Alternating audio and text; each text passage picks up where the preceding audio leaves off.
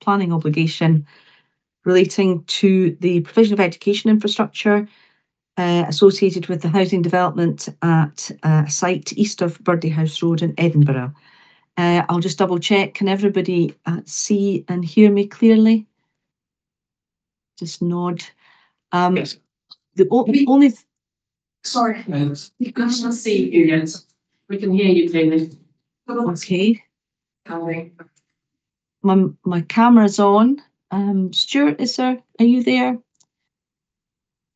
The only other thing I would say in the Edinburgh Council room, the people nearest the camera are almost falling off when you move about, you disappear off the screen. I'm wondering if the people could all move a bit further along the table.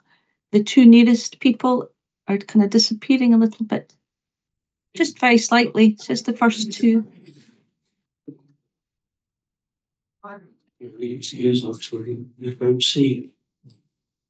Can you see me yet? Oh, we can't see anybody, unfortunately. What are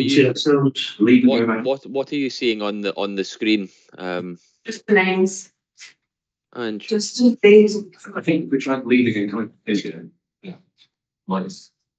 So we saw Stuart earlier and we did the test. So yeah. It could be the view. So if you click on view, and just check that it's on gallery setting. yeah. Yeah. Well, we can try leaving next time then. Yeah. Leave and go. We'll try that. Start again. Okay. Mr. Welton, just I can only see two people in your room. Am I going to see everybody that's speaking? Yes, I expect so, ma'am. There are two people to my right who I'll introduce when the council come back in. The camera does follow people. It's meant to follow people when they're speaking. Okay. So right, that's fine. If people want to, we'll move them around. So that's fine. I just thought I'll check when we're waiting on the council sorting their camera out or view settings. We can see you and could see Stuart, so I think it's probably just a glitch at their end. There's always the way with these things. It doesn't matter how carefully you prep for it. Yeah. My favourite story is we did, just by chance, the first ever virtual planning inquiry that they did in England. It was actually, we were in our Edinburgh office, and the planning inspector had spent ages sorting everything out, making sure all the and getting everybody happy. And what they didn't realise is that the neighbour was getting a patio built the next day. And you couldn't hear anything because of the work. Best laid plans. Yeah, I know. You'd see all these terrible things on the internet of people being interrupted by their children or their animals. Exactly. Yeah. Right. Edinburgh, how are you doing? Good. We can see now. Yeah, okay, good. I've still got an issue just with the person nearest the camera in the Edinburgh room, the beard. Just it's because the name on the screen on the camera blocks out your particular face. You know where you've got the person's name on the screen. I just can't. It's just if you were to speak, I'd have trouble seeing it with you. Thank you. Okay, so we've got that problem sorted out. Proper introductions now. My name's Elspeth Cook. I'm reporter with Scottish Government's Planning and Environmental Appeals Division. I've been appointed to consider the appeal, which was submitted on the basis of a deemed refusal of a proposed modification application. The main purpose of the hearing is to better understand the position of the parties with regard to the level of education contribution required for the housing development. Where there's dispute, I need to be clear on the reasons for that. So that's what we kind of focus in on today. The session takes the form of a chaired discussion, which I'll lead, and I'll be following the agenda that was circulated to you earlier. Although obviously there's potential changes that I sent out in the email yesterday afternoon. So obviously I think everybody's aware of that and how that's changed slightly since last week. Now, it's appropriate, obviously, that the various people introduce themselves. We've got people here from the appellant, Hallam Land Management Limited, and the Planning Authority, City of Edinburgh Council. So perhaps you could introduce yourselves, but maybe starting with the appellant. Good morning, thank you, ma'am. My name's Craig Welton. I'm a partner at Shepherd and Wedderburn Solicitors, and we're the agents for the appellants. To my left on screen is Mr. Andrew McNabb from the appellants, and to my right, not on screen currently because of the camera, is Ms. Dawn Isaac of Barrett Homes and my colleague, Mr. Christopher Glendinning.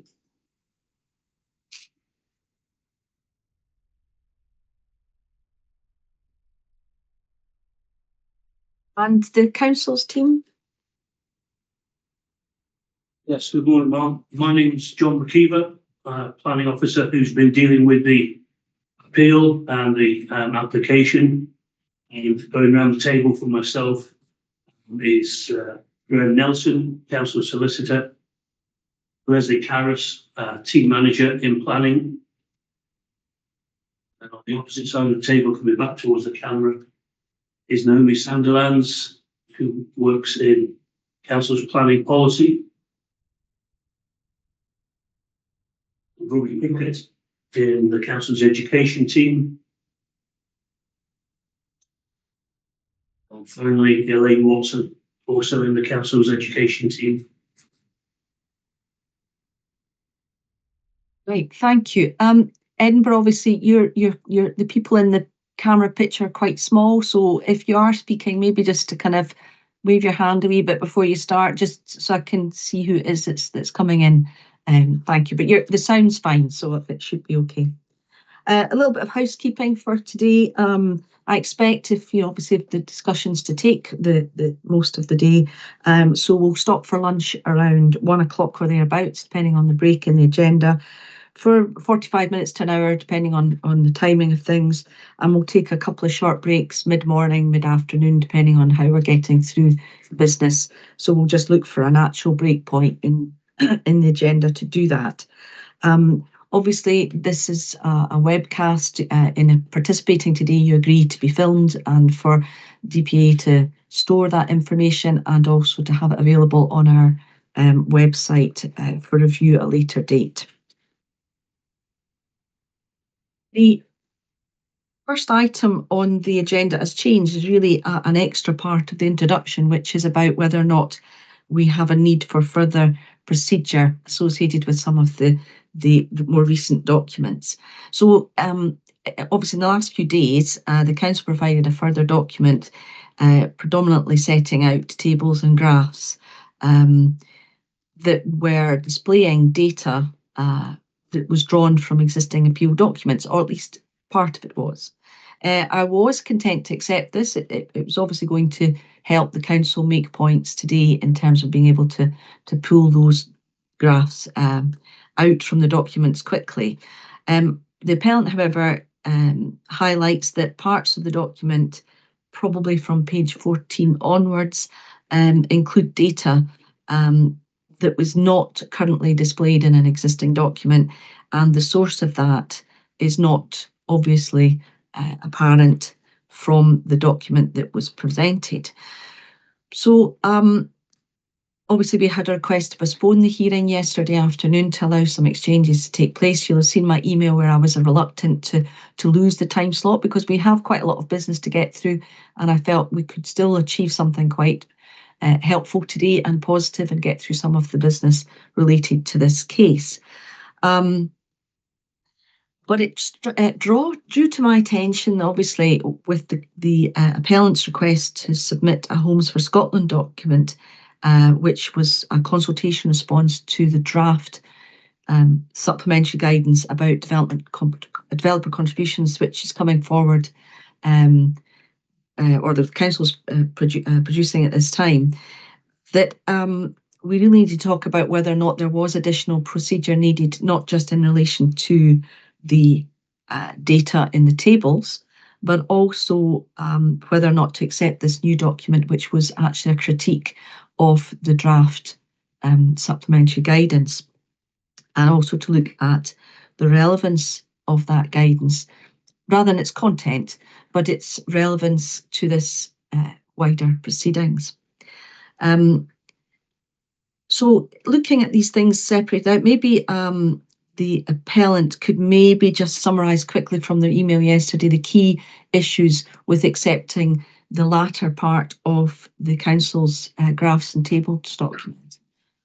Thank you, ma'am. Yes, as you say, we tried to give early notice of the appellant's position on this yesterday in an email that was sent across yesterday morning, but I appreciate may not have got to you till yesterday afternoon. And as you identify, the council's new document sort of splits into two parts. The first part is concerned with how the contributions have been calculated, and I accept that not all of that, but most of that document is information that's already before us, and actually the information in there and the formula that's been provided may actually assist in terms of working out how specific levels of contribution were calculated. So in respect to the first half of the document, I think that is something that could be helpful. We don't have a particular issue with that.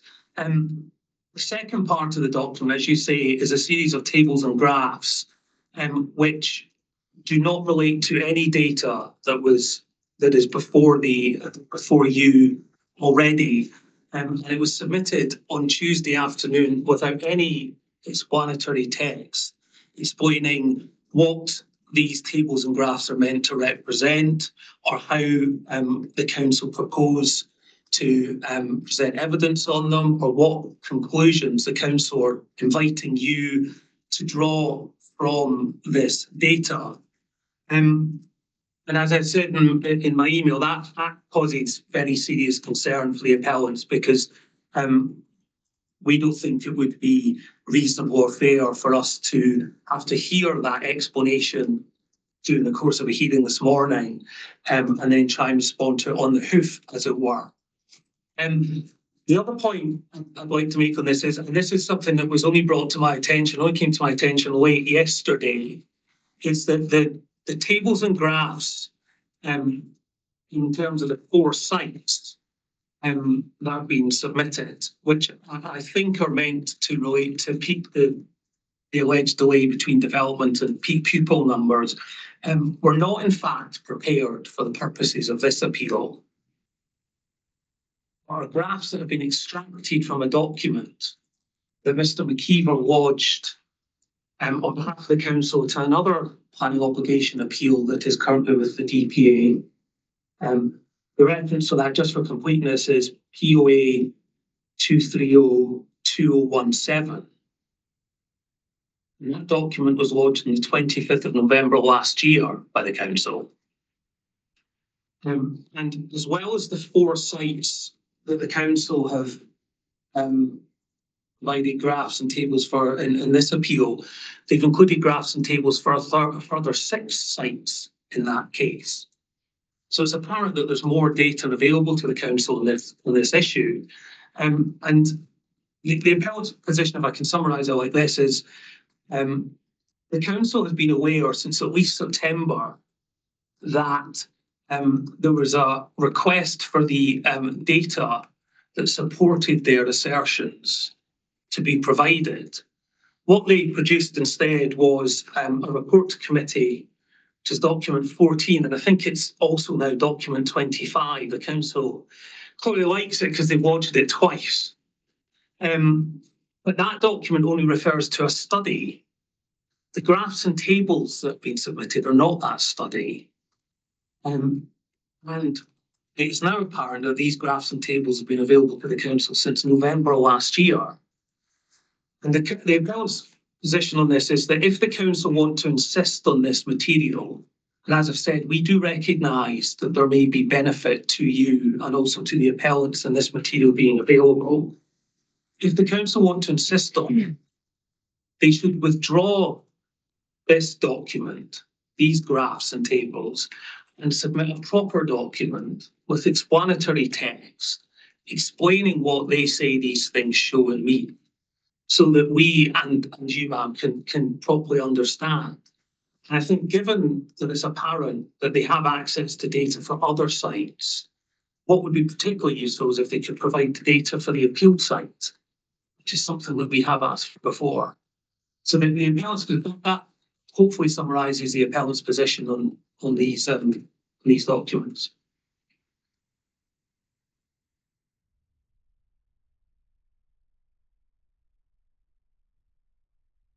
Okay, does the council want to come back and just explain what's happening here with the documents without necessarily going into the merit of any of the information that's presented, but obviously armed with that criticism of its sources and age, I suppose, that it's been available for a few months now. Yes, so I think they agreed on the first 13 pages in terms of what those maps, what those tables do.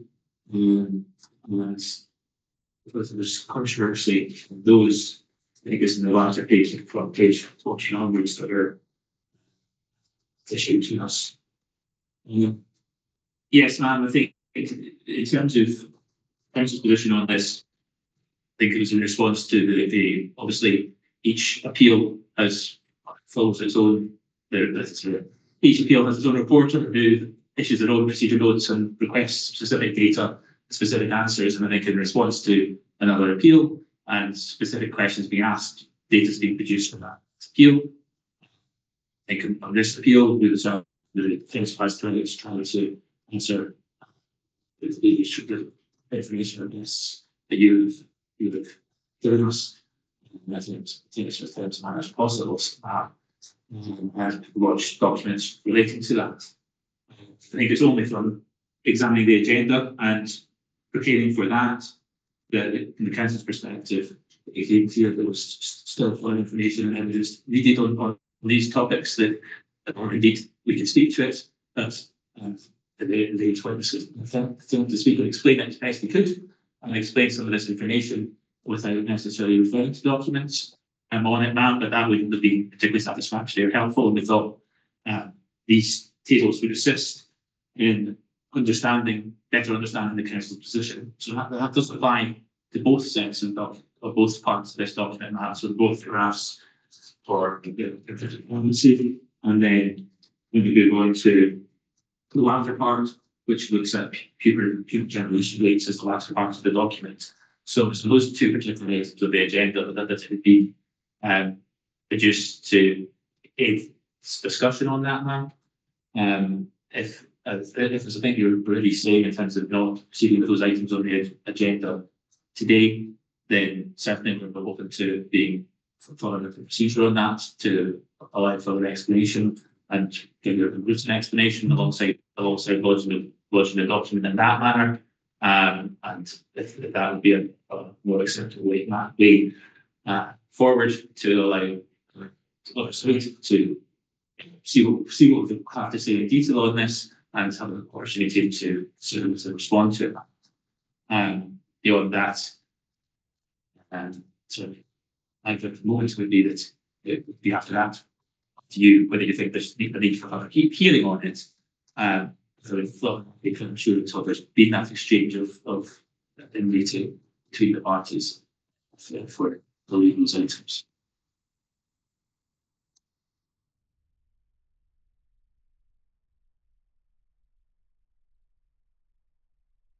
See, because we don't really know what your further explanation might look like, and what the further written submissions would be in relation to those tables and the points that they are assisting with in terms of the case you're making. It's trying to decide whether or not a further exchange of just written submissions where you explain the tables and their relevance to the issues of pupil generation and I suppose the arrival of a peak pupil figure, whether or not that can be served solely by written submissions, or whether or not we have written submissions and we schedule a further hearing session so we can have a little bit of discussion around what they show and allow another the parties time to kind of question each other about it. It is quite complex, some of this, and that's why the hearing seemed like a good way to get to the bottom of some of the figures. And there's so many figures and tables and from different eras, and not just on this particular issue.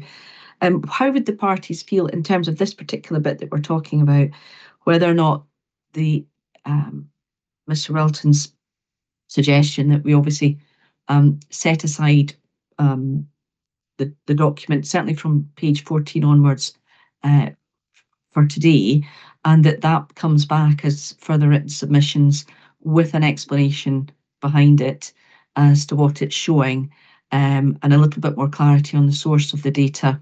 Mr. Welton's obviously highlighting that you do have more data, and it's difficult for me to kind of make a judgment about that on the hoof, but it seems that there is a bigger picture here about how you've been looking at pupil generation and the point in time when peak generation arises, and that if there is a more complete set of data out there that explains all that can only be helpful to everybody if we see that, especially if there is another appeal that's considering something similar. The only thing I would say is that the agenda identifying this and the issue of the delay, the procedure note that was sent in the autumn did highlight that I was looking for, the explanation, a little bit more explanation behind that information that was requested in the procedure notice. It was referred to the issues of the delay, and we were looking for a little bit more clarity on that. So I really would like to see, but I think it's quite an important point in this case about the changes that are taking place with the impact of pupils. So how do the parties feel then that there is some time to allow a new document to be prepared, that the appellant can comment on it, and then we schedule a short hearing session to look at the implications of that? Would that be a way forward, or do you think written submissions are sufficient to allow the exchange of information? The appellant. Sorry, thank you. From the appellant's point of view,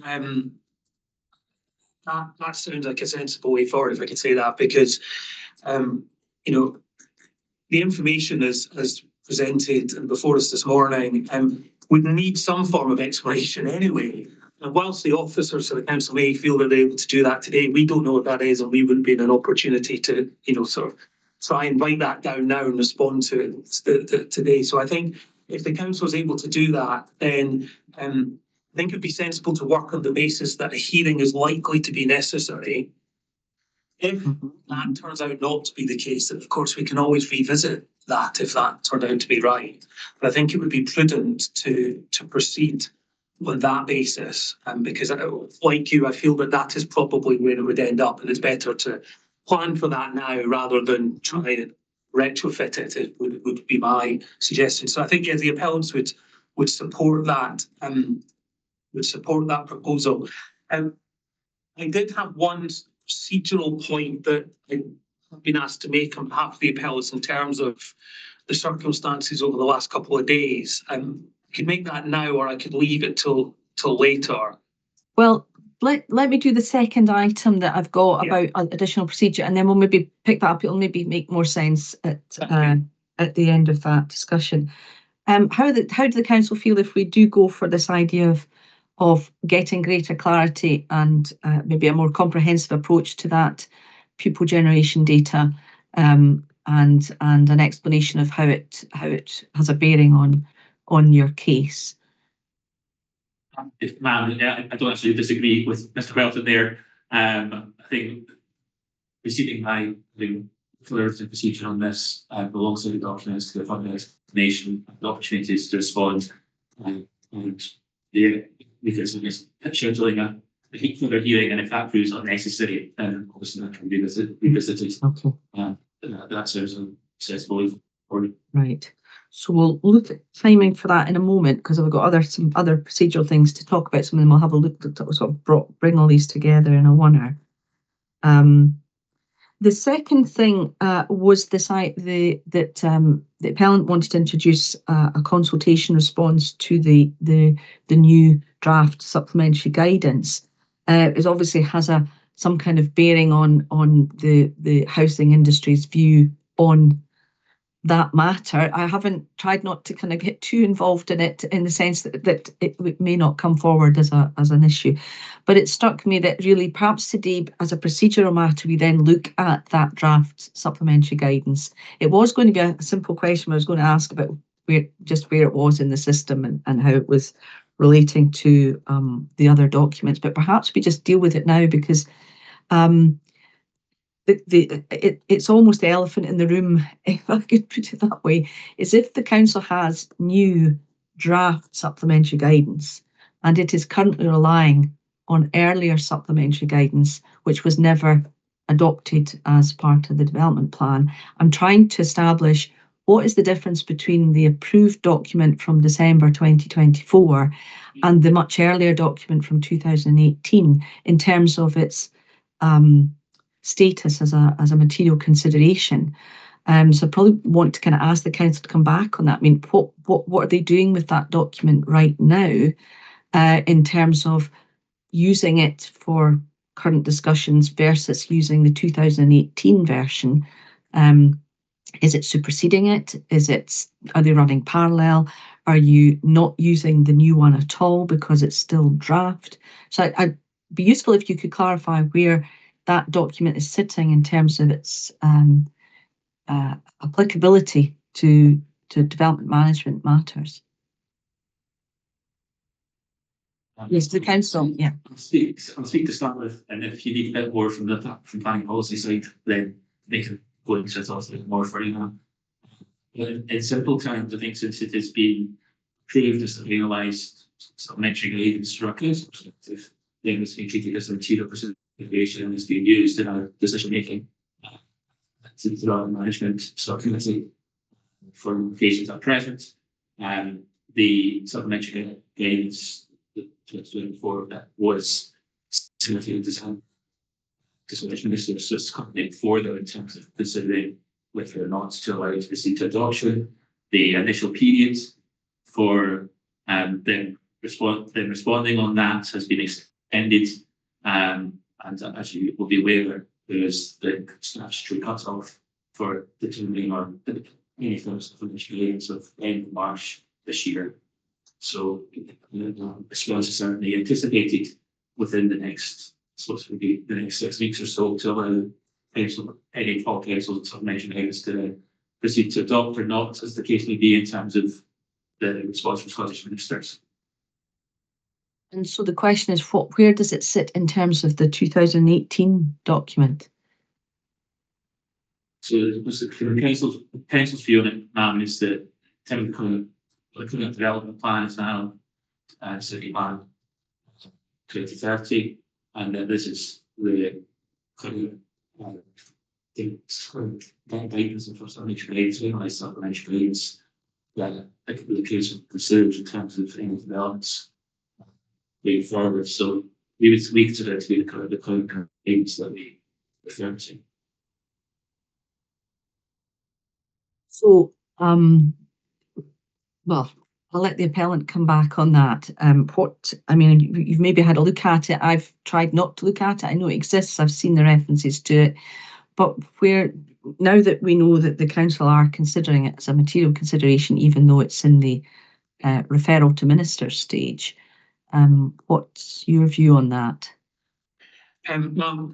Just on the submission of the Homes for Scotland document, just to clarify, and it's not an issue or a point we take, but that was submitted in response to the tables that the council submitted in terms of the pupil generation ratio, because it contains quite detailed commentary on the concerns the industry have with the approach the council has taken, and I think that's something that might now play out once we get the explanatory note for the council as to what those tables, etc., are said to represent. So it was submitted for that purpose, not as a critique the SG in the general sense. It's just it was contained in that document, and the time available, it was the most efficient way, I think, that the appellants felt of putting that position forward, because we were seeking to protect our position. So that's why it was submitted. In terms of the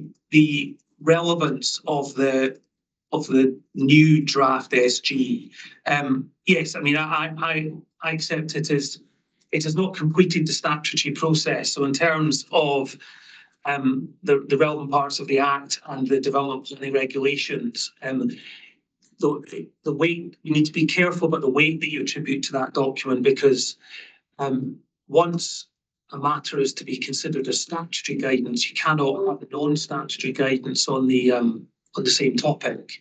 But I accept that it is capable of being a material consideration in live planning applications. However, that is not the basis on which the planning obligations that are subject to this appeal were calculated, or the council continues to seek to justify. So it's the appellant's position that the new SG is of limited relevance to this appeal.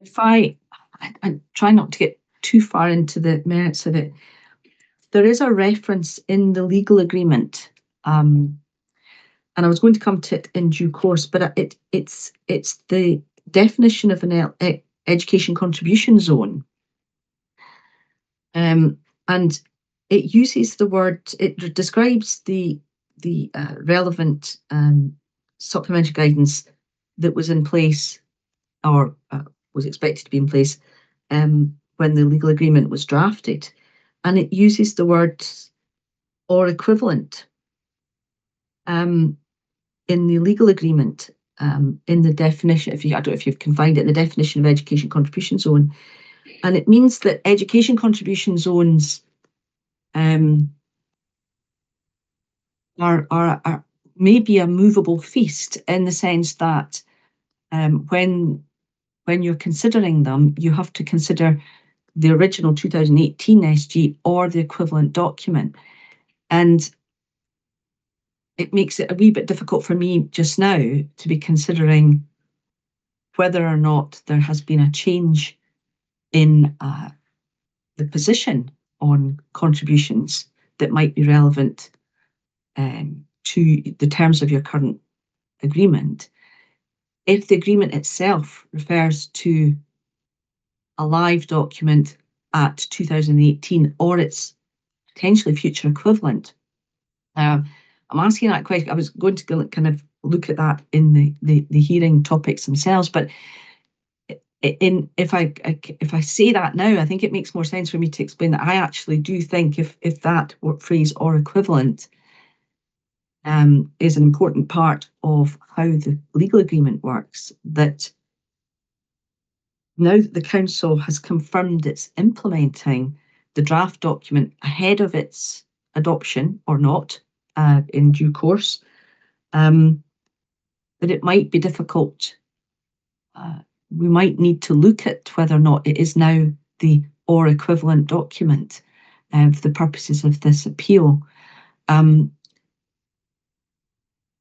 Does the council have a view on that? Now that I've made that point, I'm trying not to give evidence as such, but I'm just conscious that in looking at the terms of that, that the legal agreement foresees the possibility that a new document comes forward.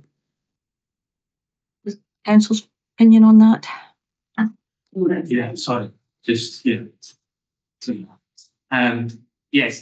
that is my reading of what the Section 75 states. It was framed as envisaging over the period that contributions were held for, the supplementary guidance may be updated, maybe replaced, and was framed accordingly. That therefore the supplementary guidance. So the supplementary guidance has been formalised by the council and is now for such ministers for adoption, being relevant to this appeal. Clearly that's a substantive change in recently, and it's only since that was approved by the council in December that it's been used in decision making last month, and that it is the council's mentionings. And yes, it's material consideration. It's not adopted yet, but that's what we were certainly treating it as being the guidance we use and the guidance that the Section 75 is referring to. Right, thank you. The appellant, do you want to come back on that issue? Now you've had a chance to look at the or equivalent phrase. Yes, I assume Mr. Nelson says the Section 75 means the Section 75 legal agreement rather than statutory provision. I think he's all yes. That's it. Just want to take that clear. Ma'am, I think what I would say in that first and foremost is the function of the definition that you've identified, which is education contribution zone.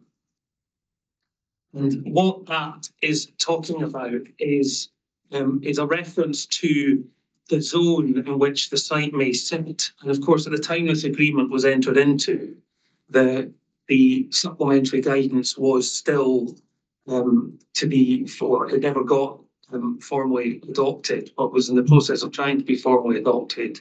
And so there was an element of flux around that.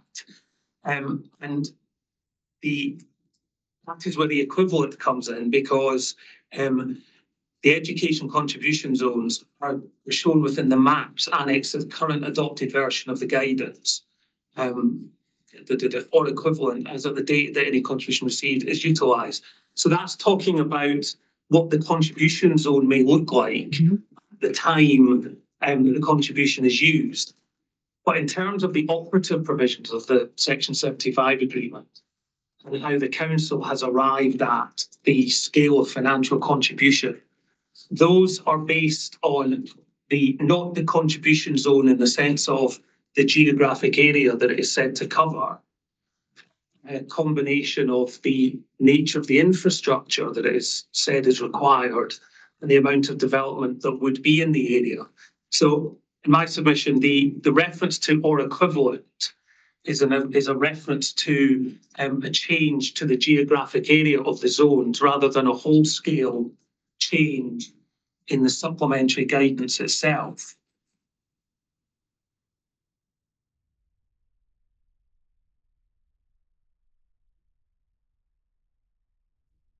The other point to make in that, ma'am, is that I don't think anywhere in the council's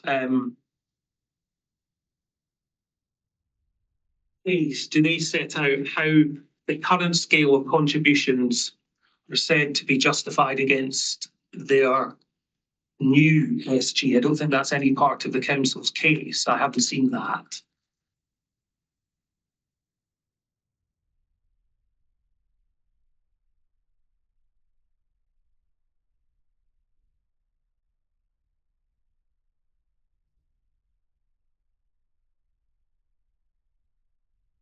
Right. The difficulty is it's to decide whether there are different zones and how that they might be applied. The document needs to come into consideration, even if it's only the contribution zone maps that it might contain that would be relevant. The difficulty it brings with it then the rest of the text, and I accept that might cause difficulty, because obviously what you're looking at is whether or not the contributions originally envisaged are those still that would be relevant or appropriate at this point in time. But I'm having difficulty with the point in time that I must make my decision is now. And it's quite difficult to not consider where we are with the council's knowledge of education impacts, because your case is based on what the impacts are now and or have been in the last couple of years.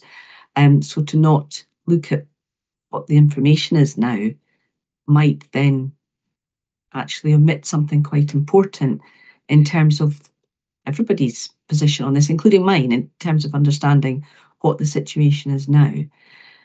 I'm inclined to accept the document into evidence and allow that to be considered alongside the other matters of the issue of delay, because I think there might be a relevance to it in the issue of delay. You know, I think they might actually have some overlap, which I would need to explore. That if the council's case about delay is correct, then today in 2025, there is now new information about impact.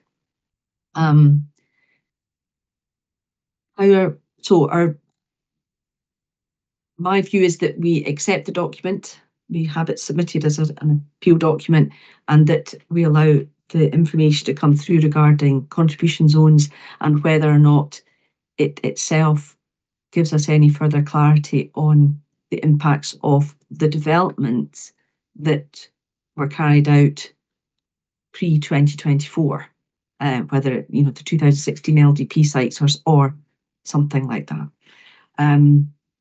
Is everybody content with that? And then what we would do is put that into a group of things that we would consider by further written submissions. The new document, give you an opportunity to consider them, respond to the council's views on it. I think we would take it as a council submission and ask you to put forward really how you are now viewing that document and whether or not the contribution zones have changed in any way that might have an impact in our consideration. And allow the appellant to come back on that, and then potentially then have this hearing slot identified for the next few weeks' time, where we could come back and open up some discussions on that. Parties reasonably agreeable to that? Yeah, I'm not seeing anybody say no, but you know, just with the visual thing, you know. I think just to avoid confusion of with the document you're referring to in terms of allowing the submission of, is that supplementary guidance 2020? Yes, the one that you've, yeah, the one that's approved and you've said you're using, yeah. Okay, and then the council would make some submissions around that to the panel study and so which would be part of the documents that you need in the council report for the SG, then that would be to respond to at that stage in the documents. So with this exchange, then the council could respond further to that. Is that the order of things? So we can just sign that. No. What I'm seeing is that really that this new document was approved in December 2024. You've confirmed now that you are using it and that it is now the current non-statutory policy of the council until such time as it does or doesn't become statutory policy, and it therefore has a bearing on whether or not where the 2018 version of that document sits. If there is a committee report or other explanatory report that explains where we are with it, then that would be helpful too, and we would add to that then the second part, or the first part of that additional submission, is the explanation about the graphs and data in the tables. So there would be, obviously we'll come back, maybe just confirm this after the meeting. So there'd be two further submissions from the council, one on the graphs relating to pupil generation, and the second would be on the 2024 draft SG and any analysis of that in terms of the pupil generation and the current impacts. And then that would then be available to the appellant to respond to.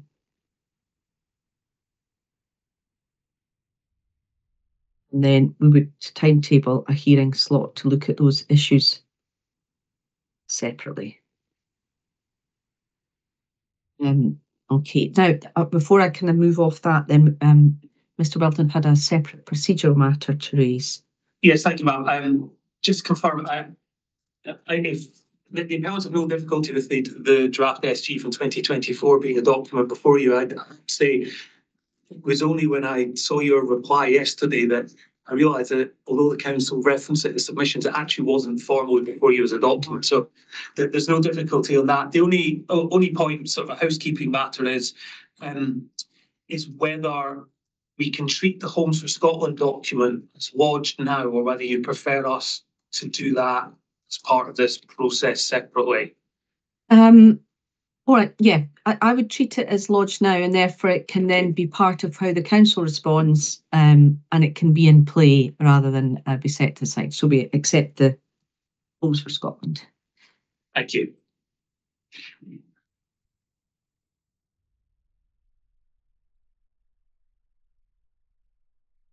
And so the separate procedural matter. Yes, ma'am, and you can probably guess what this might be, and I'll keep it brief, but it's simply so we've done it now because of the procedural requirement to do so. And it is, I heard what Mr. Nelson had to say earlier about the reasons why material came forward at the time that it did. That is not an explanation that the appellants find easy to accept. As you alluded to earlier, the issues that they were seeking to lodge information on Tuesday night are ones that have been raised with them in September last year. The manner in which the council has gone about it has been unnecessarily disruptive in the appellants.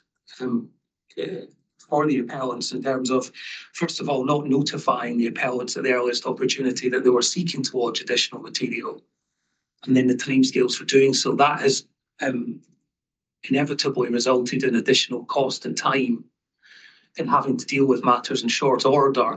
We would have had no difficulty with this if the council had indeed lodged this material in response to a procedure notice, and in our view, they had ample opportunity to do that. So I simply wanted to put to make the point now that subject to, I don't want to be preemptive about it, subject to the response we get back and further procedure, the appellants are reserving their position in terms of the costs incurred over the last few days as a result of the council's behaviour.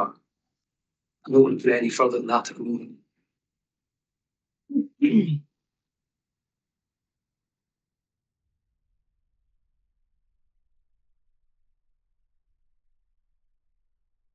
It struck me as we were dealing with this, sometimes with hearings, you have a discussion and you're happy that you've got answers to your questions and you progress. I have a feeling at the end of this process, and with additional written submissions on these two items, that it may be fairer to everybody for there to be a closing submissions exchange on this at the end of the further written submissions process or the second hearing slot. If that is the case, I would accept that probably is the appropriate time then to confirm if you wish to take the expenses claim further. Would you agree that's the... Yes, ma'am. Support that approach. Thank you.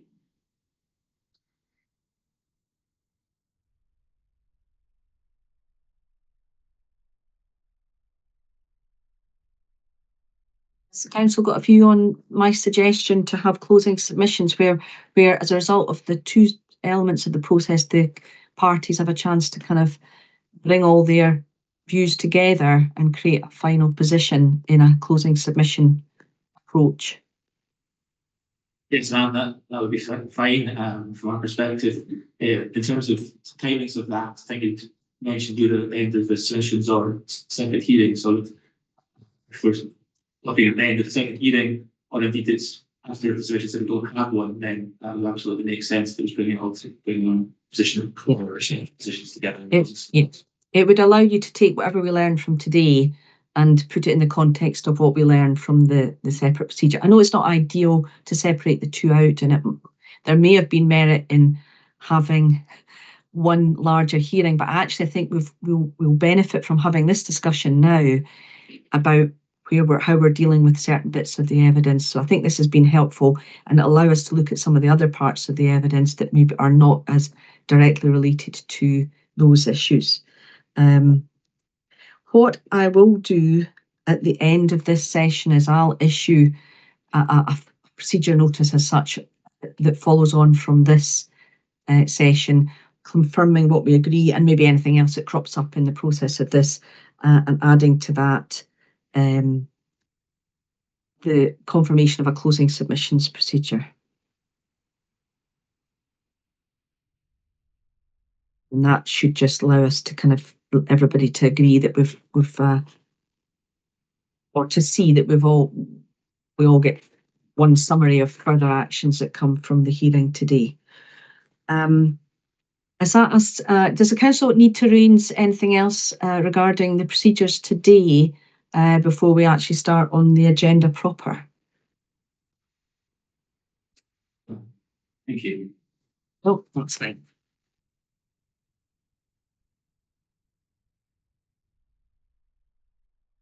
Well, you'll see that the first item or second item on the agenda, the first of the actual hearing topics as such, was really looking at the terms of the existing obligation, and I had obviously highlighted to you this concern I was going to ask about the word or equivalent. But I really just wanted to make sure everybody that we all agreed how this document was working. So I don't expect to spend a lot of time on this, but I've just got a few questions and to make sure that I understand it properly, and then I can take that into what the questions that follow. So the main clause which establishes how the contributions can be used as opposed to calculated is 248 in the document. That's page 9 of the actual legal agreement itself. And it ties the money quite clearly to alleviation of pressures in an education contribution zone, but it narrows it down again to a school catchment area at the point where the money is utilised, and also links it to actions which are listed in an action programme. So I just wanted to, that is the correct way of interpreting this, that is the correct way to approach this, that when the money is spent, it must be the relevant school catchment at that point in time. Are the parties agreed that that's how it works? Maybe ask the appellant first. Yes, ma'am. In terms of the interpretation of the agreement, yeah, I would agree with that. Maybe that we get onto this later. I think the point that I was proposing to make in terms of this item on the agenda is when looking at the purpose and how contributions can be used, this legal agreement obviously sits within the wider Section 75 legal framework, and the policy framework is set out in Policy 18 of MPF4 and the circular. So there's actually there's a series of different elements that one has to look at when considering what the purpose of a contribution might be, and then how it may be utilised. So I'm not saying that is the case with this clause, but if an obligation was failed to meet the legal test, for example, then the fact that's in Section 75 agreement would not legitimise that or validate that obligation in itself. So when looking at how contributions are, what their purpose and how they're used, you have to consider, first of all, what can legally be done? And then second, what can be done in terms of policy? And then thirdly, what does the agreement say? So I don't think you can look at 248 in isolation, but looking at 248 in isolation, I would agree with your interpretation. Does someone come back on that point?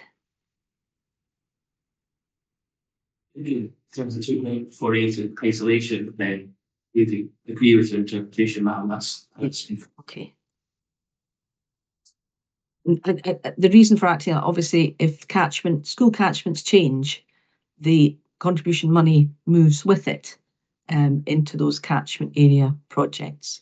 Would you agree that would happen? The council, do you agree that's what would happen? Yes. Yes, that's fine. It obviously in the definitions of education contribution zone and action programme, we've looked at the issue of or equivalents. I've really got the answer to that one, that it's the appellant's view is it's about the maps, more so than the terms of the contribution or the values expressed or anything. So I've got that one would be the appellant's point of view. Does the council have a view on that issue of or equivalent? Is it just the maps in the document, or could it be other elements of the document in the definition of contribution zone?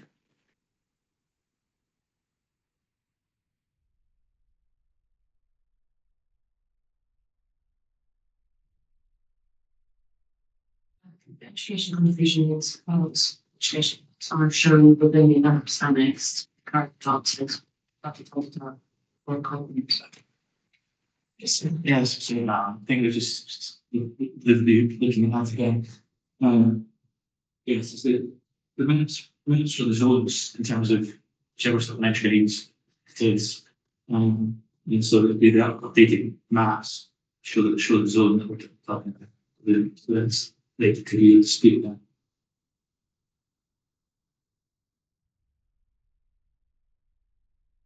And do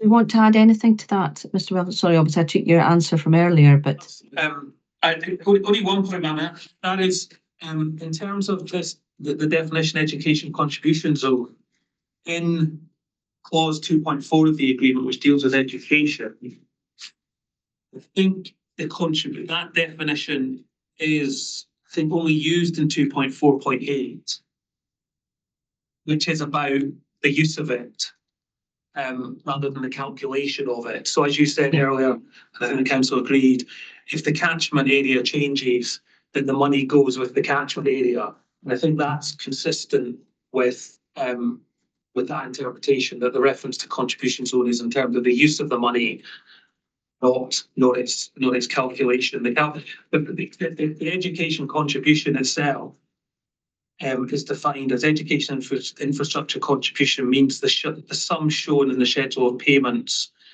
and that's the table at the back. yeah, that's at that point. Yeah, it's quite clear.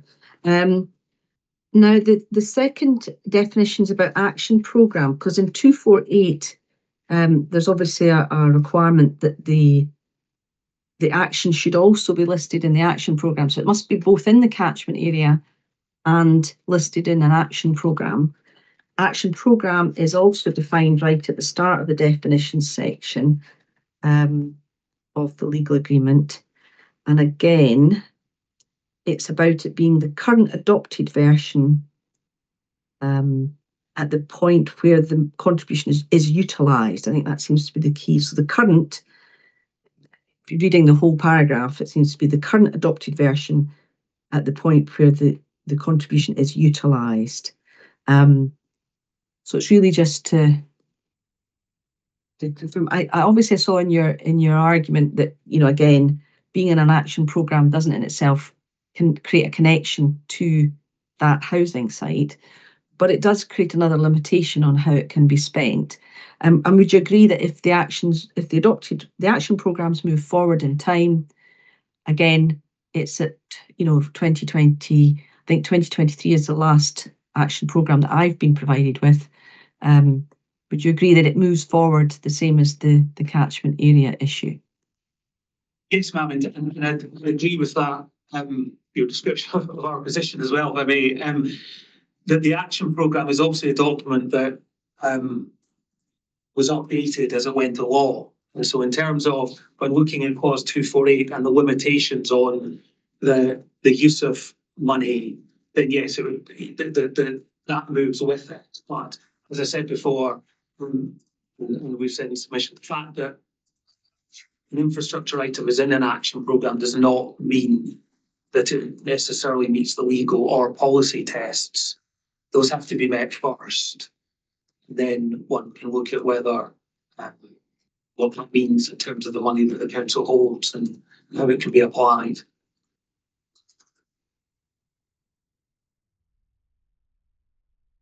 council want to come back on that point about the relevance of the action programme? Now, I think we agree with your interpretation on that. What that clause is doing, the money can be utilised is the current version of the action programme when the contribution is being spent. And it's what we'll be assessing it against and using it for with the actions stated in that action programme. You're correct in terms of stating what the current lodged action programme is, and that's the last action programme. There's another one that's on the next planning committee agenda, will be the delivery programme, the first delivery programme, which has today's date, that the last live action programme is the 2023.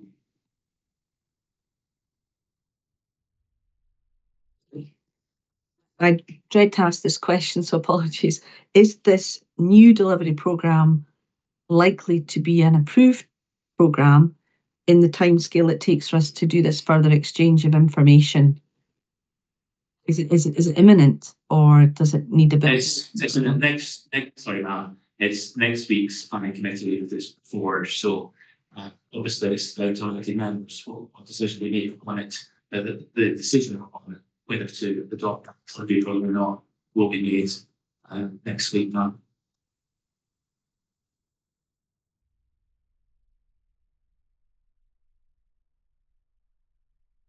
Does the action programme or the delivery programme that you're going to look at, does it then need referral to the Scottish Government, to the Scottish Ministers? Is that its trajectory? Is it just adopted by the committee and then takes effect? Apologies for not knowing the answer to that question. Sorry, ma'am. I think in this case, because it's interim delivery programme, so it's changing from an action programme that would be produced for the city for city transparency into the first interim delivery programme. It doesn't need to refer in this instance, now, my understanding. Yeah, we are for full delivery programme in due course. That's not this one. All right, so it's interim. So it's just getting the system started, presumably following the adoption of the LDP. Mr. Welton, do you have a view on that? I did wonder if the question you were about to ask was whether delivery programme would meet the definition of action programme in the section 75. I'm going to go there, but yes. There's a point I'd like to take away, if you don't mind. But beyond that, no, not. I don't know we've understood that. Our understanding is the same as the council's, and this doesn't need sign off by ministers. Yeah, okay. So I hate to do this to you, but I'm inclined to say, sorry, Councillor, you want to? Oh, right, ma'am. We just double check the papers. So it's been referred. I don't think it's approved.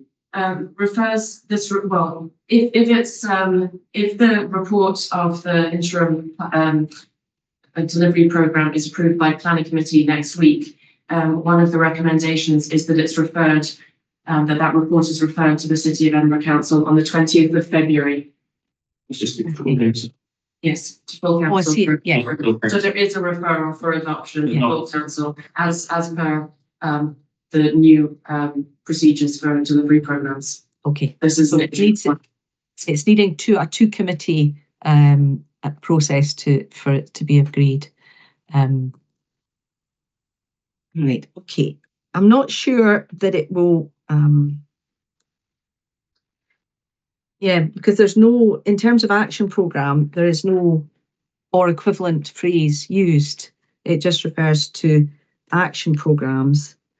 However, it doesn't. It just says current adopted version of the Edinburgh Local Development Plan.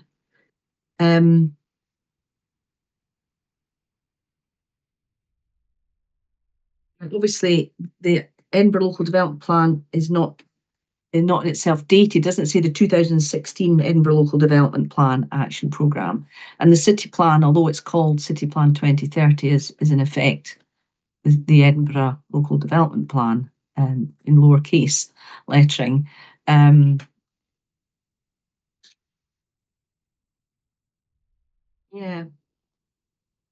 it might. I think it might be worth looking at the you're saying to take that question away, but I think that might be quite useful to add that to our actions, is to resolve whether or not, once the delivery programme is agreed, whether or not there will be a current version of an action programme. It's a rather big question, though, which I hadn't really expected to stumble into. But if I think it's important that we maybe resolve that if the legal agreement could be interpreted as meaning an equivalent action programme, which is now called a delivery programme, but it's effectively, it does something similar, but it's not maybe identical in terms of the legal provisions behind it.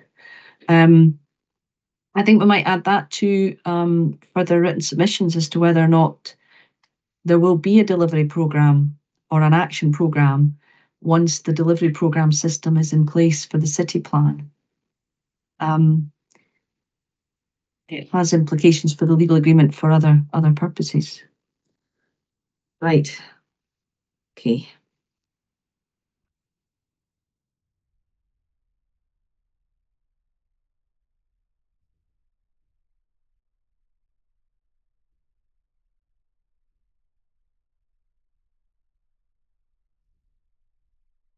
Right, where had I got to?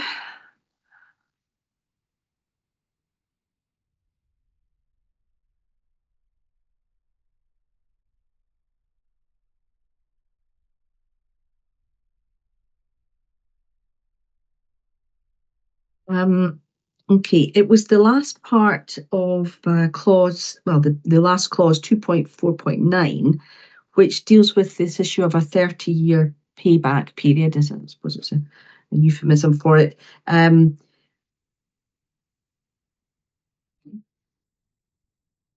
in mind that the agreement as a whole makes provision for the contribution zones and the action programme to move forward in time so that it relates to the timing of the money being spent, and that there's a 30-year payback clause, does it not indicate in the agreement that there's some acceptance in the agreement itself that there is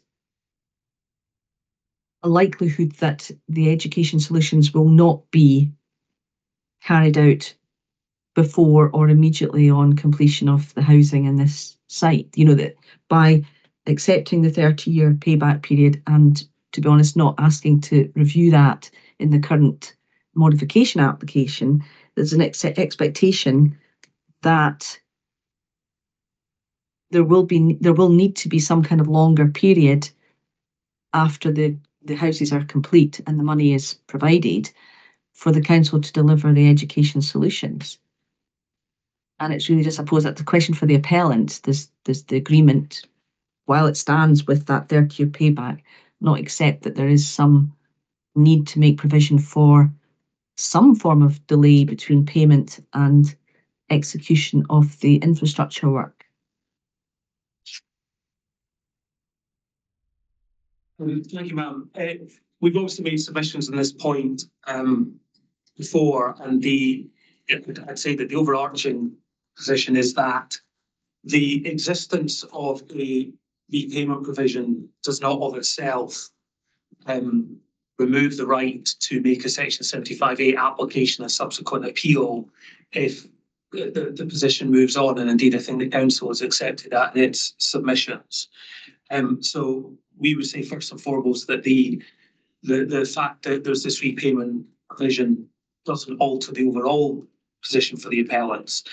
The other point I'd like to make is that the 30-year period is in the draft SG and then taken forward into legal agreements with the council. This is a standard term that the council insists on. And what it's intended to deal with is situations where the council has forward funded infrastructure and then is paying off the cost of that infrastructure over a prolonged period of time. So my world, that would be like a PFI, PPP type arrangement.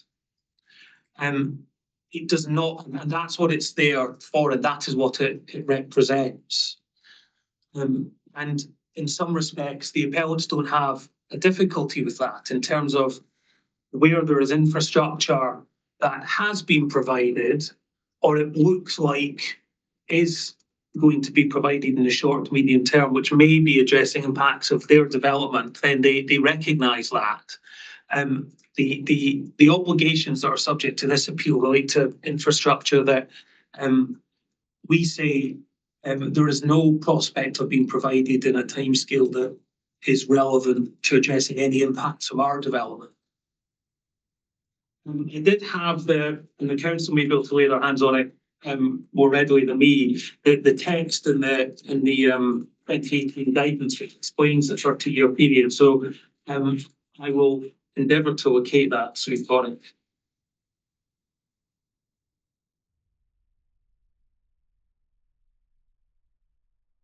I'm maybe ahead of you. It's page 14 of the. I just did a quick search for the word 30. So it's page 14 of the SG, the draft SG. Council will hold contributions towards education infrastructure for 30 years from the date of construction of new school infrastructure. This is in order for payments to be used for unit of charges associated with infrastructure projects which have been delivered through revenue-based funding mechanisms. And then actual costs of delivering can make provision for repayment of unused contributions. Yeah, I was going to come to that paragraph. I don't know if you can, have you tracked it down? Yes, thank you, Alan. Indexing and repayment. So it deals with index, introducing the index link approach, the 30-year repay, being held for 30 years, and then the potential to repay unspent money and the opportunity to modify the existing agreement.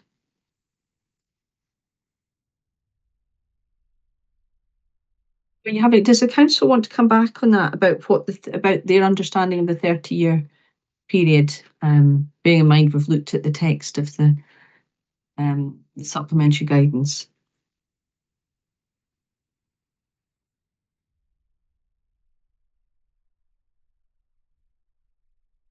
I'm not hearing you. Were you speaking there? Sorry, ma'am. Yeah. Yeah, so I think in terms of your opening comments in terms of what the 30 years implies, then certainly it is not it implies it's not immediate in terms of when the education infrastructure to be built. I think within that sense that you just referred to, we've also seen it's rather all our contribution held for 10 years. I think the excuse for some in terms of why we're saying it's for 30 in terms of the education. But certainly there is envisaged in terms of contribution zones and controlling contributions from a range of different developments, that by the time you have the contributions from a range of developments in, that can take time. And then it's the cumulative impacts of all those developments that are building out additional infrastructure. And so, yeah, the 30-year period reflects that. But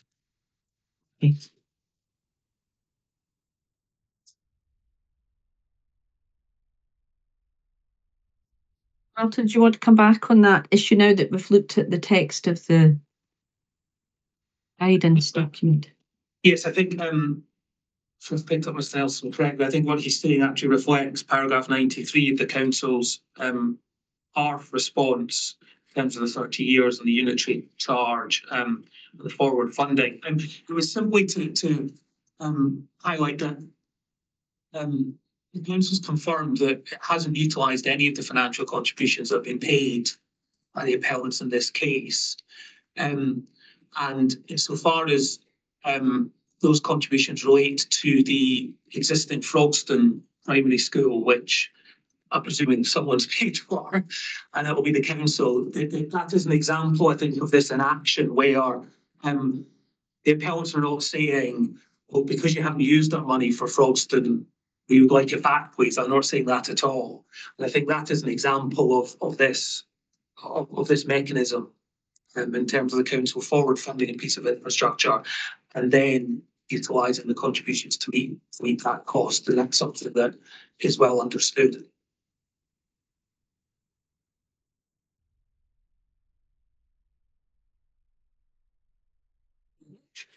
Now,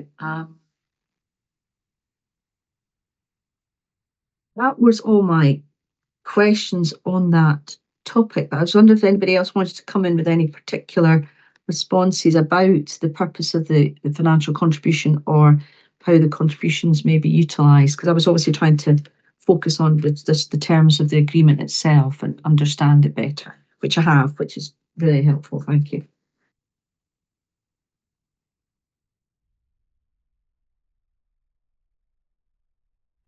Mr. Welton, were you wanting to raise anything else there? You alluded at the start about the different purposes and different bits of the agreement. Yes, I think it would really, I would just be reiterating that point in terms of the purpose and use of contributions have to be looked at through the three elements of what is legally permissible, what in terms of policy is the purpose and function of obligations, and then also what does the agreement allow. And I think it's probably a statement of the obvious that the purpose of the obligations is to address the impacts of the development. And I don't think there's a great deal between the appellants and the council on this point. Paragraph 14, the council's part, sort of captures their position. And I think in the context of this appeal, I think it's quite helpful in terms of identifying that what they say is that it's important to appreciate that the predicted effect of a development at the time a Section 75 obligation is entered into is necessarily an estimate. The estimate requires to be reasonable, but is unlikely to be completely accurate. And then they go on to say the Section 75A application process, they say, is in essence one directional. Don't take issue with that. Then the applicant is entitled to seek to appeal the level of contribution sought if it becomes unreasonable. And that, in essence, is where we are, which is at the time the legal agreement was entered into, the council had an estimate of the scale of education infrastructure it thought would be needed to address the impacts of this development. The appellant's position is we now know what those impacts are and the scale of infrastructure that has been required. And then additional payments towards infrastructure that, if it's going to be provided at all, is not going to be in a time frame that would be addressing impacts of this development. Means that those contributions then become unreasonable. And it's that is led to the Section 75A application and then appeal. So that's effectively reflecting paragraph 14, I think, of the council submission.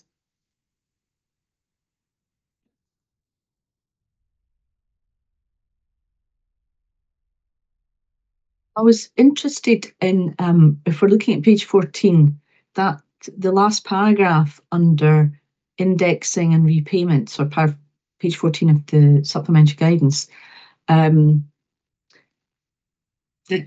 it says, in addition, applicants have the opportunity to ask the council to consider modifying existing Section 75s to reflect contribution rates that have been updated to take account of up-to-date costs.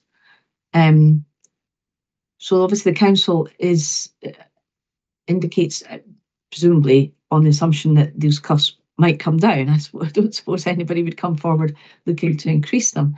But there's obviously an acknowledgement that this process that we've entered into is something that the SG has foreseen that this might happen. Yes. Does the council want to come back on any of those points, or do you want to raise anything else regarding the actual terms of the legal agreement and what its purpose is? So I really answered occasion for unfortunate so not disagreeing in terms of what was stated then, I certainly don't disagree that there's the facility to make such 75 applications, 75 applications, and that's planning. We're ultimately here today. Clearly, as we'll go into further as in the agenda today, there would be at odds in terms of saying that the contributions aren't needed, won't be used in a famous manner, or wouldn't be used in terms of what 75 sets out. Our position remains that they are still necessary, they are still justified, with other submissions before you, and we'll go into that further as the agenda progresses. Can I just add as well that the costs associated with Frogston High School, Frogston Primary School, sorry, are considerably higher than were first estimated for part of this application. And in addition, the number of pupils coming forward is significantly greater, which has required extension of the primary school. Yeah, I think that's a fair point. We're going to look at the individual school projects, I think, as part of the later items in the agenda. So we'll come back to that point. I think that if anybody doesn't have anything else to deal with on the actual terms of the legal agreement, I might take the chance just to have a short break. We're at 10 to 11, perhaps break for just 10 minutes, let everybody stretch their legs. We'll come back at just after 11 o'clock. And we'll just take a short break and then we'll start on the next bit of the agenda. Okay, thank you. Thank you.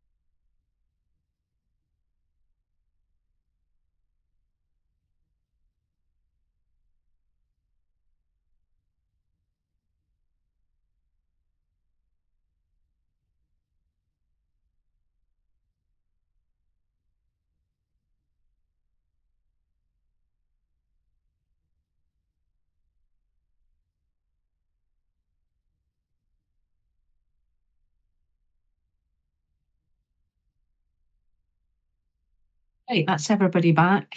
We're on to item 3 on the agenda now, which is to do with looking at how the financial contributions to education, the land and infrastructure costs that are currently set out in the planning obligation were calculated. Now, I'm conscious in putting that in the agenda that this legal agreement is not really meant to kind of go back and say whether these should or shouldn't have been in that agreement and to kind of review the entirety of it. But it's really important to understand how they were calculated at that point to be able to then work out the element of change that has happened since. So just to bear in mind that my questions are really not to kind of critique the entire decision that was taken then, which is a decision of the council. It exists, the legal agreement is in place. It's really just to understand how they worked so that we can look at the element of change that might have taken place in the intervening period. So if you bear that in mind in terms of the way I ask my questions and the way that you answer them. So there was 2 bullet points here, but I've kind of split them into different questions. The first was really about the terms of the actual supplementary guidance itself and how that dictates how the contributions are calculated. And then we'll look separately at the infrastructure projects themselves that arise from that. Now, I'm conscious that we may, in looking at this section, looking at how the financial contributions are worked out, we may stray into elements of the education appraisal documents that are actually on the agenda as item 6. I don't want to kind of like falsely separate these two if they obviously inform one another. So feel free to kind of draw into the education appraisal if you need to explain anything, because that'll be more helpful than perhaps parking it until the end of the agenda and look at it separately. So just, I'm not going to be too strict or firm on how we look at those 2 documents. So the first question really is to ask the council as best they can, and we're going to be able to look at pages 1 to 13 of your graphs and tables if that's helpful, because we've agreed to accept those, to explain how the contribution rates created in the supplementary guidance for the overall LG Liberton Gracemount contribution zone were calculated, and then how LG 1 to 3, the sub-areas, were created or delineated, and importantly, how the rates were adjusted to refer to just projects that might serve the LG1 zone, which is the site of the appeal proposals or appeal development. So really just to start from that, I mean, I'm going to give you a wee bit of latitude just to talk me through all that, and we'll, just to confirm how the whole process works. But if you're referring to any of the documents, give us time to kind of make sure we've got them in front of us as you go along, and we'll just let you kind of explain the process as best you can. So the council, who's going to speak to that? Me, Elaine. I will refer to the document that was submitted earlier this week, so document 32. So I'll first set out the contribution sought. So the first page of that document outlines what the education consultation response sought with respect to development. So it assessed the proposal as it was originally submitted, which was for 95 houses and 20 flats.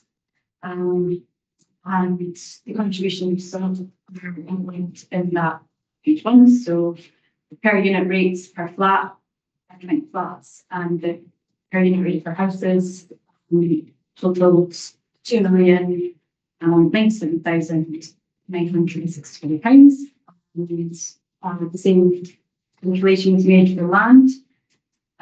For whatever reason, the schedule in the planning obligation has different figures. It would appear that the infrastructure contribution has only sought for 95 houses only and excluded the flats. And the education land contribution appears to cover the 95 houses and all flats. We haven't been able to bottom out why, so we're just assuming that it's a drafting error.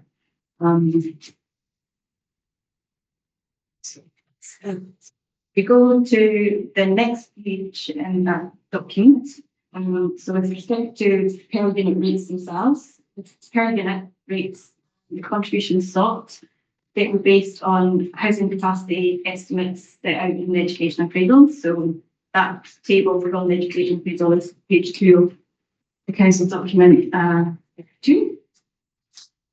And then the appeal site is listed as one of the urban area assumed capacity sites, and at the time the assumed capacity for the appeal site was 110 units, 88 houses and 22 flats.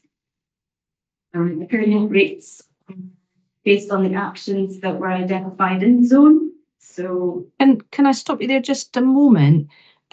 Because you've said there that you've given an estimate for East of BurdieHouse based on the planning application, housing and flat numbers, but the table obviously is looking at 454 houses, 215 flats.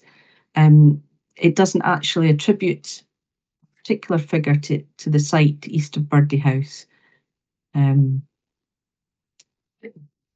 You know, you've sorry, it's the next page, page 3. right, okay.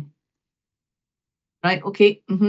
So the appeal site is highlighted there. So it's part of the assumed urban area capacity. So it was part of the original education appraisal in 2018. I believe Right, that got was you. Okay. on hand submitted. So the education appraisal sets out actions. And again, that document, page 4, it identifies the actions. Those same actions are in the supplementary guidance. I've extracted some of them on the next page. The supplementary guidance actions are the same, but they include estimated costs. The estimated costs at that point were based on SFT metrics. I would say that we now don't use SFT metrics to estimate the costs because they are not representative of costs to deliver our education projects. And then finally, the other thing that informs the resultant per unit rates are our pupil generation rates. And the next page, page 7, outlines what the pupil generation rates were at that time. So that is taken from the education appraisal, but they're also in the draft supplementary guidance as well. So page 9 of that document sets out the per unit rates that are in the 2018 supplementary guidance.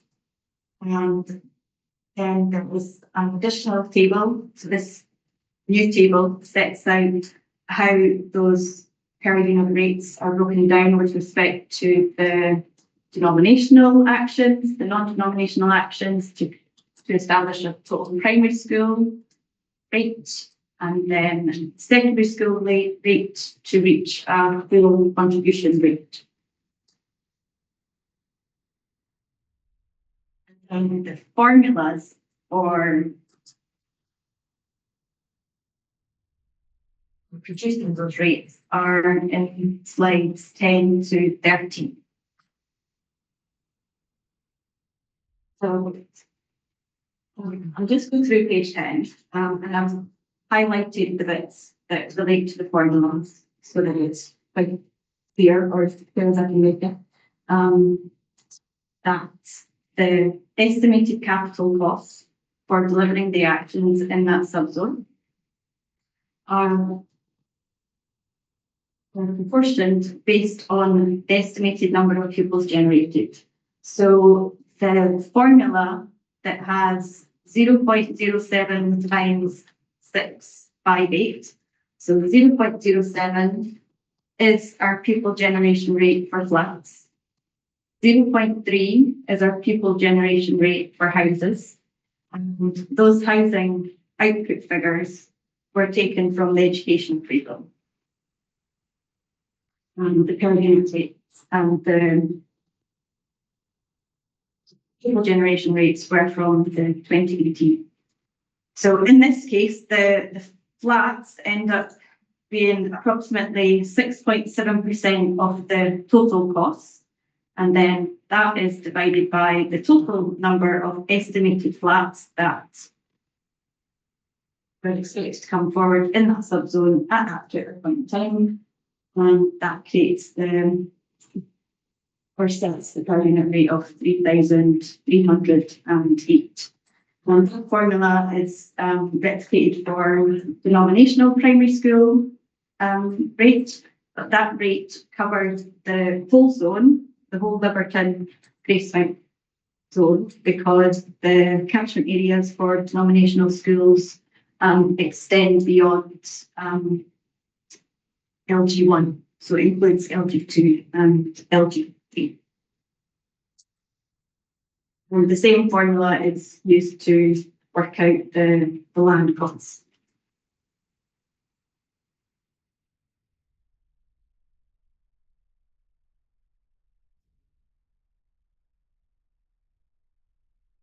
Right, so what I was looking to do is try and get an idea of the differences and the reasons for the subzones LG1, 2 and 3, and a wee bit about the contribution zones that you picked in the first place. I'm trying to think where best to find those zones.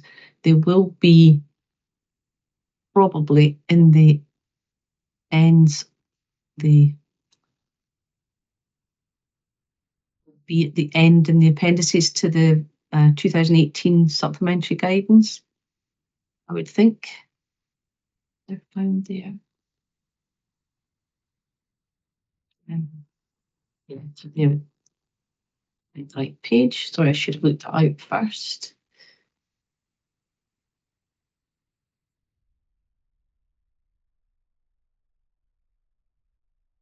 So the education contribution zones overview is on page 20 of the FSG.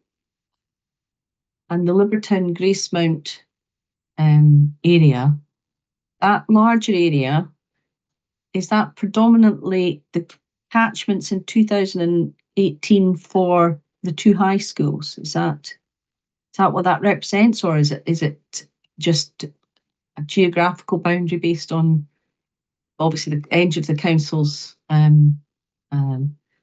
area defines the east and southern boundary? Yes, so the contribution zone is based on the non-denominational secondary school catchment areas for Gracemount High School and Liberton High School. Subzones relate to non-denominational primary school catchment areas at the time.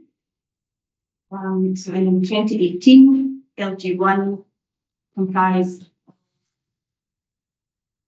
Gracemount Primary School and Gilmerton Primary School. LG2 comprised of Figure Park Primary School's catchment area. And LG3 is made up of Liberton Primary School's catchment area. Right, okay. I've got that. So that's page 27. Yeah. So at that point, you made a decision to combine Gracemount and Gilmerton, the two primary schools, together. I'm just trying to work out why that didn't work as LG, two separate LG sub areas. What were the reasons for combining the two catchments for that zone at the time? Well, you maybe don't know, I don't know. Yeah. So I'll start by explaining the council's cumulative assessment. So the council's cumulative assessment is based on the total number of pupils that we expect to come forward from housing developments and the capacity of the existing learning estate to accommodate that. The requirement for additional capacity, additional infrastructure takes into account what's appropriate for the affected schools, including school organisation in terms of efficiency, creating a good learning environment, and being well located to serve the catchment population. If additional accommodation is required, the costs are shared across the developments that contribute to the requirement. So the contributions sought are based on their share of the impact. Our pupil generation rates provide an estimate of the number of dwellings that are likely to have primary or secondary pupil at any one time. The total number of pupils generated is used because it's not the council's experience that pupil enters the school upon occupancy of the dwelling, moves through each school stage, and then ceases to have an impact. With respect to the contribution zones, they've been established where we have identified the cumulative impact of housing developments, being more than one housing development, leads to the requirement for additional infrastructure. Cost to deliver the infrastructure to mitigate the cumulative impact is then divided by the estimated number of dwellings in the contribution zone to ensure each site's contribution is proportionate and meets the scale and kind test. Some of the subzones cover more than one non-denominational primary school catchment area. This will be because of the geographical extent of the new housing developments proposed and the likely cross-boundary impacts. So we have taken a view that it would be appropriate in this case for one subzone to cover the two non-denominational primary school catchment areas. So housing developments in Gracemount and Gilmerton primary schools catchment areas included developments identified in their respective urban areas, along with land that was previously allocated as green belt. And because we're not able to, because this housing was distributed across this subzone, it's not possible for all the new development to be aligned to one particular zone.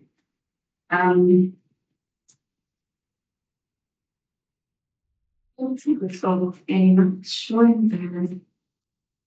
Housing 16. What's happening? It might be useful to look at the council's documents 17 and 18, which shows the primary school catchment areas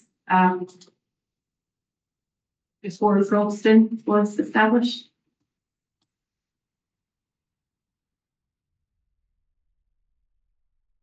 Yeah, I was going to have it open those ones up.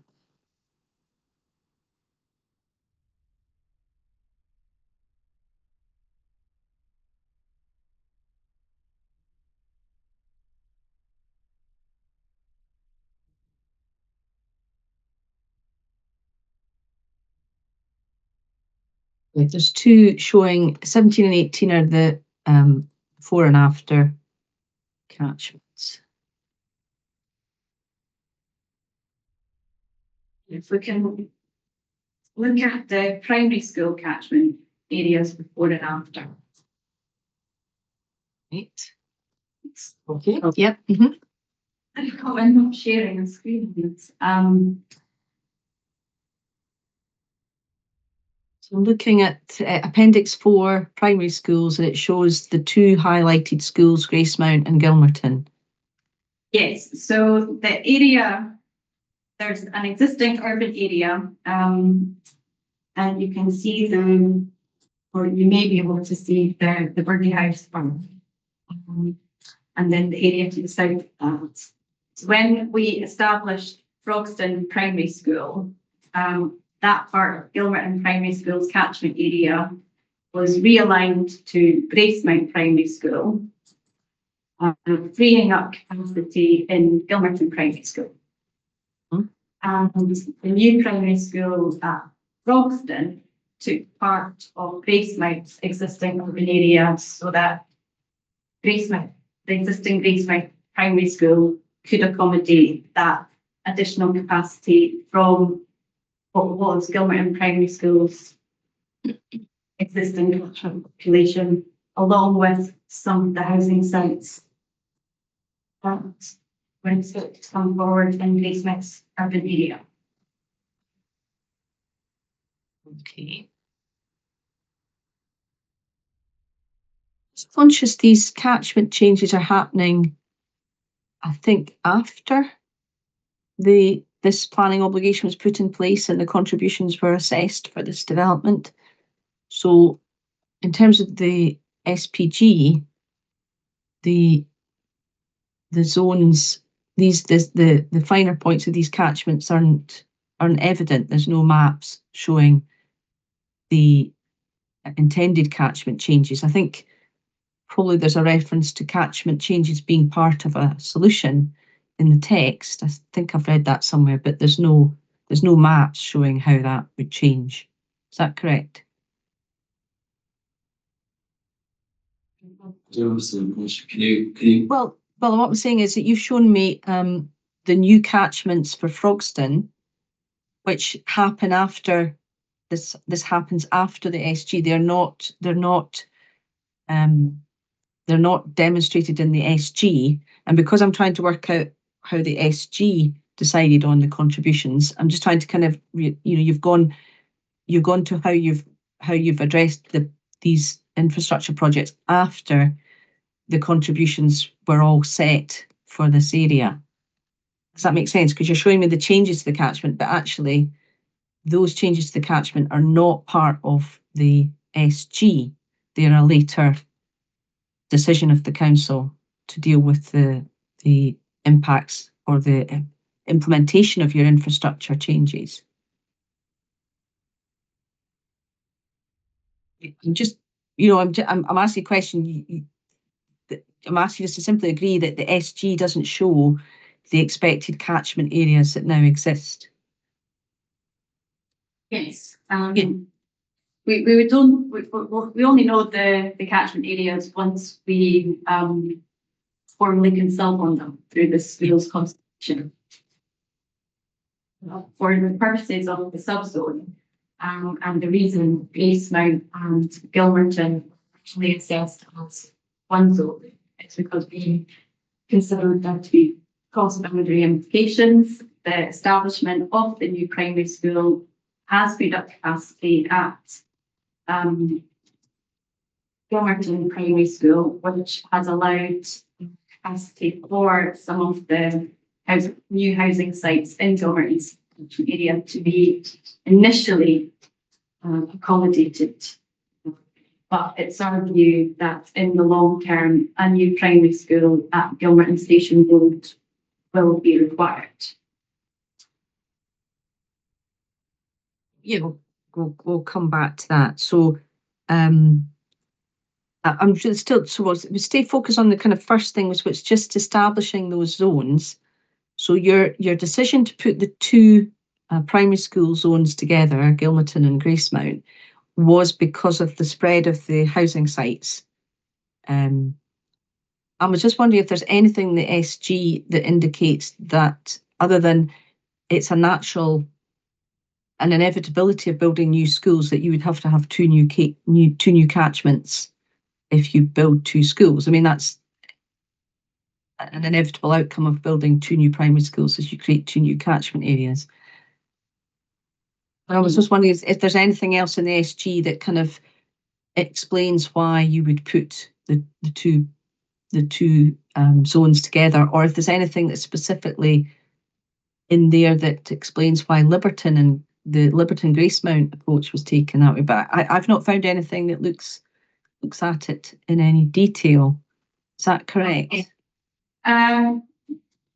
Yes, we haven't submitted anything on that point. Liberton Primary School is in its own subzone because there was no housing developments proposed in it. So that's why it's in its own subzone. Craighour Park is in its own subzone because of the scale of housing developments in that zone. Only around the exit state. Yeah. Okay, so the SG has established a combined sub-area because of the housing and the geographic boundary of the housing covering so much of the area. What about looking at the secondary zones now? Is that useful to do that just now as well? At the time of the supplementary guidance,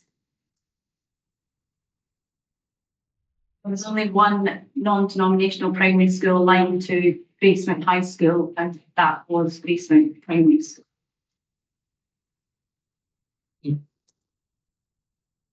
And then Liverton High School covers Gilmerton Primary School, Craigar Park Primary School, and Liverton Primary School.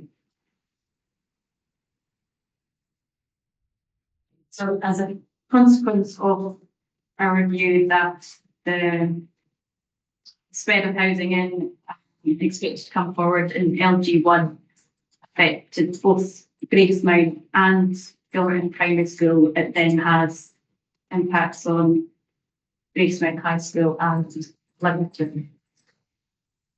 If I could get you to have another look at, you know, the document 17, which shows the existing secondary catchment area. So Appendix 4 has first page primary, second page secondary.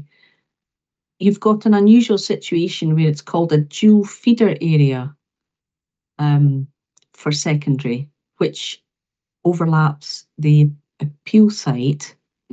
And that's quite an unusual situation. I was just trying to work out whether that is a factor that you had a zone which might have gone to either secondary. That's what I'm reading into it, is that the Edinburgh Council at that time was not specific about where the children from that geographic area would go. Yes, so that area affects Prestonfield Primary School, which is a dual feeder to Liverton High School and Castlereagh High School. For the purposes of the supplementary guidance in 2018, Prestonfield Primary School was aligned to the Castlereagh contribution zone because it was closer to Prestonfield than Liverton High School. Well, I'm going to need you to explain this. So this is the secondary catchment areas existing or previous were showing Liverton and Gracemount High Schools, and that the area where the appeal was sitting is called a dual feeder area. Right? It's got a black dot on it over the red line. But you've introduced another primary school, and I'm a wee bit confused by that, because there's no indication that Prestonfield has any catchment overlapping the LG area. Document 17's got 2 pages. It's the bottom of 2 pages. Is it this way? Oh, obviously.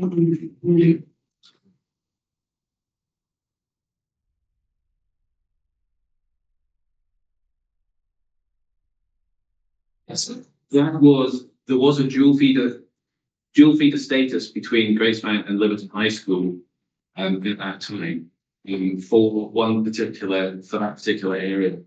Dual feeder status is something that the council has very few of across the estate. There's one there, and I think 2 others across the city. They are extremely difficult to administer, and they create problems for parents because there's perhaps a lack of understanding about which school they should be attending. So they've been slowly phased out. And so in realigning catchment areas across the city, we are removing dual feeder status because of the uncertainty they create. And also strategically, it makes it difficult to manage capacities as well. So when you look at document 18, where it has the future secondary schools, we've no dual feeder area now. And is that the current situation, that there's no dual feeder area? Yeah, there's no dual feeder area. No. So we've got 2 new Liberton and Gracemount catchment areas. At the time that their calculations were made and that the SG was put in place, this particular area of the city had this dual feeder zone in the middle of the two primary school catchments, if that makes sense. So the two primary schools then were also faced with having the potential of two different secondary schools. Or, sorry, one primary school would have the implication of going to two different secondary schools. Yes, that's right. So it becomes awkward for the school because they've got to manage a relationship with two different high schools. So it creates an awkward situation. Sometimes through catchment changes in the past, that's been something that parents have asked for as a way of softening the blow, if you like, of a catchment change. But it's something that we've been phasing out as an authority because of the difficulty it creates. Okay, I'm just trying to work out how much it's a factor in deciding to create the larger LG1 zone when you were looking at both primary and secondary impacts.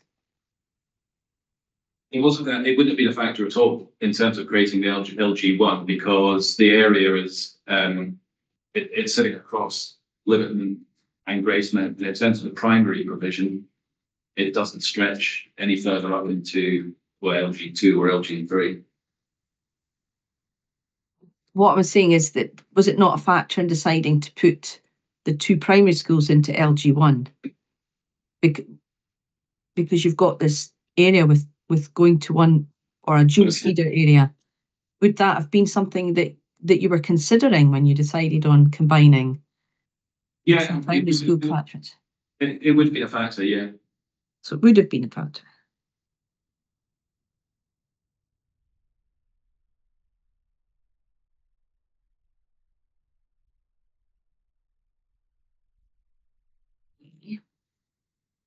So what I was really obviously trying to work out was obviously the just how you worked out the LG1 to 3 areas. I think we've covered that quite well. Before I go on with anything else, does the appellant want to come back on obviously what we've been discussing there, the issue of the LG and the LG1 to 3 approach?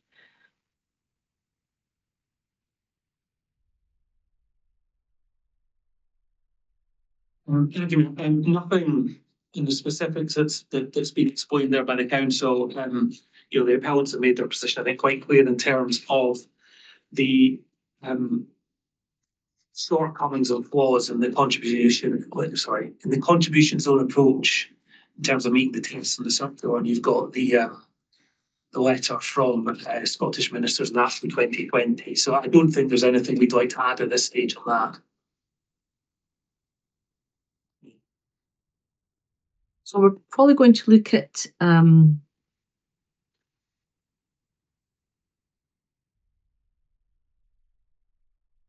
where that takes us.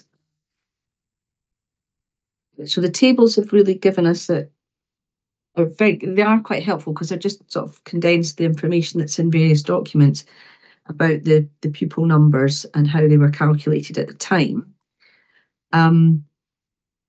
Now, obviously, one of the criticisms is this idea, or not idea, but the criticism is that in deciding that you needed so much education capacity at primary and secondary level, that there is this issue that perhaps it's not clear how much of that capacity was going to be provided within existing school capacities as at 2018.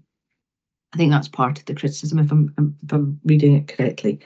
So I was looking to see if there was anything you could, from the actual published documents, that show that you, in deciding on the scale of your interventions, which we're going to discuss the interventions in a minute, the actual infrastructure projects, where you were able to show that there was some kind of appreciation or calculation that took into account any remaining capacity in the schools within either LG as a whole or LG1 before setting the capacities for your infrastructure projects, whether that's in the education appraisal or in the SG. I mean, the criticism's there, so I'm just wondering if you did know if there was something where you could point me to a table or an analysis where the capacity from your pupil product from these housing developments was first assessed against the primary school catchments or the secondary school capacities.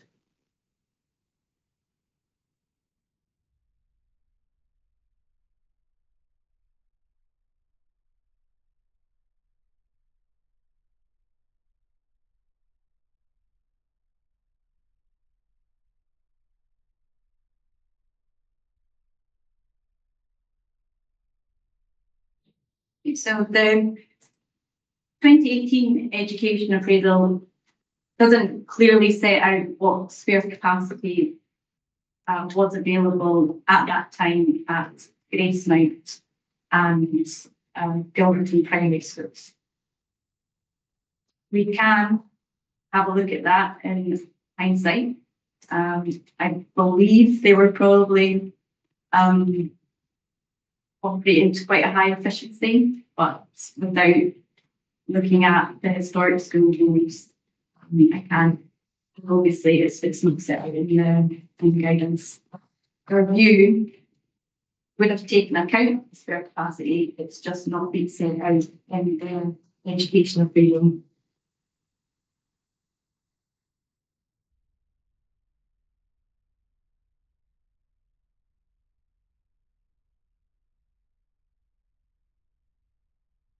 On first reading of the infrastructure projects that you're delivering, whether and obviously being driven by the data from the education appraisal, which we can look at separately, the interventions that you go on to define for each contribution zone, obviously Liberton and Gracemount's our concern here, they are predominantly based on what might be needed to fully accommodate the pupils from the new development, because there doesn't appear to be a sum where you subtract existing capacity. But that's what I was trying to establish. So if the contributions at 2018 are based on all the solutions being new accommodation, whether in school extensions or new schools, and not an element of it going into existing capacity. Is there any way of knowing or showing that? You're basically saying there's nothing that tells me what the existing capacities of those schools were at the outset, just that you will have taken it into account. Is that the position? Yes. Yeah, okay. Before we go on, is there anything you want to come back on that issue, Mr. Welton? Thank you, ma'am. No, I think I'd agree that's correct. That the infrastructure measures identified were to be funded fully by developer contributions, and that was the basis on which the contributions for Frogston, for example, have been calculated. So there was no that was 100% paid for by developers, so there was no allowance made for that school being used by people's affordable housing, if you like. And that's not a point the appellants are seeking to challenge in this appeal, however. Yeah.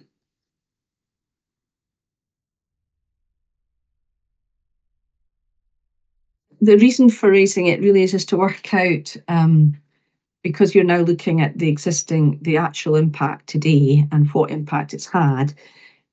The reality is, in deciding the impacts now, those existing capacities in the original schools are obviously a factor, and it's just trying to work out if there's a way of comparing, but there doesn't seem to be an easy way of doing that. So based on your the housing that was estimated in 2018 coming from the education appraisal, and we've got the table of that in your document. Let's see if I get one. And it's repeated in a similar form in the council's response to the appeal in the PARF. So that's around paragraphs 68 onwards, you start looking at the housing numbers expected from housing development in the education appraisal and what that translates to as capacity. Now, in table 69, you're now looking at some capacity figures there. So when I was asking you if there was anything in the documents, but you obviously at 69, you're now looking at a 2017 school roll, a capacity, and what the occupancy rates were. But I'm unsure as to how that then has been. And then again, well, it's actually against a different. I think it's a different timing, isn't it? Yeah, you've got a different table at 11 where you're looking at it in the future. So I'm just wondering how I use that information if we can't show how much of the new capacity it was relying on that, or the space created in those existing schools. There's just there doesn't seem to be a way of making that judgment. So we've got total number of houses that exist at 2018. Those are, sorry, yeah. Yeah. So the education appraisal in 2018 did not set out what potential school capacity there was in the existing schools of government education. But through our part response, we have done them. And so the government occupancy is 80% and basement occupancy is 80%, which we would consider that to be good enough. And accounting for the fact that both primary schools would have housing developments in their urban area that would have to be taken account of to that would take up some of that spare capacity. Also informed the investment to new primary schools because we couldn't accommodate estimated pupils from urban area growth along with the estimated pupils from both on sites that were previously allocated as being. And we probably also want to, at this time, point out that if there had been no housing developments in government or placement primary schools cap areas, we would not be building new schools or extending those schools.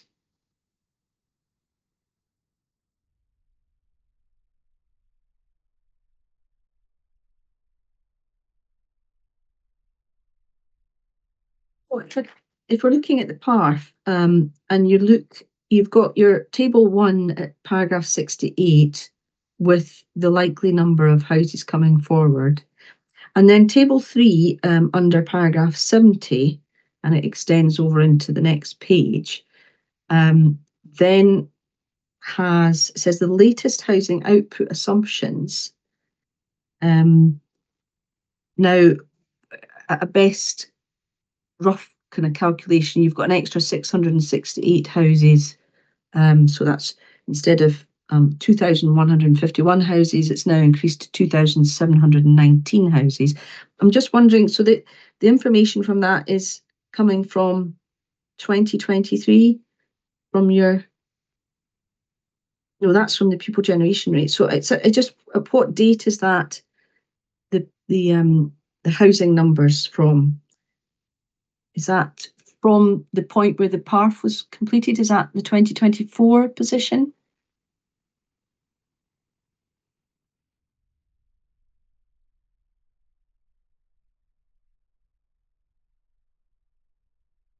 If the council is able to confirm that table, it's quite a long table going over 2 pages. And I just couldn't see a date, whether that's as of, as up to date as possible in terms of 2024. sort of the end of 2024.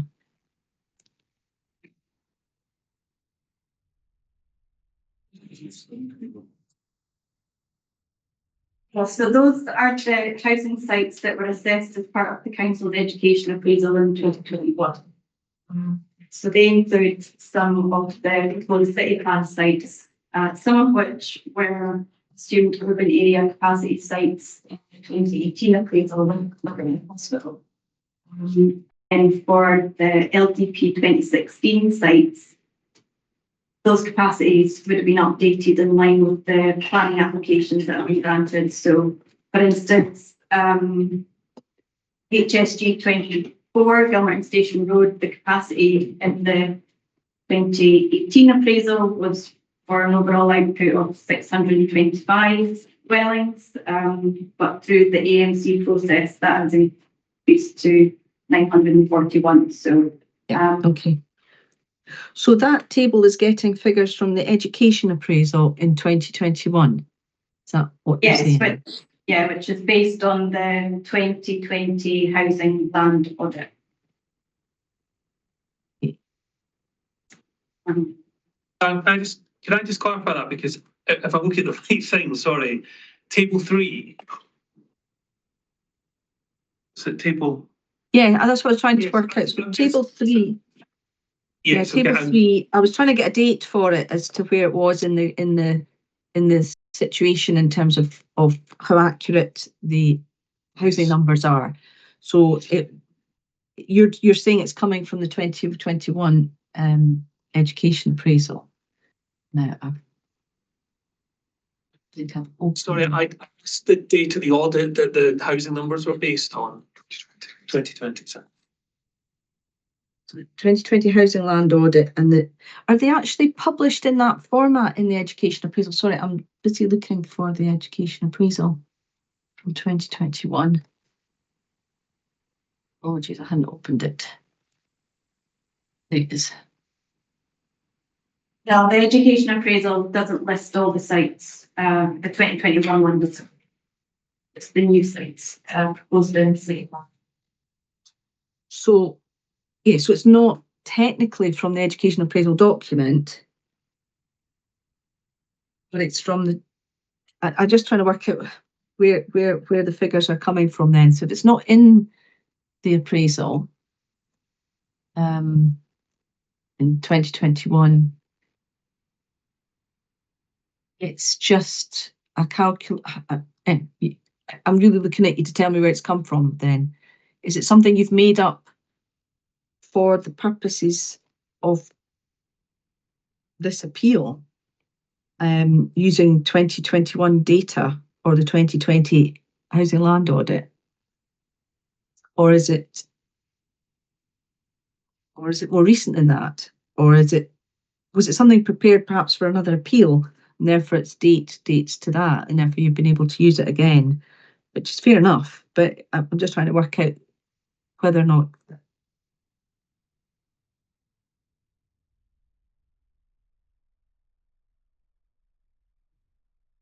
Yeah, I think we could probably come back to you with the precise housing land audit. I am aware that the 2020 housing land audit does not specify the appeal site, and I see that is listed in this table. So I suspect it is a later housing land audit. I think it will be the 2022 housing land audit, but I would prefer to double check. Okay. So it's not the situation, so the position at 2018 is predominantly estimated numbers, because it's new sites, they don't have a final number. So you're estimating a total number of units, probably 2,809, and that's increased at some point between then and now to 3,481, but we don't know when it reached 348.1. We're not sure when we got to that point. It could be sometime in the last couple of years, but you can't tell me today. Okay, that's maybe something to look at, because it's important in the sense that we need to understand about the way that the education projects are changing. we need to be sure why they're changing.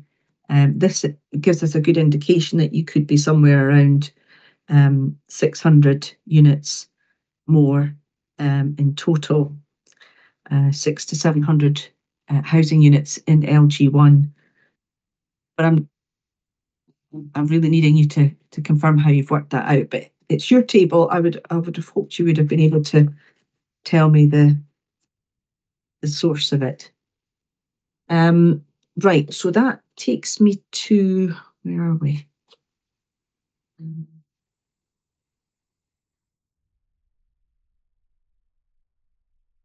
Right, so we've got figures from 2018. We've got an estimated number of houses.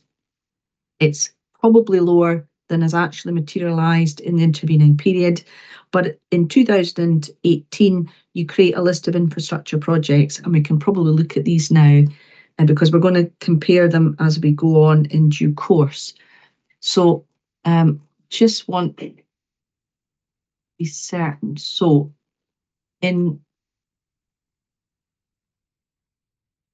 is it the action summary gives us in the that's in the finalised, yeah.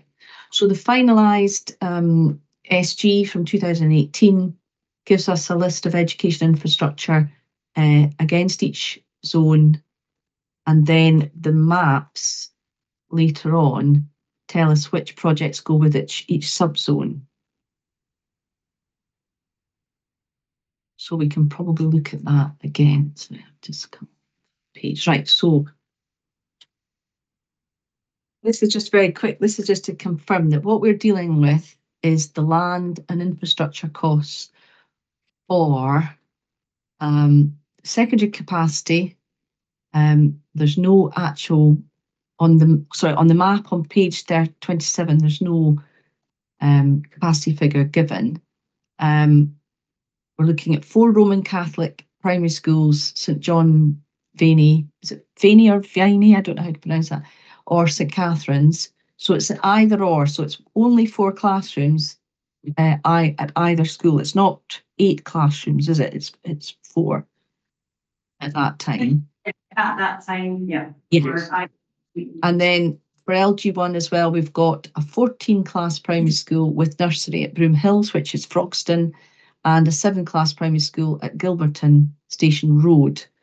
And those are our key projects that we're going to take forward and have a look at and see to what extent they've changed, evolved, and to see, lead into that, the appellant's argument regarding whether they are now required for the development that's coming forward. But I just wanted to check, if I can take you to the LDP at the time, on the table of school development on new sites, confirms that Gilmerton and Broomhills, Frogston, were required, but doesn't give a size. I don't know if you've got the local plan there. So School 7 and School 8 on the table 5 on page 31 of the LDP. So the LDP is telling us we need the 2 schools, but not the size of the schools. And again, the 2 schools are shown on the development brief for Broomhills, BurdieHouse and Lang Lone on page 67. So those schools are part of the development plan expectations at that stage. Then, as far as I make out, the first cost attributed to those interventions projects arise in the 2018 education appraisal. Is that correct? That's the first time they're documented, because the education appraisal is presumably published ahead of the supplementary guidance, and I don't see any changes in the costs of those, but you can keep me right. So the original costs are coming from the education appraisal for the denominational primary, the 2 new primaries, Broomhills, Gilmalton, and again we now see it's a 522 pupil capacity extension to the secondary school. So these are the projects I think we need to look at, because we can't, it's very difficult to kind of add in different ones. We're still in the LG zone and we're in LG1, so we're focusing in on that. Is there anything else you want to raise in terms of those original projects that you want to draw to my attention before we go on? Because I'm just wanting to confirm that's definitely the projects we're looking at today as being the ones that may or may not be required. Correct? Yes, ma'am, from the panel's point of view, that's correct. The basis of the application is in respect of the contributions for Gilmerton Station Road and the 522 extension to secondary capacity. Okay. So we go on to item 4 of the agenda then. Unless anybody else wants to read anything else on that topic before I leave it just now. Nobody's looking to raise anything else. So again, this might be dealt with fairly quickly, and that's about how the supplementary guidance is affected by the 2020 version of the circular and the adoption of the new local development plan. And we've already raised separately the implications of the replacement or new draft supplementary guidance on developer contributions, which we're not going to discuss directly just now. So I'm really just wanting to get the appellant to kind of sort of hone in on the key aspects of the supplementary guidance and as to how they are made vulnerable by the terms of the 2020 circular.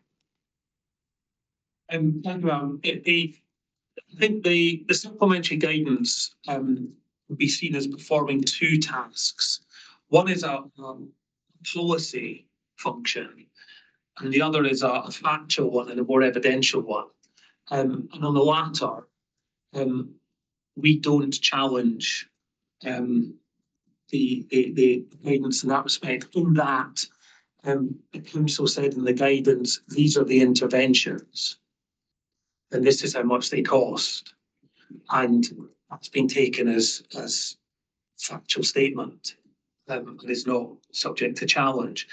In terms of the policy position with the guidance, it's not a major plank of our case to argue or say that we are trying to rehearse all the arguments that were run back in 2018, 19, 20 about the competency or otherwise of the policy element of the SG, because that's already been done. And I think, as far as we're concerned, the output of that was Scottish Minister's ultimate decision and their concerns with the document. The appellant's difficulty is largely with the council's case, because the council continues, in our view, to take the approach that it is effectively short-circuiting showing compliance with the tests in the circular by saying this accords with the draft SG. And in our submission, that doesn't stand up, because the draft SG itself has not been found to accord with the circular. If it had, then I could see there may be merit to that argument. But I think the opposite has been shown to be the case. And that being so, I think it's the council has to go further than simply saying these contributions accord with the contribution zone approach in our draft SG, therefore they comply with the circular.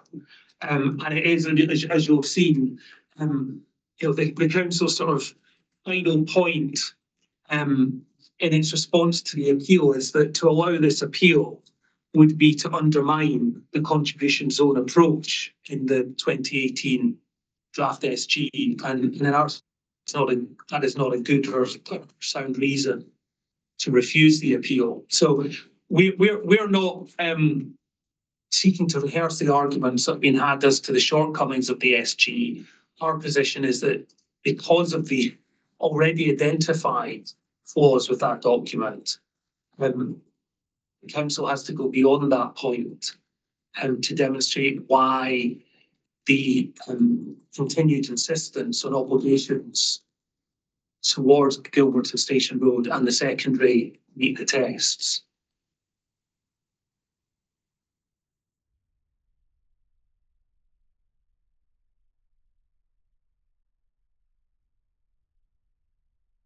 Right, would council like to come back on that point? So we're looking at the terms of the circular and how it might affect how you apply the contribution zone system. It's let's remember that we've sort of said in our responses previously why we consider compliance with the SG. Not sure what you want to need to extend into there. We've got a position in terms of having a new city plan and we'll have to make submissions around the 2024 supplementary guidance and what it addresses and how it addresses it, man. If you want to sort of, I'm not sure what your point is.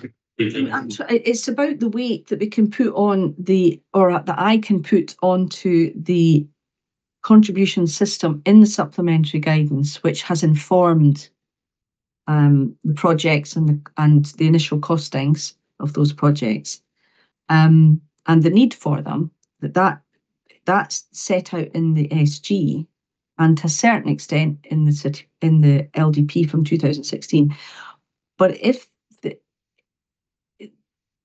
Mr. Welton's point is that the agreement itself must comply with the tests, and simply applying or complying with the terms of the guidance is not evidence of complying with the tests in the circular. So I suppose we're trying to close a circle. Where is the vulnerability, or what importance can I place on the finalised 2018 document and its provisions if they are not compliant or have vulnerabilities in association with the terms of the circular 3003-2012 from 2020. I think, we'll ask the question that Mr. Welton sort of asking, is that have you carried out a new assessment of the impacts of this development using the circular as a guide rather than the supplementary guidance contribution zone? I mean, you're still reliant on the contribution zone system. There's not another assessment or a methodology been introduced other than possibly whatever's in the new SG, of which we're going to look at in due course. Yes, so certainly it continues to be the council's approach that it's had to continue to rely on the supplementary guidance as a material consideration. Really wasn't adopted into the plan in terms of this question from 2020. In terms of individual cases, then we are certainly looking at it in terms of compliance with the circular, and so that's what in part I think that's what we seek to look at is why we consider it to be compliant with the circular in terms of looking at the 5 tests. I think beyond that, man, and Can I add something? Yes, certainly. Yes. So my understanding of the reason why the supplementary guidance in 2018 wasn't adopted is because this matter concerning spare capacity of existing schools wasn't clearly set out. But I would say that in our submissions, we have set out what the spare capacity in those existing schools at that time was. And it wasn't able to accommodate the cumulative impact of all the housing developments that are now.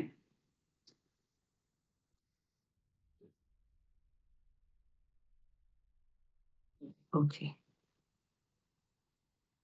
And draw me to the actual point where you're doing that in your submissions, where you're making that spare capacity assessment. Is it just that table that we looked at earlier, or is it something else?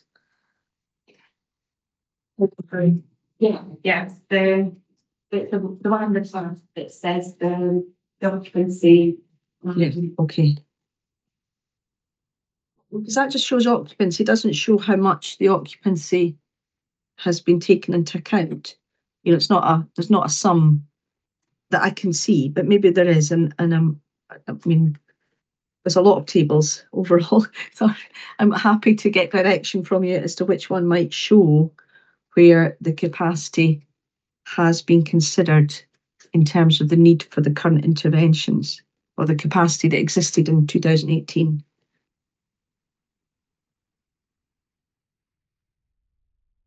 So table 4 would show how that capacity has been taken into account with respect to baseline role, estimated pupil generation, and then what the shortfall would be.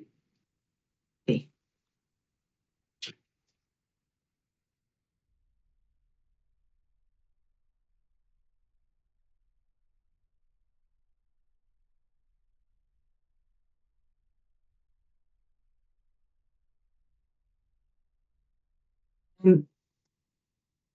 The pupil generation from, I'm just double checking, the pupil generation, is that the figures based on the 2018 pupil generation rates, or is it the pupil generation based on the later rates from the 2021?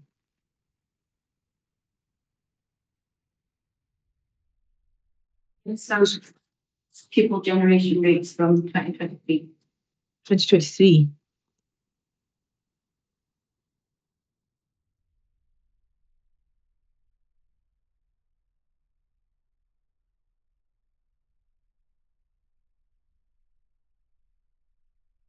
Right, okay. There's not a retrospective review using the pupil generation rates that are used in, say, table 1, where you're using the generation rates from 2018. Done that? No. No, we've not done that, because they don't represent an accurate pupils to be generated from these sites now. Yeah.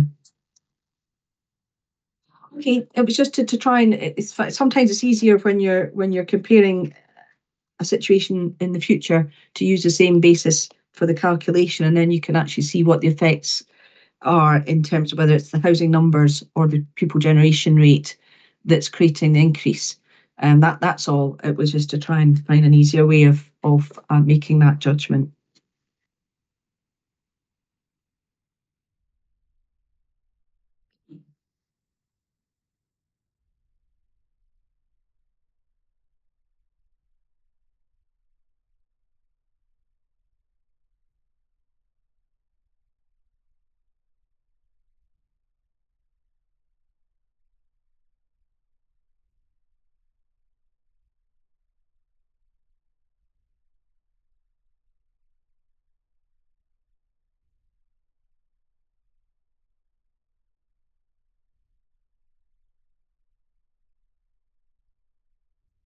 And the one thing I wanted to look at in the circular, and there's a reference to it.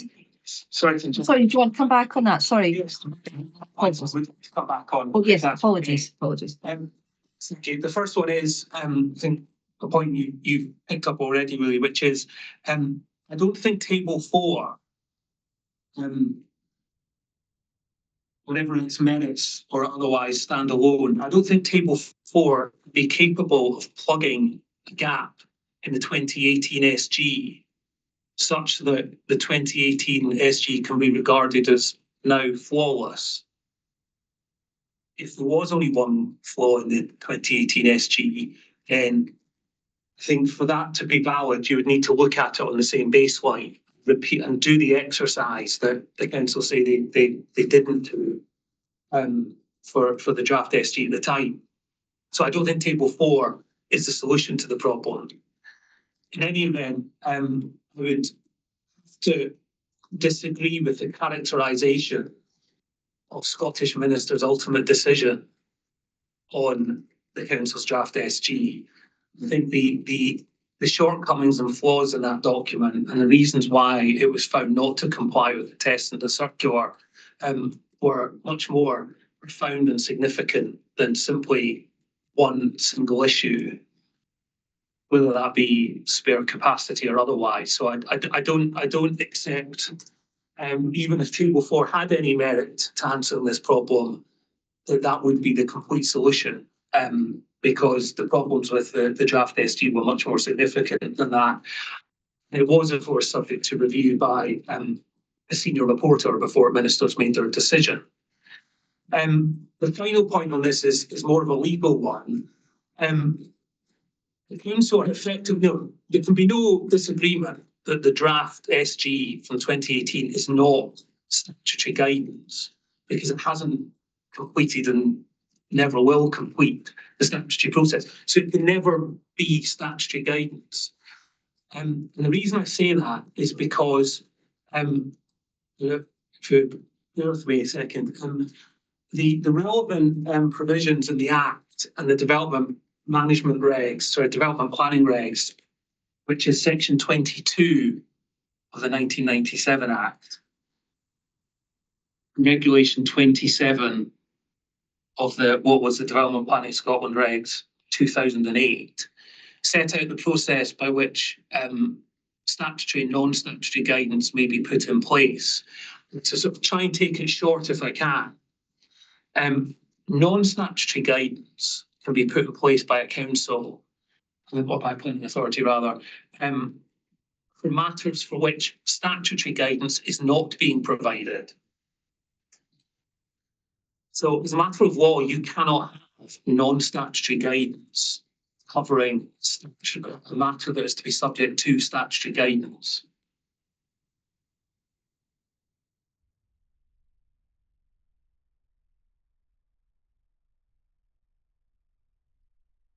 Okay. Thank you.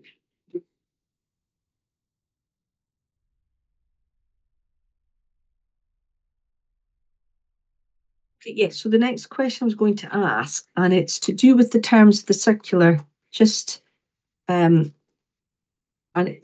it's the circular makes provision and does not preclude cumulative assessments. You know that there's I'm trying to, I should have noted it, apologies. So the potential to have a cumulative assessment is not disputed, and that the cumulative assessment can take place over an area. I'm trying to think where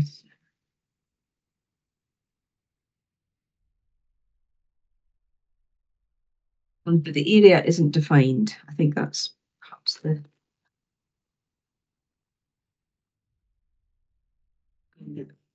I don't think it doesn't prescribe, essentially. I can't see anything that prescribes what a relevant area might be for a cumulative assessment. So there will always be, to a certain extent, some ability to interpret what the appropriate area and the appropriate cumulative grouping should be. And I just wanted to make sure if that is the case. Is that the correct understanding of the guidance? What paragraph are you? It annoys because I read it and then didn't highlight it. So apologies. I think if it's quicker to do, I'll always search it. Let me see this probably quicker.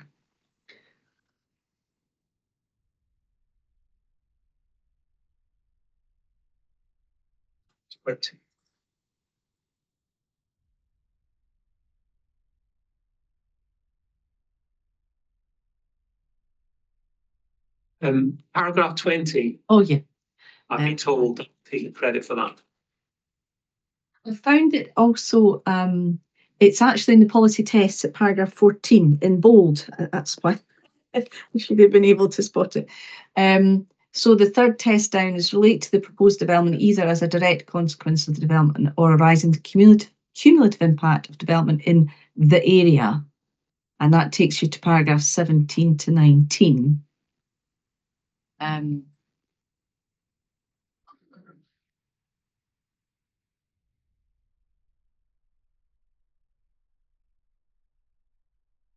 I don't think it prescribe. It does allow a certain where a proposal would either create a direct need, place additional requirements on the environment or local community.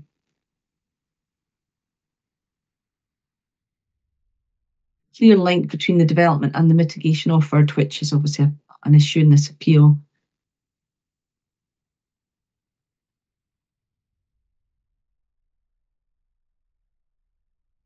But it doesn't prescribe an actual set of tests for defining the area. That is, I suppose, what I'm trying to get to. And I think you agree that the choice of area then is something that would be for the decision maker or the policy maker to determine. Yes, although we say now that it's not free rein on that to make it whatever they want, because if you look at paragraph 18, it makes mention there to the fact that planning obligations should not be used to extract advantages, etc., which are not directly related to the proposed development.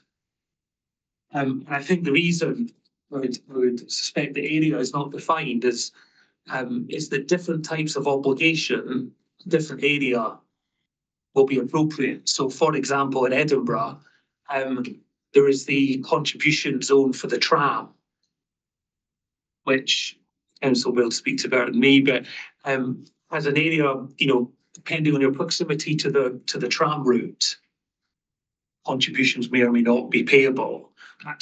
That'll be a very linear area. For education, catchment areas would be an area. And then for things like transport, for example, it may be different again. So you can understand why the circular doesn't seek to define area specifically, but when you do come to define the area for contributions and say there's a cumulative impact, the other tests in the circular come into play. In particular, that there has to be a direct relationship to the proposed development. Paragraph 20, when it talks about developers may, for example, reasonably be expected to pay for or contribute towards, which would be the cumulative approach, towards the provision of infrastructure which would not have been necessary but for the development.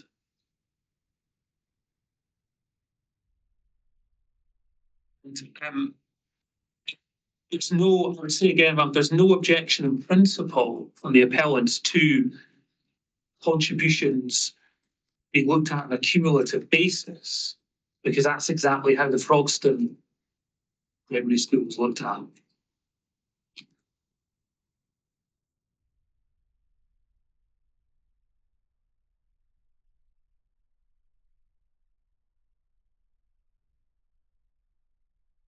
That's fine. Thank you. Do the council want to come back on that? This idea of the circular's reference to cumulative and areas.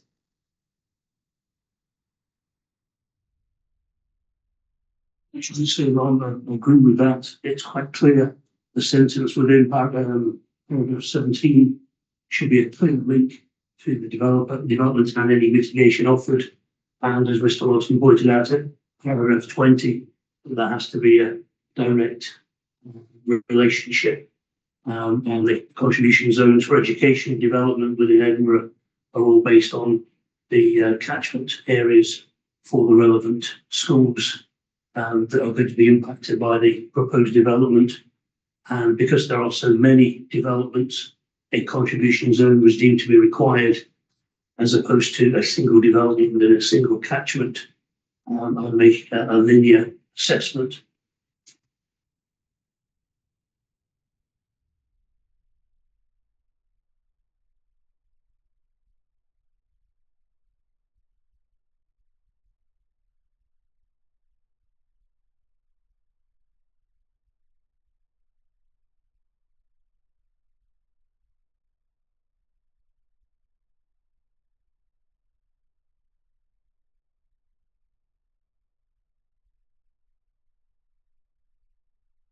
Okay. Any other contributions on that point concerning the terms of the circular before I move on to look at the LDP? Okay. So the second part of topic 4 was really looking at whether in adopting the new local development plan, the city plan, whether that has affected the relevance of the 2018 SG. Now, setting aside what might happen with the replacement or the new draft SG, I'm just wondering whether or not there's anything in the city plan that is taking a different emphasis or a different importance on these matters that might change the way that the 2018 SG can be applied. Probably ask the council first if there's anything you can see.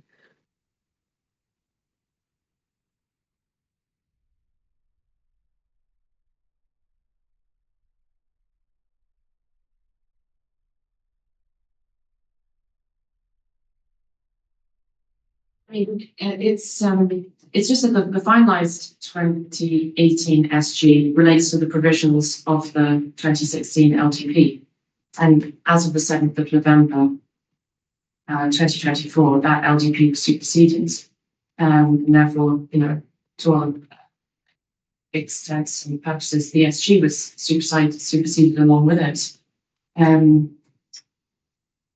So the 2018 finalised SG isn't relevant in the context of the current development plan. That's why obviously we've prepared a new SG to support the new policies within the city plan and to support policy and free. But we could point out that, you know, the cumulative approach to education contribution zones is carried forward, and there hasn't been a major shift in the approach, the general approach to dealing with cumulative impacts of development in education. Yeah, and that's the assessment is the new SG compared to the previous.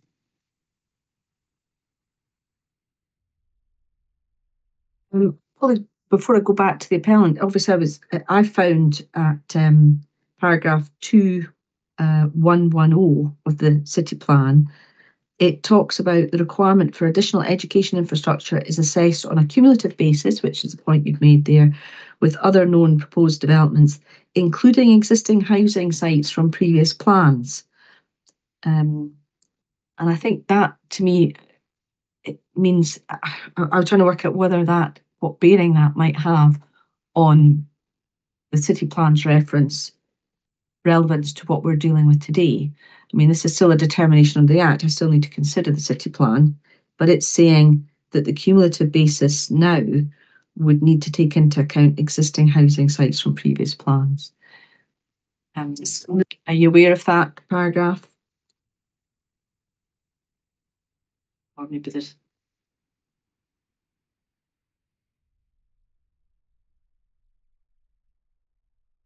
Someone's hand. Well, she looks to me to ask. Well, yes, the council, yes. I'm still asking you the question first.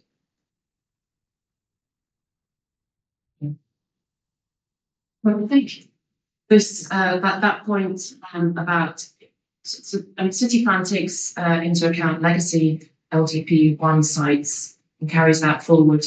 And in the same way, the education appraisal also looks at you know, the housing output from LTP1 and, you know, the existing baseline, the housing around order sites, updates the understanding of housing output and therefore impacts of what was in the previous LTP and brings it up to date with the impact of nuisance. So it looks, you know, that cumulative impact of excessive development coming through the system. Okay. Appellant want to come back on that point to do with the relevance of whether the city plan is impacted on the supplementary guidance document from 2018. Yes, just 2 points. The first is that I agree that the city plan approach to developer contributions, both generally and in terms of education, is quite similar to the policy framework that was there before, which is to say, and I think relevant policies INF3 sets out the broad framework in the way that policy Del 1 of the 2016 document did. But it's for statutory supplementary guidance to then provide the detail. That's something we'll come on to later. City plan sites will, I think, rightly have to take account of development from LDP sites and the impacts. So that effectively, as I understand, will form the baseline against which city plan sites would need to be assessed in exactly the same way that 2016 LDP sites to take into account existing housing as part of the assessment for what was required to address their impacts. But it's for city plan sites to meet the cost of the infrastructure that they require. It's not for LDP sites, in particular sites which are fully built out, to forward fund infrastructure for city plan sites. On the status of the draft SG, not just this is a matter we'll look at again, but I think there is a difficulty for the council with this because their position to date has been that the planning that they say this appeal should be refused. They don't offer up an alternative position. They say that the obligations which are based on the draft SG for 2018 should be upheld. So their position, my understanding coming into today was that they were still relying on the 2018 SG because they haven't offered up an alternative position.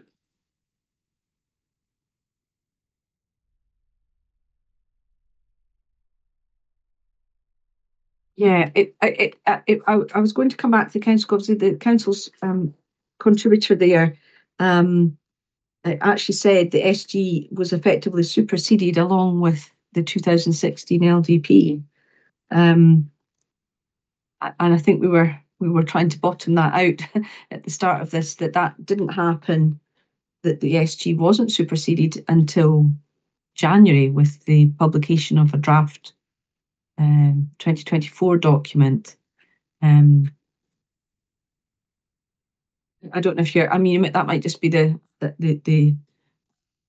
particular phrase rather than a council position, but it's what you said, that it was all superseded, which would have been superseded last November then, or thereabouts.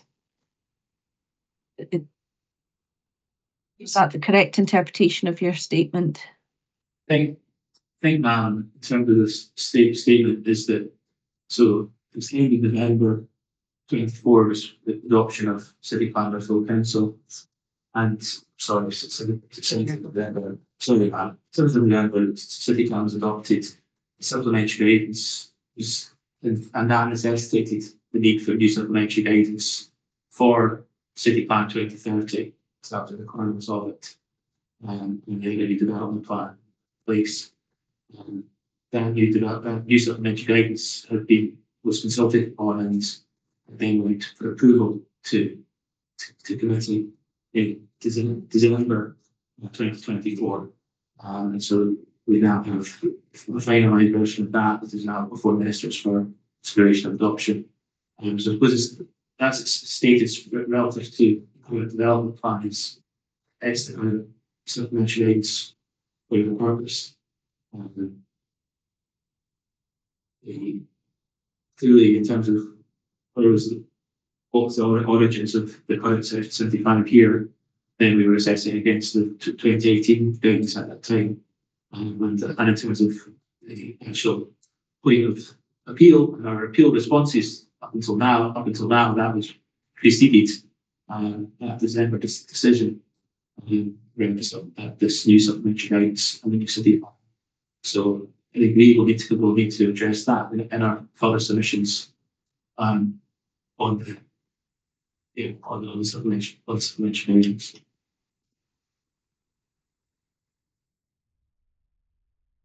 Okay.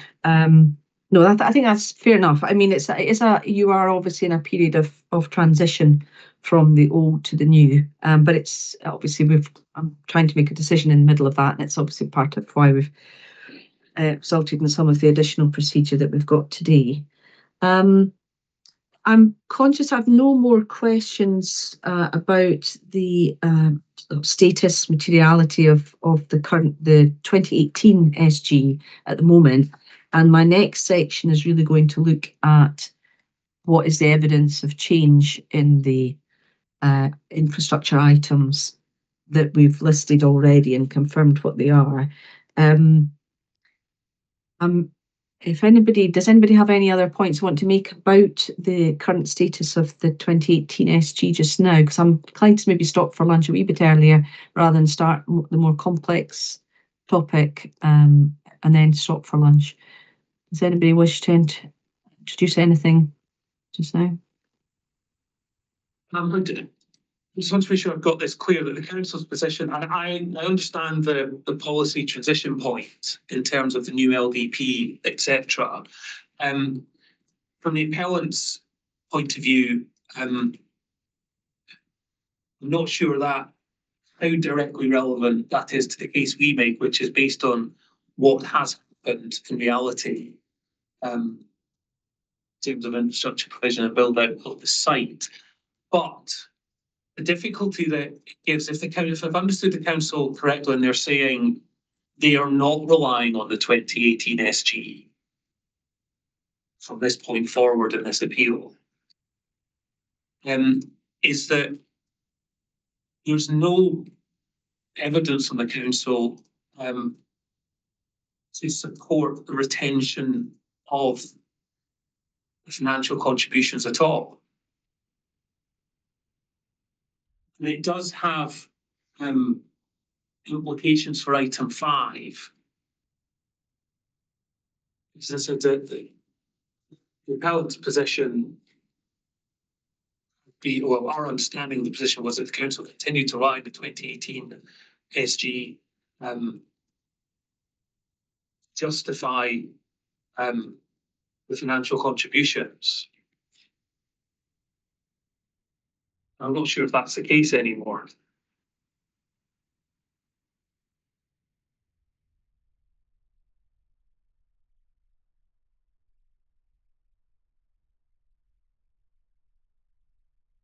Council.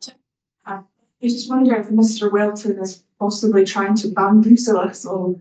I think the question from the reporter at the point in time that we were asked like 2 minutes ago was whether or not we are relying currently on the 2018 supplementary guidance in our planning decisions, and the answer to that is no.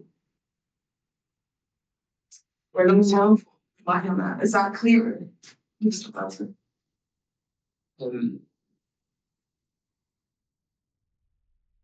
Well, yeah, essentially this is sort of a planning decision. It's in the obligations bit of the Act, but we're still very much in planning matters, and policy documents are relevant if they are relevant,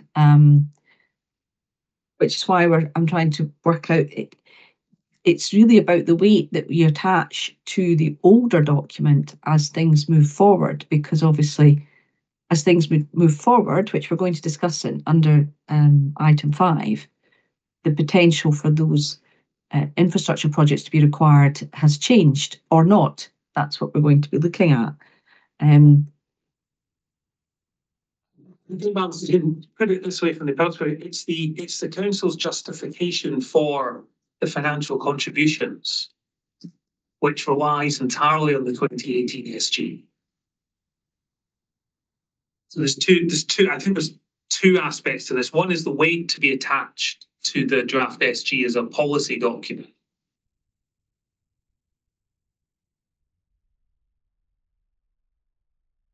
And the second is the reliance on that document for the financial obligations that we're seeking to modify.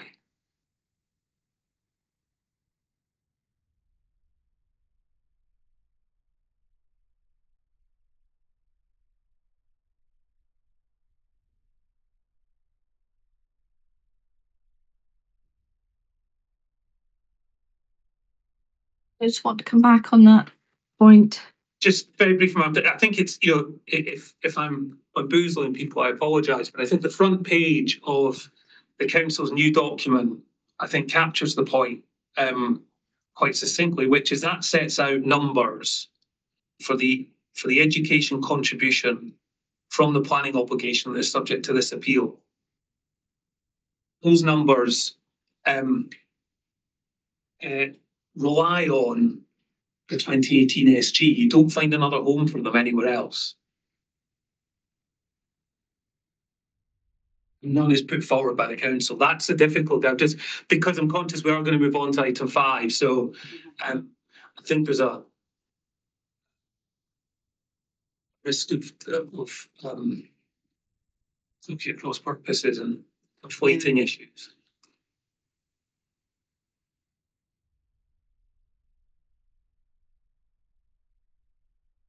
Does the council have a response? Maybe kind of thinking about that. Thank you, ma'am. I mean, I think the new document in the first page of that is obviously looking back at it was calculated at the point in time. Well, yeah, the calculation was made for section 75, or sort of planning obligation man. So I don't know if it directly answers this point. Was the guidance was 2018 supplementary guidance was still what was used to calculate this, and we'd still be saying it's all for relevance fan.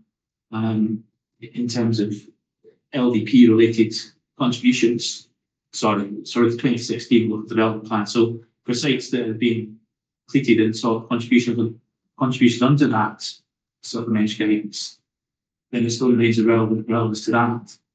I think it's what we have been saying is that for sites on this plan, making that distinction soon, it's the new guidance we're using for those new sites, because they're only going to be existing and being essentially guidance under city plan. I think beyond that, man, we could certainly be minded to seek for clarification from us on these points. Then that was the point that we were reserving in terms of the status of and the relevance of the draft supplementary guidance. Through those written submissions. Hope that helps to some extent. So we might be straying into a discussion about a document that we don't have in front of us, so we can't tell whether there is anything in the text of that document that actually does directly relate to what we're trying to determine today. And that's important, I think, that we resolve that at some point through the wider process. I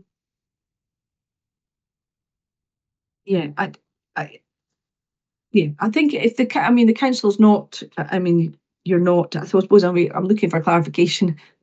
Mr. Wilton said, have you changed your case in the last half hour? I suppose you really need to sort of respond and say no.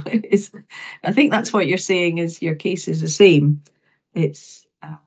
But that's what I'm trying to work out. His question is, have you changed your case in saying that the 2018 document was superseded when the LDP was replaced by the city plan? And that's still the question. I'm not changing the case. Apologies, ma'am. I'm not changing the case and saying it's of relevance in this case. I think there's it's still to answer in terms of the status of the new supplementary guidance and its relevance. But this is the guidance that was used for these contributions that were in place for this local development, this site for the local development plan for 2016. rather than any new city plan 2030.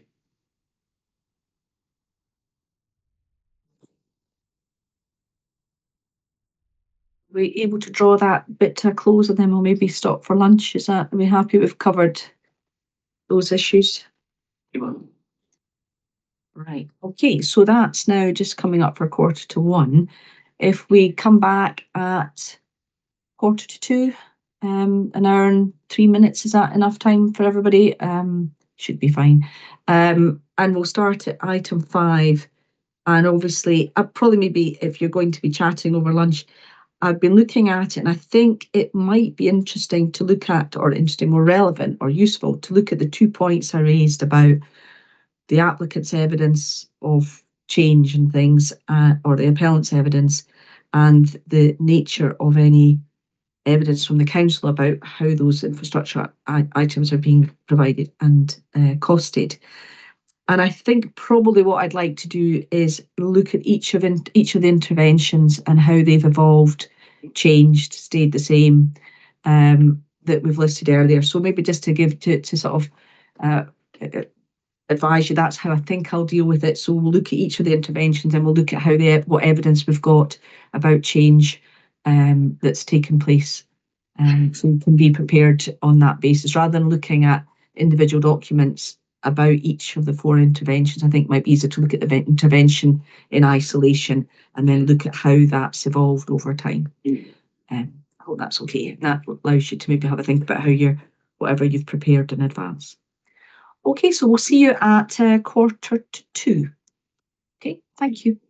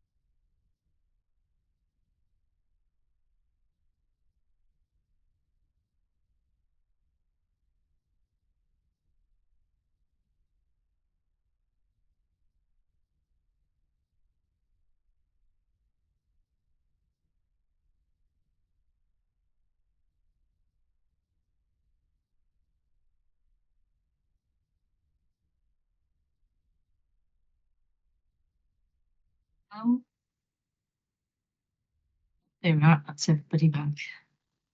No. No. Hello, is everybody ready? There's just somebody coming to the council's table. Just losing. Okay. Everybody still hearing and seeing me okay? Nothing gone wrong over lunch? We've had to change laptops. I'm just checking that's working okay. Oh, right. Yes, it's coming through as Christopher Glendinning. Yes, as the as the contact. Right. That makes sense. Right. So we're at item 5, and really we're looking. The top main heading is the methodology used by the appellant to calculate a reduced figure. But obviously, there's a wee bit more than just a mathematical kind of percentage and an examination with a calculator.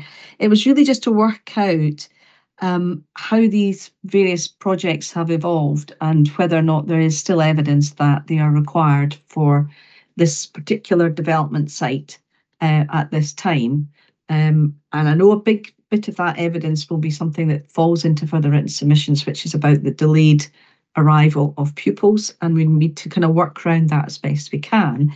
But I think what we'll be looking at is the way that the projects have changed, what has influenced those changes, whether there's still evidence that the development proposals are contributing in some way to that, and then have a look at the costs as well, as to whether or not the costs have changed, whether they've come down, for example, which it seems unlikely, but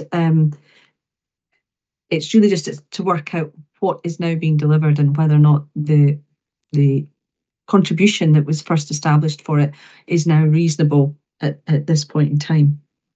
So I've got a particular order that I'm going to look at. Is that they're really just it'll make sense as we go through it, but I'm obviously going to start with the new Broom Hills and Frogston School because it's been built, and we can maybe get through the information on that perhaps quicker because we know it's been built and finished. The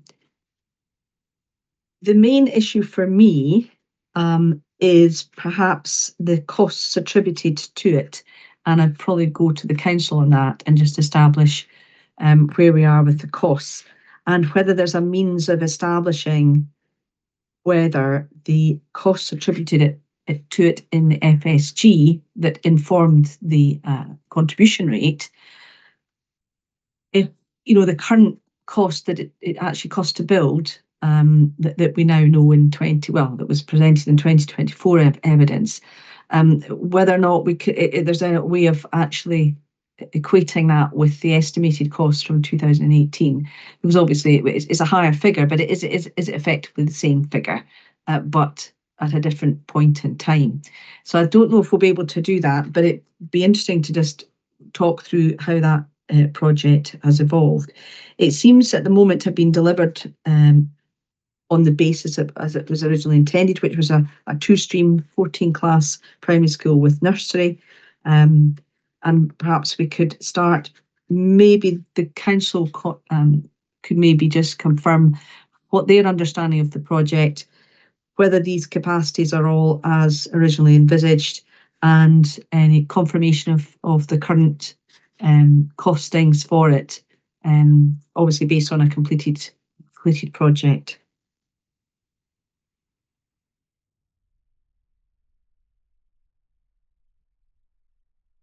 So, Yeah, sorry. I haven't got it to hand, but we could index link the estimated costs of what the SG thought the school would cost and index it to when we enter into contract to build the school. So we could do that. Yeah. With respect to Frogston, it has been delivered. We now believe it needs to be extended. We are pursuing a proposal to deliver that. in our view, the costs have exceeded what was set out in the guidance. And because the costs have increased, the per unit rates and the contributions are based on, which or have resulted in a shortfall with respect to the delivery of funding the delivery of Foxton Highways. Okay.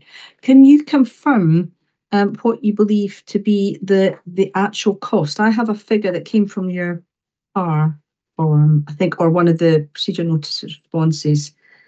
Now, where was it? 24,251,499. Is that was the figure I think you gave in a statement in response to procedure notice? There was some discussion.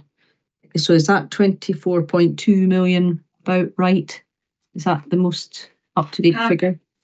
Yeah, I'm assuming that must include the servicing of costs of the site as well. Need to check it. So sometimes the servicing costs are specified in the documents and sometimes they're not. But were the servicing costs part of that calculation you showed us this morning? Where you were creating the pro rata payment? Yes. Yes.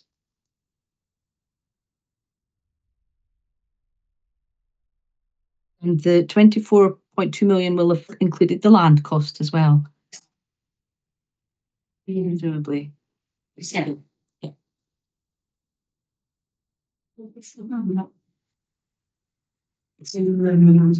What is it? Was there a source document for that figure? I can't remember if was that coming from a committee report or something that confirmed the final cost, or was it just something you knew as the Education Authority?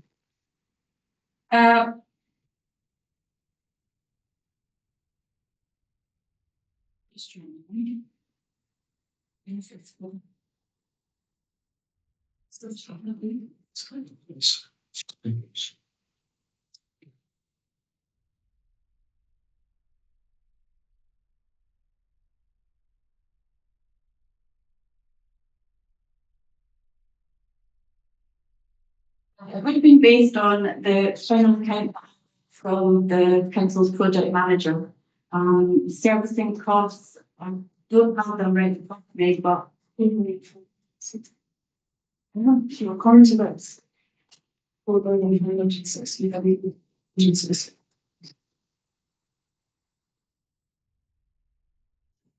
and that's from the BurdieHouse legal agreement. And then the construction cost is from the project manager who was the project team to deliver this film and coordinating the delivery. Okay. Was that a document though? I don't think the project manager's report was producing evidence. If it was, It's not been submitted due to the commercial sensitivity. yeah, no, that's fine. And the Broomhills legal agreement that you just referred to there, is that in evidence? Is that one of the part of a? I don't think we have submitted that, no. Can I just clarify that point in the legal agreement? Is that in relation to a land cost? Yeah. Well, Yeah. So yeah, what would be in the what cost did you get from a Broomhills legal agreement?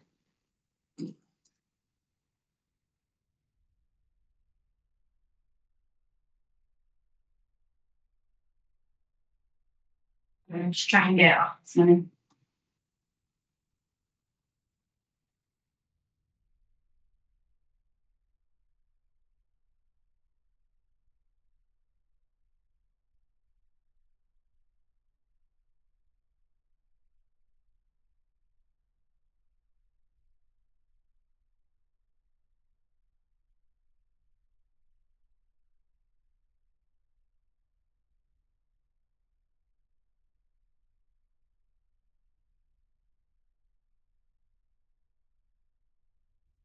Okay, yeah, so in the definition of the BurdieHouse legal agreement, it says services and remediation costs.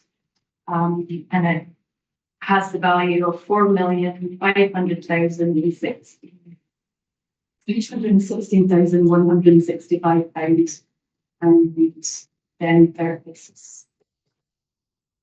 And then for primary school land value, it says 3 million plus services and remediation.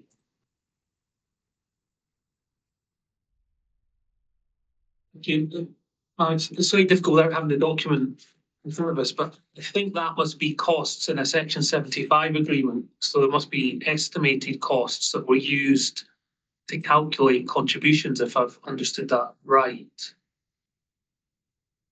Rather than the actual cost incurred. I'm not just. No. I don't know. I don't know the date of the document either. As whether or not it's predating.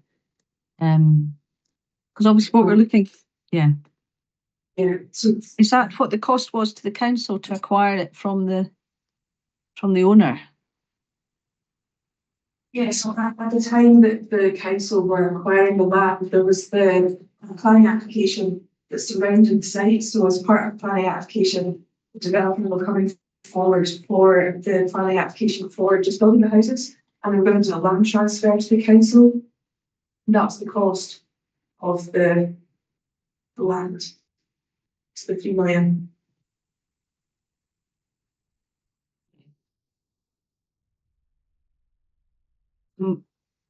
Was that an actual transfer of 3 million, or was it a discount off some other contribution? Was it an actual separate land transaction? I don't think it matters. It's more just interesting as to whether or not it's a real figure of cash moving between parties. Yeah, this is from memory, but I don't have to talk from the name. Okay. From memory, was the developers. Okay, we give them a. Once we take that land costs from the final cost of what they were due to give us because of the transfer. So it was part of a bigger sum of money, or a bigger calculation to work out the final cost would be. Yeah. So presumably that would be unique to that Broomhills decision. It isn't obviously a model that's followed on other ones, because obviously not every house builder has the land within their planning application boundary. You want to come back, Mr. Welton, on that? Sorry, that's the land which I'd understood it was the servicing and remediation cost. I wasn't sure if that was being taken from a section 75 agreement or if the 4 million figure was an actual cost incurred.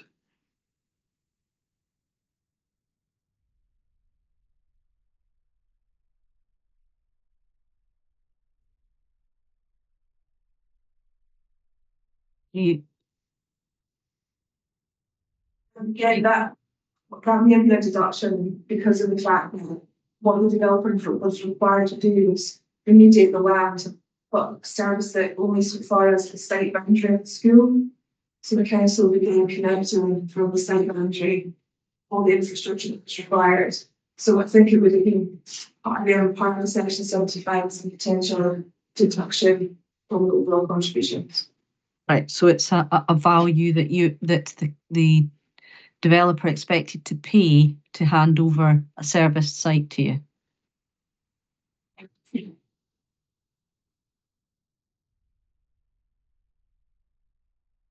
Just to hopefully close it off, that is the actual cost incurred rather than an estimate in a legal agreement. I understand the 3 million because the value to that will be identified up front because it's a 2 hectare site. So we all know the value, the credit the developer gets for that. The servicing credit that they get depends on the actual costs incurred. It's that point I was just trying to clarify that number represents the real life cost number and not an estimate put into section 75. The reason I'm asking is my own experience is that the section 75 will have an estimate for servicing costs in it. That's what I've seen with Edinburgh. But the actual cost at the end of the day may well be different. You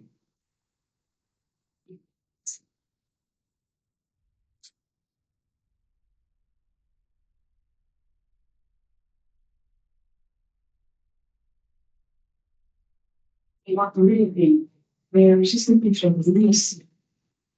You think that.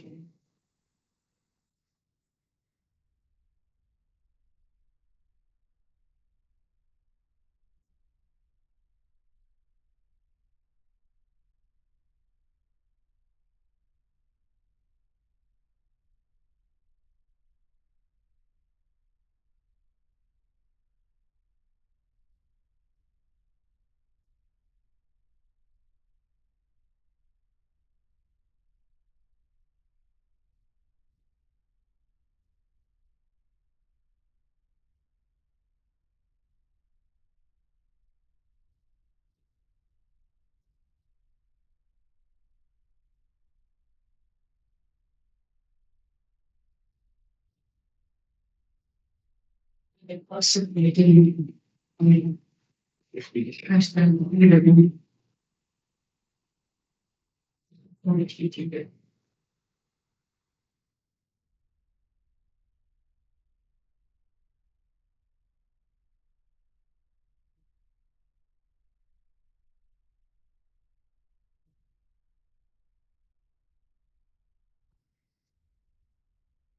I wonder if I might circumvent it a little bit. I know you can maybe keep looking to see if you can find the answer to that question, but I took your two figures you gave me there, the 4.516 million and the 3 million for servicing and land, and I subtracted that from the 24.25 million.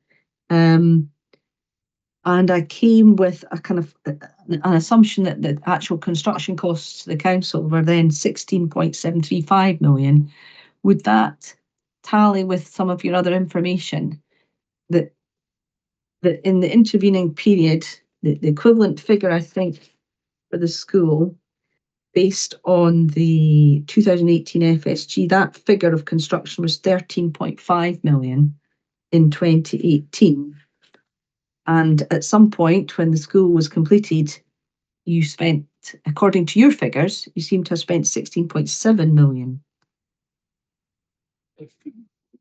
Yeah, based on the final count from the project manager, the total project costs, not excluding land and serving remediation, so 16 million, 794,000. Yeah, yeah. Then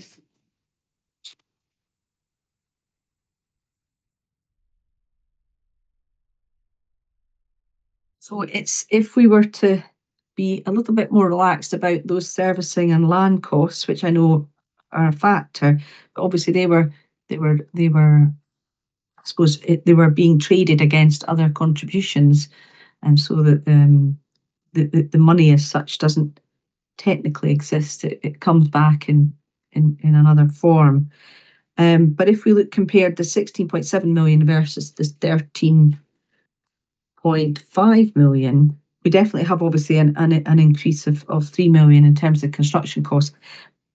But is that all? Can we identify whether that's attributed to just the normal index linking type evolution of construction costs, or is it actually a more expensive school? I know you said you hadn't done that, but what was the date of the 16.7 million? When was the school finished? Is that 2021? yes, well, the school opened in June 2021, but the final account is from November 22. To cover the significant period, I suppose. Right. Effects on liability.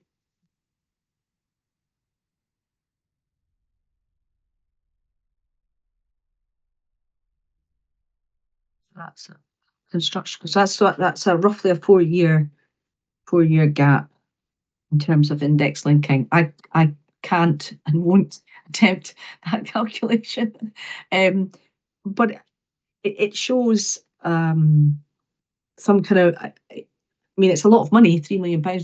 Don't. I'm not underestimating that, but it might be that that is actually just the same costs, but 4 years later in a different construction environment with different costs. But I can't prove that, and there's no real evidence of that.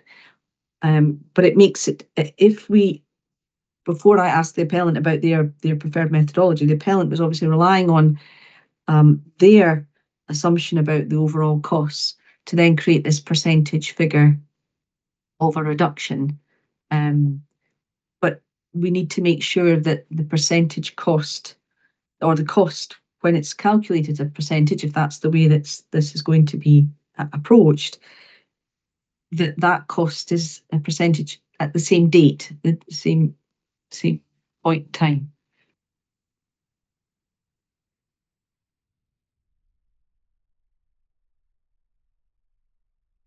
I don't know if the council are able to do anything to use that.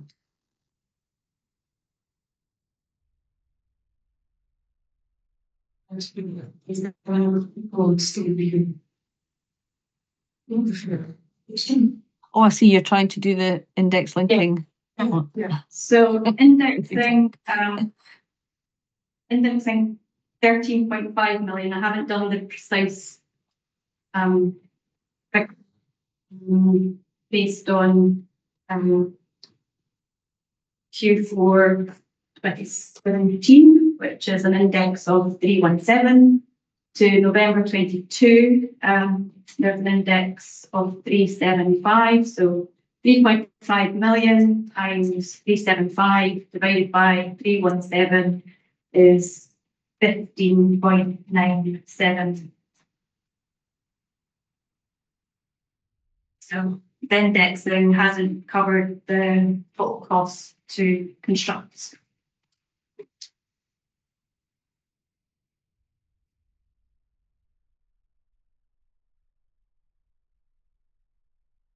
Okay. Going forward, that's what. Two.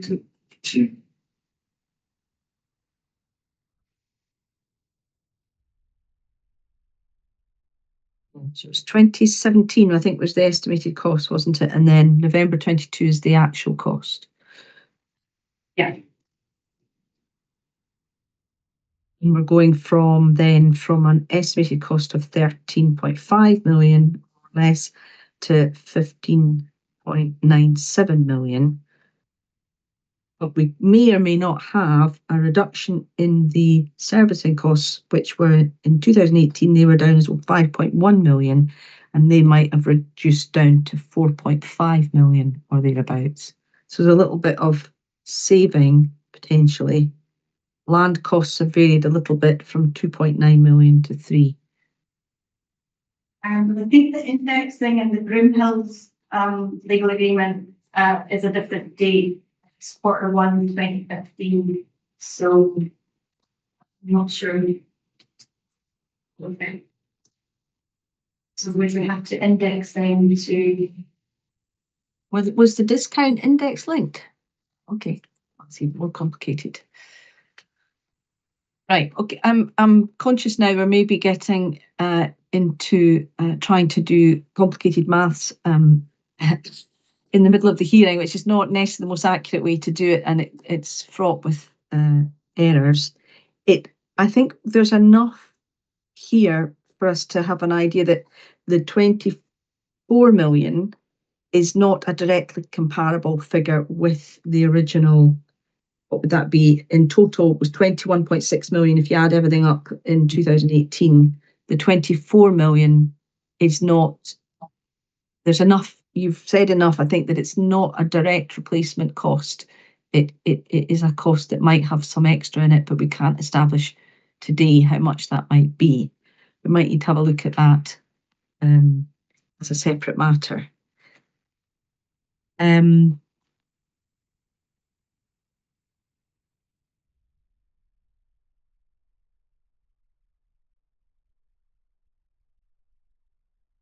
So I just wanted to ask you a little bit more then about Frogston as a two-stream school and it's complete. There's different No, it's that there's different figures given for capacity for Gilmerton. The school, obviously a two-stream school, and is it full now? Was your recent roll projections saying that it was now full, or that it's projected to be full? You gave some school roll predictions for it. The school has reached capacity, and we were in the process of extending school. I think we adjusted out to, I don't know whether it's still in planning stage or whether it's got approval. I think it's got planning approval, and I think we're just about to tender it. And that will extend the school from its current capacity of 420 pupils to 630.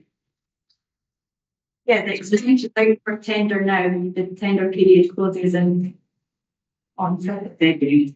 And planning permission has been granted for the extension. That's granted. Okay. December. So I'll just double check because there was a wee buzz on the line. It was 420, the capacity, increasing to 630. That's the figures you gave me. That's fine.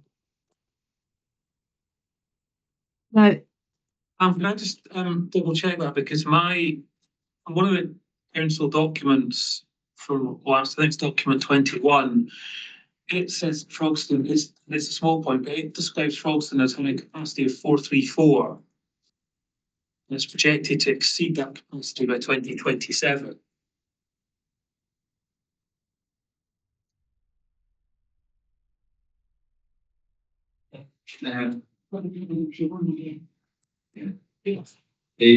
So you're right.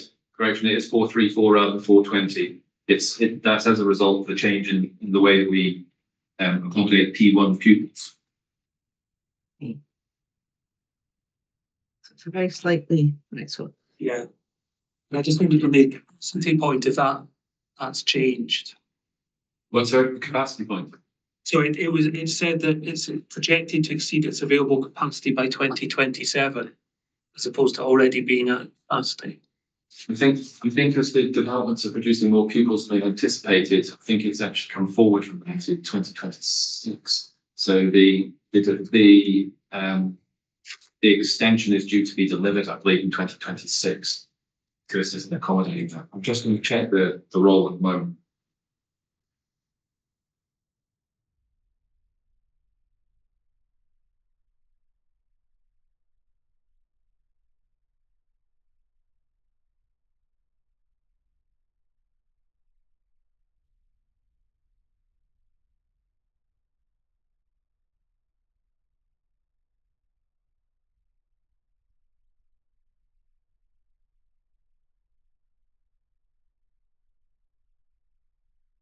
And document 21 was just double checking from August 24, so that would be a change in position between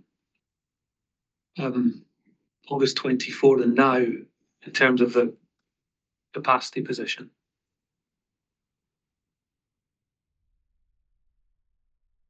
The forecast role, based on what we know about P1 intakes, P1 registrations for this year, for August this year to August 25, the projected role is 481.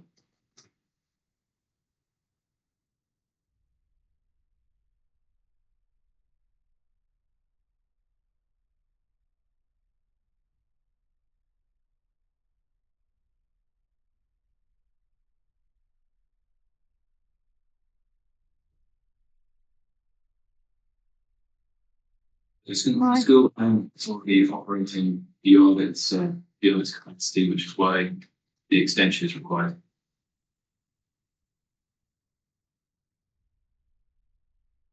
I'm going to look briefly at 2000 document 18 and the school catchments again. This is the future school catchments for primary schools, which shows a new school catchment now called Frogston, Gracemount, the reduced size of Gracemount, and then the existing Gilmerton Primary School.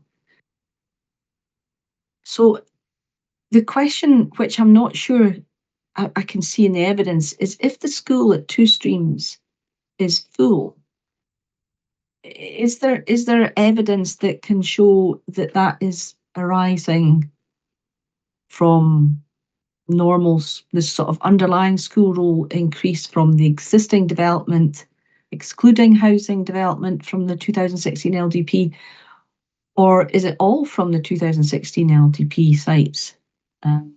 So obviously, because you put the catchment round an existing set of houses, so existing urban area, how much of that at capacity is attributable to new development? Is it possible to make that judgment? We can split the role so we can identify exactly where pupils are coming from, but that's not something that we've done yet. Right, okay.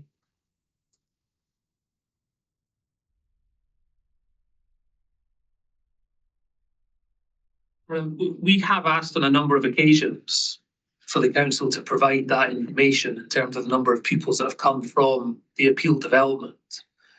As I said at the outset, they clearly have that information for other sites. I think it would be helpful to have that.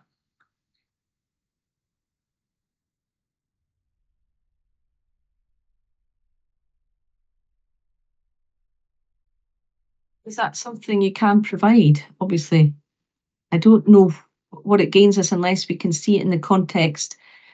In isolation, it's interesting, but it needs to be seen in relation to the other housing development pupils, as opposed to the pupils that ended up in the school because of the catchment change to Gracemount Primary. Because obviously there's a potential kind of underlying number of pupils in that school that have got nothing to do with housing development and just arise as a result of a change in the catchment. That's fine. Yeah. Are you sorry? Yeah, that's my design. Part of the reason for the catchment area was to remove pressure from Gracemount. So then, with the following catchment change, remove pressure from Gilmerton. So yes, there is an underlying population of Gracemount pupils within the Frogston catchment who were previously Gracemount.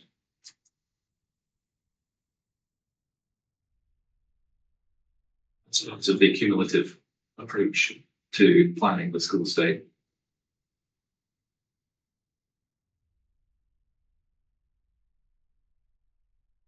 And from the appeal site itself, for the start session in September 24, there was 32 primary pupils from that site.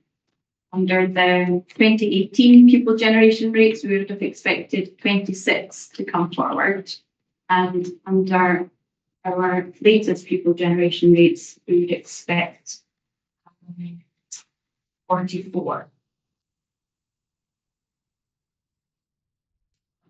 We would say that, in our view, pupil generation for that site has not yet reached a peak, and it will continue to rise. Well, we're going to take separate evidence about the changes in the pupil numbers. Now, so is that, sorry, Ms. Rob, is that actually a figure? That's now the figure, the council's figure as of 2024-25, that there's 32 pupils in Frogston that come from the land east of BurdieHouse. Is that what you're saying from your records? Yes. 32 primary pupils, so can't categorically say they're attending Frogston Primary School, will be attending. Right, okay, right. Might be some captains. So that's the total number of children, but they could have a percentage in the denominational school. Yeah. Sorry, I talked over you, Mr. Belton. No, sorry. I think you can absolutely understand why you're asking these questions, and as I said before, this is information that we have been asking for some time from the council, but it wasn't provided. I'm slightly nervous that this is the first time we're hearing all of this, and it's being given orally like this. I wonder if the council could commit to provide, given that they clearly have it, that they could provide this information in writing. I take your point entirely about needing the information as to the percentage or the proportion of pupils from the development side, from other housing development, and housing already in the Frogston primary school catchment. I understand for the wider context. In fact, I think that is what I meant to say in terms of what we've been asking for. But we're getting figures now for the first time, which we've not been able to check or verify or one way or the other. So I'm slightly nervous about the amount of new evidence that's coming. And I understand why you're asking these questions. I'm not trying to in any way curtail that. Yeah, I didn't expect an answer, to be honest. Sorry, can we understand a little bit how you would verify the figures? Well, I mean, I haven't seen the figures. I don't know the basis of the figures. Or how would you verify? Obviously this isn't cross-examination, but I think we'd rather see, if the council are suggesting that they're going to say it in the context of this hearing orally now, and then are declining to provide it in writing, then that would be an issue, clearly. I don't think that's what they are saying. But I think, as I said, this is the first we're hearing of this, and it would be helpful if the council could provide this in written form. I think it might fit, certainly in the way I'm trying to put these bits of information together. It might fit alongside the other information that we're going to get about the increase in pupil generation rates, because it would allow us to look at pupil generation rates from housing development in the relevant catchments. Obviously, we'll get to Gilmerton and potential catchment for Gilmerton Station. It would allow us to look at housing development data for pupils that have arrived in the school system at the moment. We'd be able to pinpoint within that where the East of BurdieHouse development sits in terms of its numbers, and possibly where the children are currently attending. And then we could look at it in the context of some of the other data that you were going to provide, with a little bit more analysis about how the trends work on other housing sites. Does that make sense? We can maybe look at your site in the same way as we're perhaps looking at these other bits of information about the way that the pupils, the trends in the pupil numbers. And that might be a way of looking at it in where the information about this site and this education zone, maybe can use it to see if it has any relevance or similarity to some of the other data that the council wants to present about other pupil trends that we're going to look at in a different process. Would that make sense, Mr. Welton? It gives us a chance to then see the documentary evidence for however it's put together, and allows you to scrutinise it as part of that further written submissions. Yes, thank you. I think that would be helpful. Yeah, I think so. I'm nervous about it just appearing, as I say, when I asked the question, it was more that I hadn't expected you to have the figures to hand. But can I ask the question then? What's the cut-off point at which you want the information? Because obviously, as a new development, people are arriving at the school, within the school year. Yes. So, would you like the cut-off point to be today for the number of pupils, or would you like us to include pupils registered for next year, for example? In a way, what I'd like to do is for the data to be something that we could compare against the other data you're relying on to demonstrate trends. So certainly figures for, say, the beginning of the session 2024-25, and to see if those figures can then fit within the predictions that you're making about other housing sites and the pupil trends from them. And then we can maybe look at that and see if this site it looks to be performing in a similar way. And it could be that you look at the last 3 or 4 years as the site's developed. The difficulty is the site is only completed midsummer 24, is that right? I think the last, is that the information? Yeah. So so that's the start date. And I think your other tables were looking at that really being the start of your predictions, wasn't it?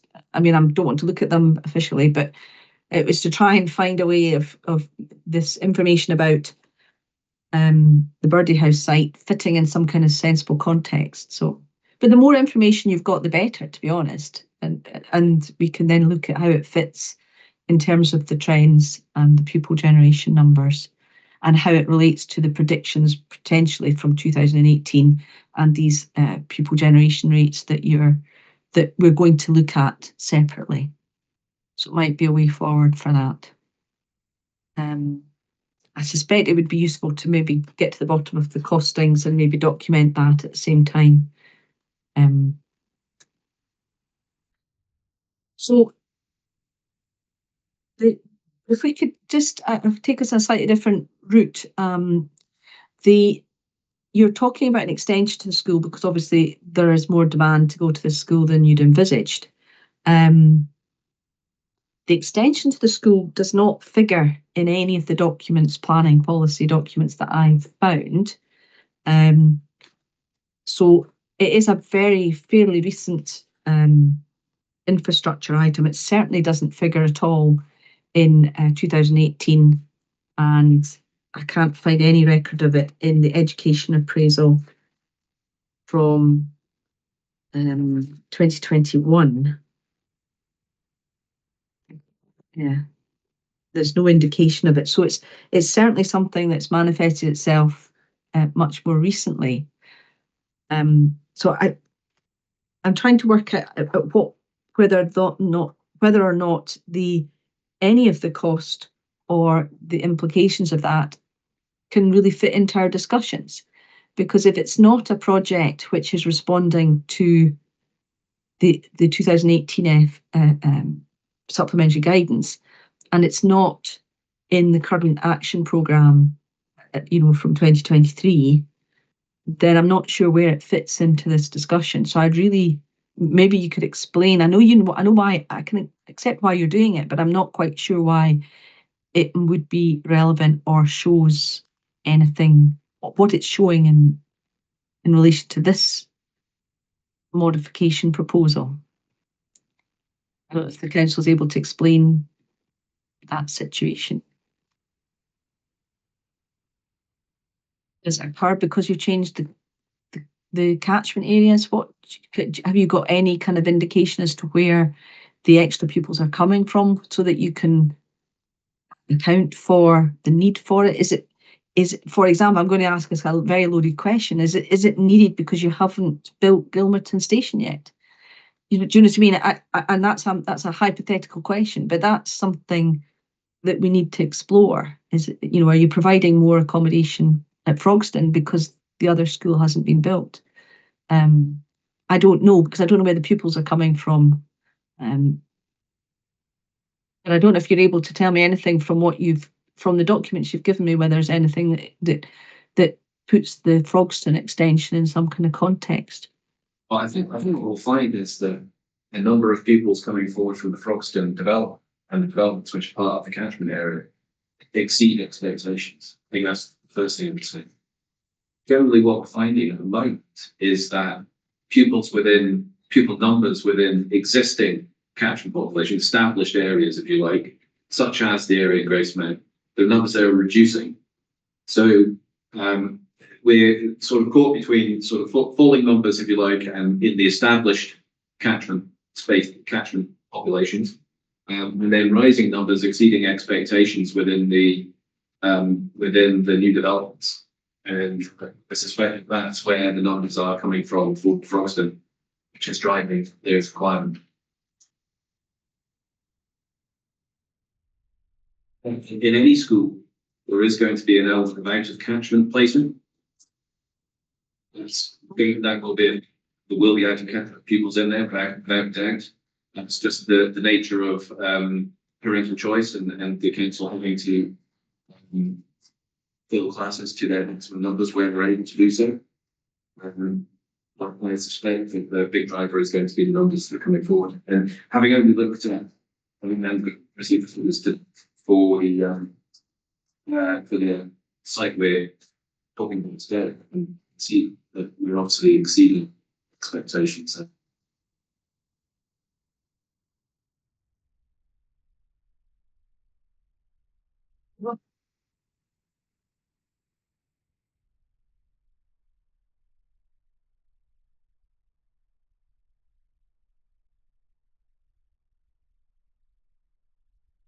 Sorry, you're muted. Were you still speaking to me, or did you mute so you could talk to each other there? Sorry. Good chat. Sorry, I was just clarifying a point because one of my colleagues. All right, no, it's fine. It's just I wondered if somebody had caught the button by accident and you were actually speaking. It's a problem with the small, the number of people in the small screen. Okay, so I suppose the question then from Mr. Welton, obviously you've not queried the contribution that you're required to make to Frogston Broomhill solution. That's evident. You accept that you're in that catchment and that the payment should be made. I think the difficulty I've got and what I'm trying to get to the bottom of is whether or not the methodology you use to do that, and we'll come to that on the other school as well, by just taking the original top line figure for the whole of LG1 and then attributing 40% to it. And that's what gives me some concern if there is an actual cost for Frogston and you wish to be focused only on contributing to Frogston because you're happy to agree that that actually is what's happened, then what your percentage solution may not reflect actually what you're arguing, if that makes sense, because you're arguing that you should only contribute to those two schools, but what you've done is do it as a percentage of contribution zone, which where you're challenging is not a particularly robust methodology. So maybe just to come back on that bit of it. Yes, no, of course. Thank you. I think if I do take a step back and explain how it was approached at the time of the application, because we have had, of course, the benefit of the council's new document with the formulas in it, and I'd like to talk to that as well as part of this. If I can put the appellant's position like this, and it is reflected in the council's document, the way that the planning obligations are in the section 75 were arrived at was, to put it simply, taking the total cost of a range of infrastructure measures and then dividing those by the estimated number of new houses and flats within a contribution zone. And the appellant's position is not so much they think that they should only pay towards these two specific schools in terms of the denominational and Frogston. But if I can put it the other way around, which is the appellants don't think they should have to pay or provide cost towards infrastructure that hasn't been provided, which obviously Gilberton Station Road and the secondary school. And that's the approach that's been taken. In terms of how we approach or try to approach reflecting that in the amended planning obligation, you're quite right. What we did at the time was look at the percentage of the total of the infrastructure cost could be attributed to Gilberton Station Road and secondaries, and then applied that percentage as a kind of pro rata against the lump sum figures in the section 75 agreement. It was the 40%. I think we can probably now do a slightly more sophisticated approach because we've got the formula. And I'll come to that moment if we can and talk you through that. That's the approach that's been taken, is to say these contributions reflect the costs of certain items of infrastructure. A number of those items of infrastructure have not been provided, and as I said earlier, insofar as they may or may not be provided, it is not necessitated by this development. And again, I think I said this morning, I understand why. In fact, the council in their part reflect this, which is at the time they were identifying measures, they took a broad approach. I would say they erred on the side of caution. And they had a list of measures that may or may not be required. And 7 years on, we have a better understanding of the position. On the specific point of Frogston costs, I think there's a difficulty with applying increased costs to this appellant in isolation in what is a cumulative impact scenario. So the appellant's position is our level of contribution should be reduced because Gilmerton Station Road, we've not necessitated that. So far as contributions were required for that, those should no longer be payable. And if part of the response to that from the council as well, no, because Frogston cost more. So in fact, you're not getting your money back, all or in part. Then that would mean that this appellant would have met more of the cost of Frogston than the other developers in the zone. And I think that would come into difficulty in terms of proportionality and scale and kind. So I don't think it's as straightforward as simply taking from one place to put to another. I think it would need more analysis than that. And of course, we don't actually have the full detail of the costs for Frogston. So I don't want to. I think that's probably as much as I can say on that at the moment. But that's my general proposition on it, is that if you have a cumulative approach, then that by nature is applied across the board. On the said I was relieved actually this morning that I think my maths might stand up to the council's maths. I think we had more or less the same numbers. So I was actually quite relieved about that because, I have no huge amount of confidence in that. On the council's new document, the first 13 pages that were talked through, and I'm very happy to put this in writing because again, this is a whole series of numbers. But in essence, what the new information allows us to do is apply the formula to the total cost that reflects the appellant's position and what should be provided. And just to take an example, if you've got a document to hand, so it's a new one, over page number 5. The table, so the page which is formula for non-denominational primary school per unit rate for flats.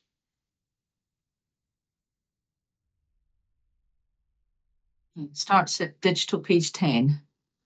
Perfect. Yeah. So that details New Hills, Frogston, Gilmerton Station Road, and then the costs associated with that. And that's what the council relied on in terms of coming to the figures at the front page of that document. And as I said just before we broke for lunch, that is the council's position. On the appellant's approach, you would remove the cost of Gilmerton Station Road and the associated site servicing and remediation from that. That's the 2 times 5.1. So 1 of the 5.1. And that gives me roughly 18.6 million. And then at the bottom of that page where you've got the formula, you swap in the 18.6 for the 32.6.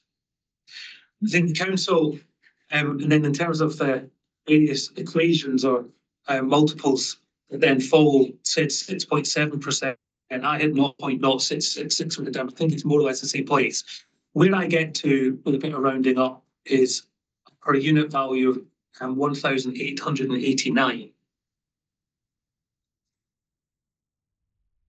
I won't go through it in the same way for the next one, but for housing, I got to effectively 8,097.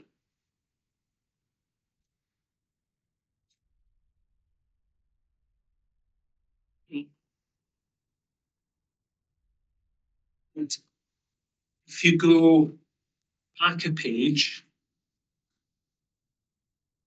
that then gives you the breakdown of education infrastructure per unit rates. And in the appellant's approach, you would swap out the 3308 for the 1189 number.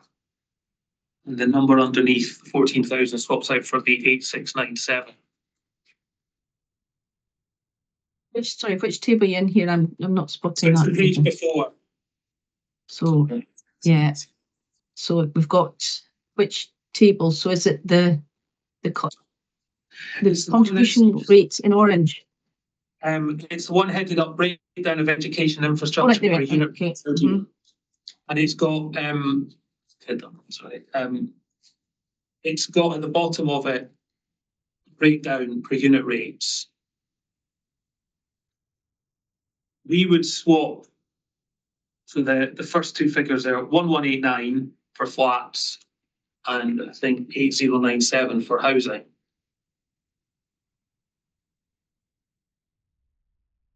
There's no change to what they've got as RCPS because there's no the modification doesn't seek to change the denominational. So that would give you a total 1993 and 8543.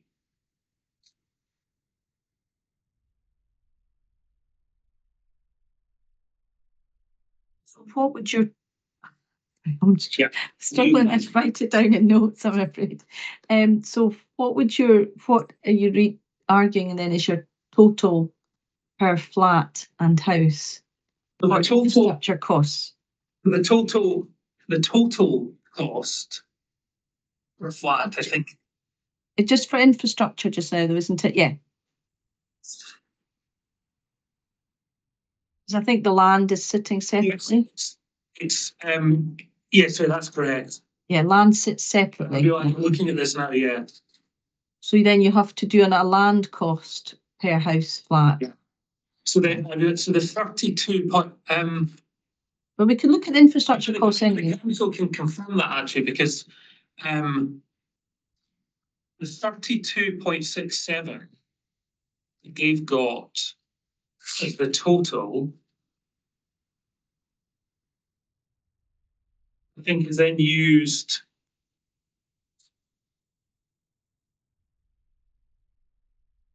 to arrive at their per unit number. And I don't see a so I have to be working on the basis that the 32 million was the total figure. Because there isn't they haven't done a separate exercise for land. Not in here. I might. Yeah, I was just realising that because obviously we were looking at that 13.5 figure for Broomhills. And we know that excludes the allocation for a land cost and a servicing cost. But the servicing cost is in the table at the top of digital page 11, but not the land cost. So you've got 2 times 5,000, which is two servicing costs, but there's no 3. Sorry, there should be 2 land costs on top of that. Can the council confirm is that just showing infrastructure that that's your education would just be calculated separately? Are you following what we're looking at here just now? Okay, I mean, we're not completely following, but on that last point, so the per unit rates for infrastructure and land are separate calculations, albeit using the same formula, and it's because the infrastructure contributions are index linked, but we don't index the land contributions. That's why they're not in table 1. So I haven't done a formula for the land per unit rates, but the formula set out in the non-denominational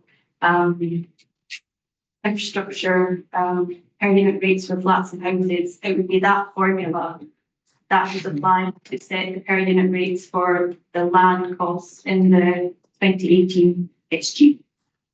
And you would stick at the fixed figure and you wouldn't change it, which is the way that the planning obligation set out as well, that the land doesn't move forward with index linking, but the infrastructure cost does. It moves forward to the point where it's paid. Right, so if I'm going to take a wee step back, because obviously if at the end of this very complicated calculation, which I don't think I really don't like doing things like this in an actual oral hearing session, but if there was a new figure, what are we doing with that figure as well? Because obviously you've applied for a specific modification and the only modification is the figure. So the difficulty is at the end of this, do we have a new figure and a new proposal? And what does that do? I would need to go and check myself actually about how an appeal manages a proposed amendment to an obligation. I know I have some, I think it came with the recent changes, I have some powers to decide to modify an obligation, not in the way that was applied for. And there is a procedure attached to that, I need to kind of get people's approval and notify people and things like that. So I know there's a process. I would need to check that in more detail to make sure I got it right. But I'm not quite sure if you were to come to me and say, I want you to consider this alternative proposal. I'm not sure we can actually change the proposal as it stands before me, but you might say this is something you might consider. Would that be the correct way of approaching this? Yes, I mean, that was effectively where I was trying to get to, and it was the modification as currently presented, as I said, was based on trying to work with the information that was available at the time and applied that 40% reduction. I think part of it. The difficulty with that was that the actual figure of the obligation that's transpired through this process is not actually the figure that the Education Authority as consultee was suggesting, and there was a disconnect that couldn't quite be squared, and I think that may explain that. But I do think there may be benefit if the appellants were to apply the same approach to the per unit contribution and then use that as the council are saying they used. It was never our intention to say that there should be a different formula or a different methodology to calculating contributions. Our point very much is related to the provision or non-provision of specific pieces of infrastructure. So okay, we're going to come to that. Yeah. Mm-hmm. I realising that I think what isn't in the slides, and just to confirm with the council that the 32.6 figure to shortcut it in terms of not having to do two separate calculations, but if the land is a value of 3 million per site, that would be an additional 6 million. So you would add 6 million to the 32 figure, 32.6 figure, and then you could run the same formula. Yes, I would think so. Yes. I'm seeing that, Tuba, but so hoping the council. Yes, I know the council. We're hoping the council are the only difficulty we've got in all of this, and obviously this is not necessarily this hypothetical scenario here. The council had never asked for infrastructure for the flats in your planning obligation. They asked for the land costs, but not the infrastructure costs. So we would need to kind of work around that as well, because obviously the obligation unfortunately has to stand. It might have been an error, but it still has to stand as it is. I think it's a useful exercise. I think, and I appreciate you didn't have access to a way of replicating the formula until the last couple of days. So it's a worthwhile exercise. I would be reluctant for you to present it as an actual modification to your application, but I think you might need to put it, if you put it in the mix, we can at least look at what it would be and compare it against the figure that you had put in the modification. And then we take that forward and I can look at that in the overall context of the decision.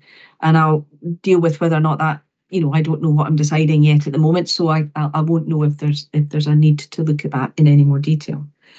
I do want to take you back though, and I just want to kind of look at this issue of catchment change, because I think one of the things, the points you're making is about you've not created a need for Gilmerton Station School. You haven't created that need because all the pupils can now go to the Frogston School, which was being built and committed before the planning permission was granted. But at the point where planning permission was granted, you were not in the Frogston catchment. You weren't even in the Gracemount catchment. You were in the Gilmerton Primary School catchment. And in theory, at that point in time, my reading of this, and I'm trying not to create some kind of evidence, I'm just trying to follow a train of thought. At that point in time, your site was creating a demand for the Gilmerton Station Primary School because it was intended to alleviate pressure roughly on the east side of the LG zone. And there was no mention, which I established this morning, that there's nothing in the SG that shows the catchment change for that confirms your site would be in one or the other catchment. My interpretation from this, and I'd really like the council's views on this, because by moving the catchment, it's alluded to in the council's statement. Apologies if I can't remember the exact paragraph, but it's this idea that by front funding the Frogston School at the 2-stream size, quite a considerable school, considering at that point there's very little of the development that's actually taken place, but they're front funding it as a 2-stream school. But by doing that, it means the catchment change that happens allows your immediate needs of your development to be catered for as soon as possible. Whereas if the catchment had kept you in Gilmerton Station, or in the Gilmerton Primary School, you might have been affected by a different problem and a different availability. So the catchment changes are quite important because they've allowed all the development to proceed by creating this larger school at the outset, or they seem to have anyway. Again, the problem I have here is I don't have definitive data that shows that, because we don't know how many development-led or development-created pupils are in the Frogston current school role or in the school role over the last couple of years. But I wonder if it's something worth exploring with the council, this idea that the catchment change, and they do allude to it, that by building Frogston early and building it at the full size from the outset, although it's turned out to be too small, that they actually have created the interim position. I think there's as part of the PAR statement says it allowed the Gilmerton Station School to be delayed.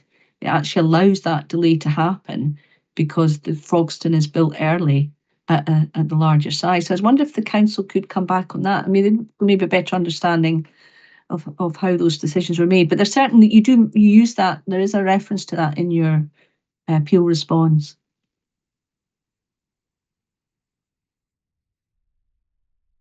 Yeah, that is our position. So earlier this morning, when I was outlining the catchment changes that transferred areas of what used to be Gilmerton Primary School catchment area into Gracemount, the effect of that, in our view, has delayed the requirement of the new school at Gilmerton Station Road, but it has not removed the requirement for a new primary school at Gilmerton Station Road.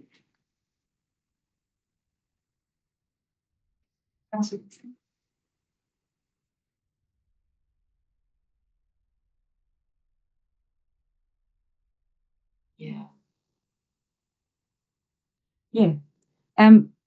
Do you have anything to come back on that? Obviously give you a chance to respond to that, Mr. Welton, on the idea of that the catchment change is actually part of a strategy to I suppose, phase the school delivery. So not all the money is needing to be spent in the same short period.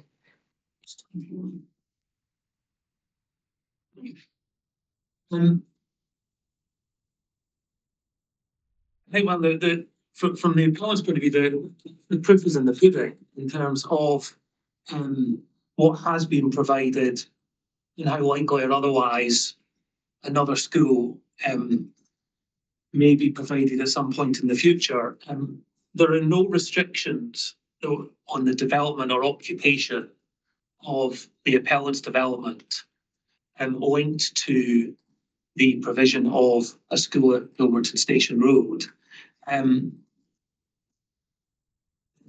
Whether Gilmerton Station Road ultimately is required or not has no relationship to what happens with the appellant's development. Allied to that is that if Gilmerton Station Road is brought forward, it's clear that it would be brought forward to meet demand not just from LDP sites, but from city plan sites. And then that goes to the cumulative point in terms of just exactly who is being asked to contribute towards what, because the calculations relied on by the council in the planning obligation in its current form don't have, obviously, do not have city plan sites in it because they couldn't.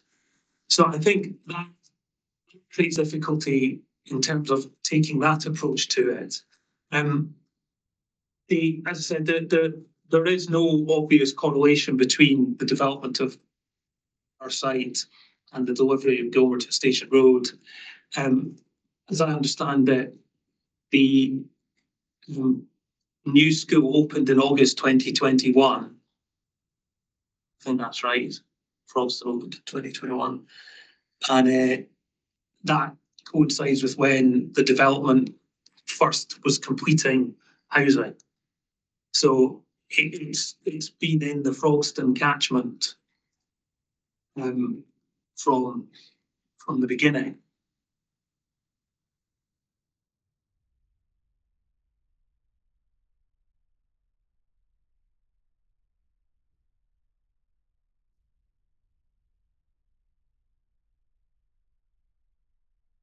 So do you want to come back on that point about the lack of connection? We're going to look at Gilmerton Station Road in a minute, actually, so it's going to maybe we can. We'll maybe leave it because I'm going to look at Gilmerton Station now, so maybe we'll just say in terms of connection, go back to what I said earlier, is that the catchment areas in formulating them have been designed to take pressure off Gilmerton Primary School because the government developments have come later than Froston. It's allowed us to make use of the capacity that is available, and that is one of the kind of principles that is applied through the planning process. And so it's allowed us to use the capacity we have available as developments are released. We wouldn't be able to do that if we weren't changing the catchment areas to fit with the available capacity. And Gilmerton Station Road at the moment we've just completed the statutory consultation on that, which allows us to deliver. Part of that statutory consultation process is about agreeing with the public and the relevant stakeholders the catchment area for a new school. So Gilmerton Station Road is still planned for delivery, and in December the council approved the outcome of statutory consultation to establish the school at a site in Gilmerton Station.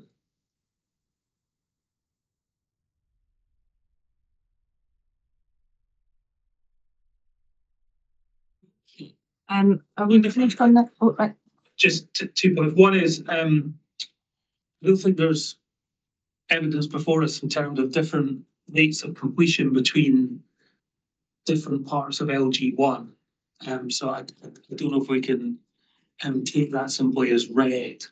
The other point is, if the council can confirm which of the LDPs, of the 2016 LDP sites, are restricted from development pending delivery of Gilmerton Station Road Primary School.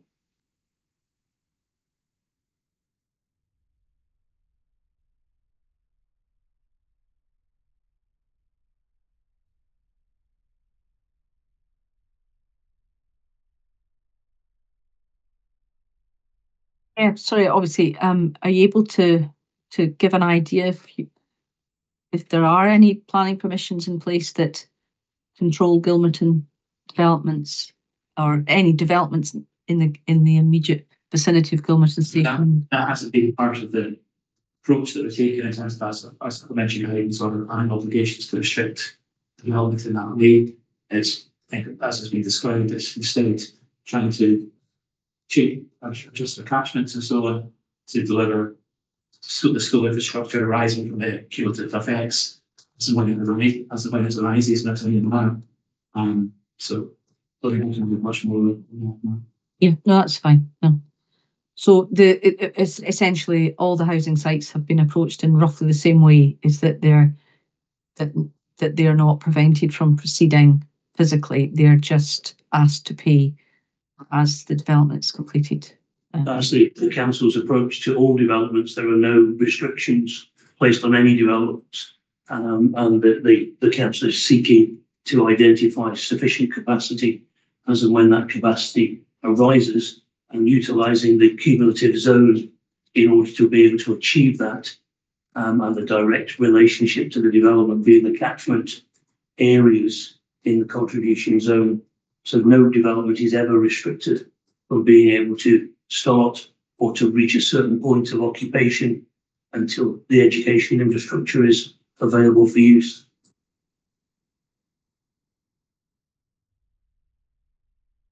Right, no, thank you. That's helpful. I'm going to look obviously at the other schools there now. Notes. Obviously, Broomhills and Frogston are built. We're looking at 3 o'clock. We'll maybe just keep going till 3:30. We'll look at Gilmerton and we'll maybe take a break after we've looked at Gilmerton. So the Gilmerton Station School, Station Road School, it's there in the LDP in 2016, and it obviously is clearly there in the Education Appraisal and the FSG in 2018. But through that, it's a 7-classroom primary school. So it's a 7-classroom primary school until 2021. The 21 appraisal changes it to 14 classes. Trying to see if it tallies. Yeah, and the 2021 action programme identifies it as a 12-classroom school at that point, and then 2023 catches up and identifies it as a 14-classroom school. So the difficulty is obviously we're back. We're dealing with that kind of baseline point, which is what was the school that you expect to build in 2018, and it's a 7-classroom school.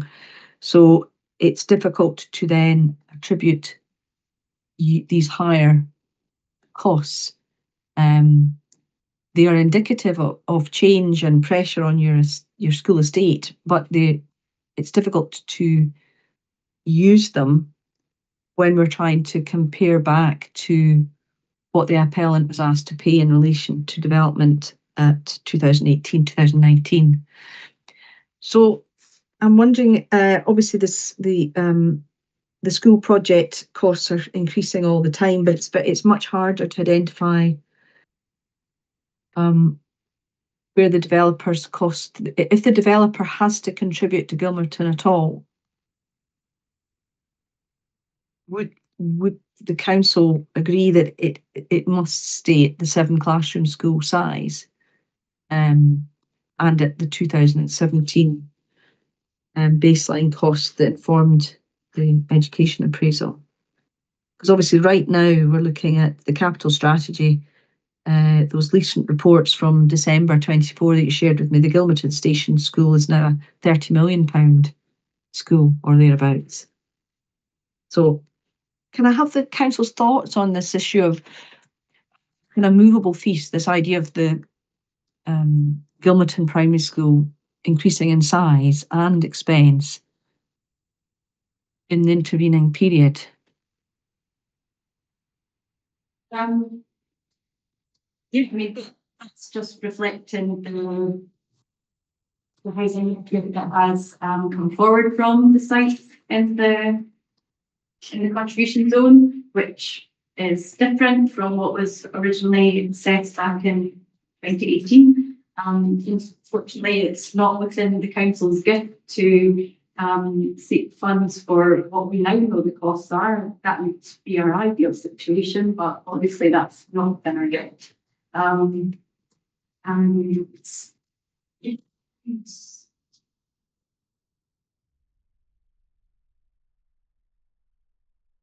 it's difficult for me to plot site by site, year on year, how it changed. Obviously, the action program updates have done that to an extent. And yes, it is a combination of the changing housing output, the council's new pupil generation rates that are leading to this school of a new size.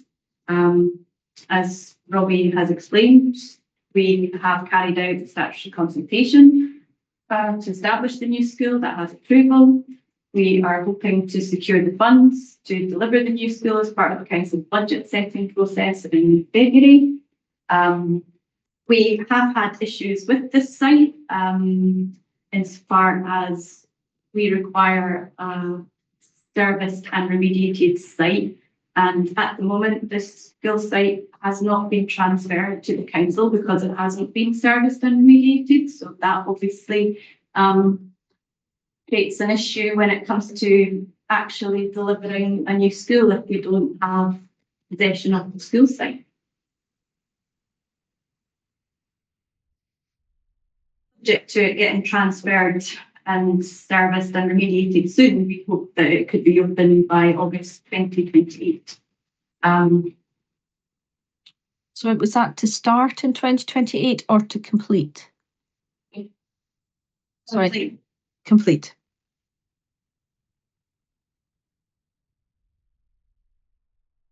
Can I just double check? I really don't want lots of. I know we might not have the evidence, but is the transfer of land similar to what you were describing at Broom Hills, where you're waiting on a house builder to make the land available for you and transfer it to you under the terms of a legal agreement? Yes. Yes, okay, that's fine.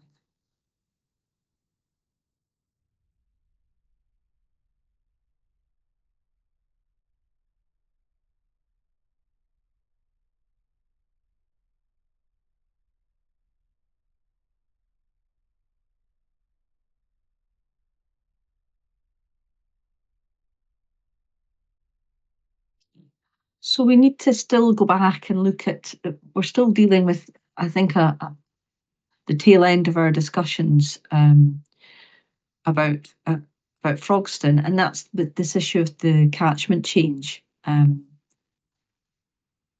if you were dealing with the 2018 situation where these catchment areas don't exist, then the housing development at east of BurdieHouse could have gone to either school. Would that be the correct interpretation?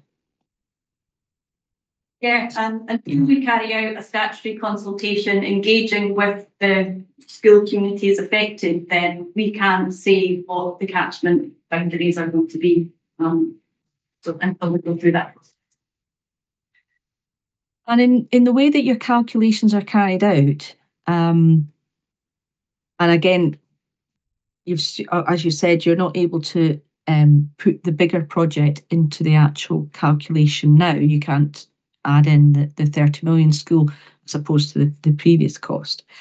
But I'm trying to work it because I don't think the appellant is paying for the same amount of accommodation in each school. Would that be the correct way of interpreting these pro rata costs? They're paying for enough spaces in either school, but not both schools.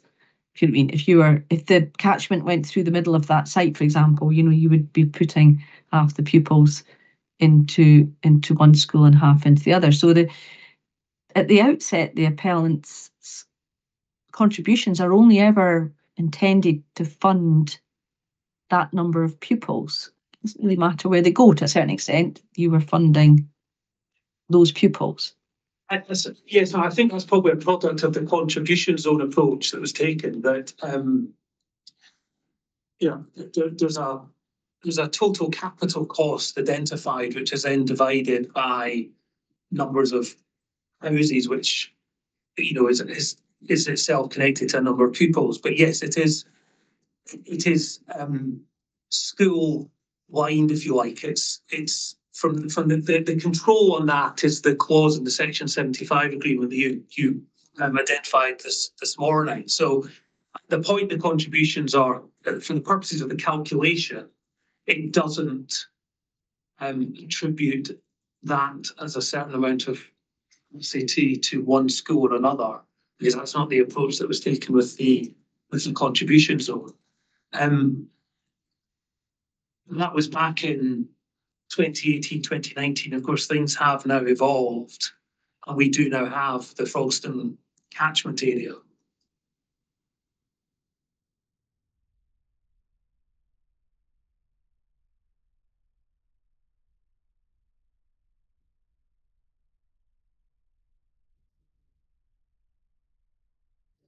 Yeah, I think I would need to have greater reassurance that if you half the cost of your contribution, that you are not then paying for half the cost of a pupil place within the zone, and therefore as a result somebody else's pupil place has just increased in cost. Because if you're attributing the Frogston costs and saying you're only paying those, and now you're just paying half, you're sort of paying 40%, but you're paying, say, half of what you originally were going to pay towards infrastructure. Essentially, you're paying around 50% of the cost of a pupil place in the LG1 zone. Would that be one way of looking at that? It would. I don't think I'm not sure it would be entirely right, because what we would be paying for is the contributions towards the infrastructure that was necessitated by our development.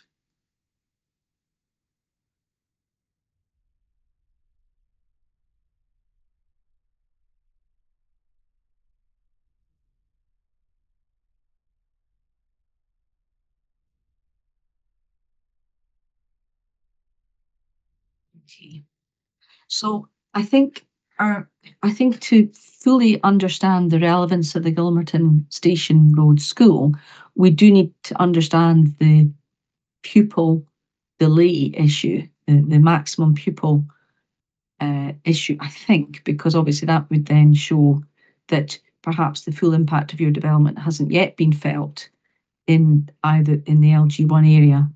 And of course, we are not going to look at that today. But that's where the argument goes next, is if the school could be delivered by 2028, we then look at whether you're still producing additional pupils up until 2028. And therefore Frogston School at the moment is actually not, well, we've heard that Frogston School might be big enough for your development if we were to take it as of today's date and the infrastructure that's present in the area.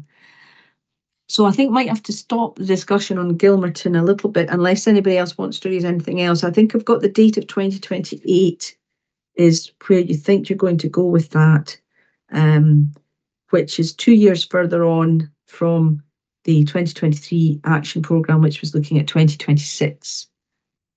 Is that correct position, Council? Is that your up-to-date position? You think if you can get the land serviced in time, you'll get a 2028 delivery?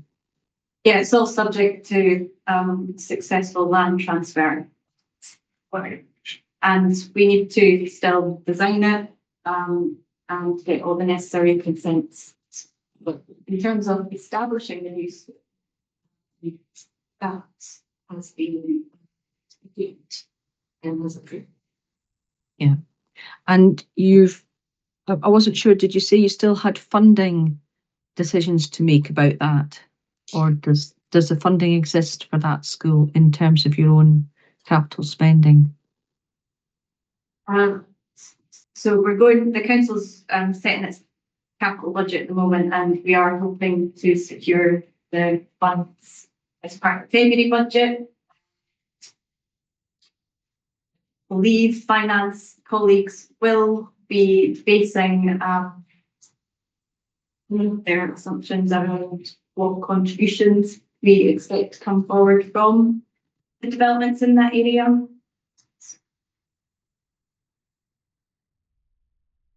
That would be your next capital plan presentation to committee. Would then be looking at the Gilmerton Station School at that point. Yes. But we don't. But it's just not been done yet. Okay.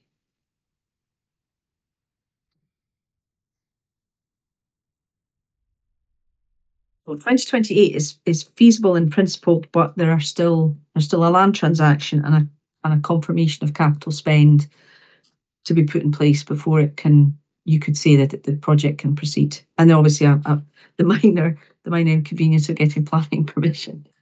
But we know about that trials and tribulations that can cause. Right. So we are now at. Sorry, do you want to come back on that? Yeah, so, yes, sorry. You know, I hear what the council say about delivery by 2028. That is in their consultation document as an indicative timeline as Education Authority. I haven't seen it anywhere else in terms of their documents. The council's, I think it's the council's document 30, which is a report to the Finance Committee. It's pretty stark in terms of the funding position and the fact that there isn't funding available.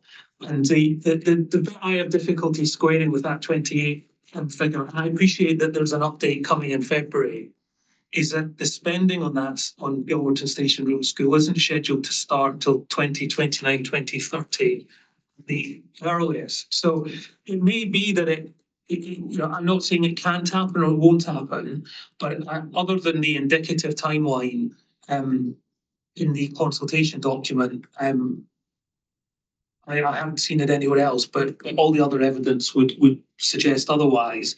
I'd also say that suggesting that because a consultation has been undertaken, the school is established, is probably pushing things, especially if you don't have the land, don't have any money, and don't have planning permission. I think the site's been available to the council since about 2017. Having worked in the original appeal and put the Section 75 in place for it. There's the other point I wanted to make, if I could, is around the sort of the evolution in the position, and the fact that there's now a Frogston catchment, and it's Council Document 21, which is about the proposals to establish Gilmerton Station Road. And that document says in its summary, new housing in Gilmerton Primary School's catchment is estimated to create shortfall of nearly 400 school places, equivalent to a two-stream primary school. Further development in Craigor Park Primary School's catchment area may mean that additional capacity is required in future years. Accordingly, the following actions are proposed, including Gilmerton Station Road Primary School. What's clear from that, it's paragraph 3.1 of document 20, it's Council Document 21. So what's clear from that is that the council's position is that development in Gilmerton Primary School's catchment area is what's driving the need for Gilmerton Station Road.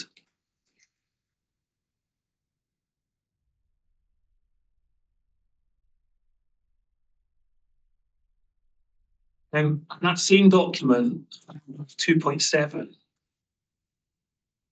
deals with Frogston, and this is where I wasn't clear about the fact about this stool capacity and it being at capacity or not, that paragraph, if you have it, What was the number again? 2.7.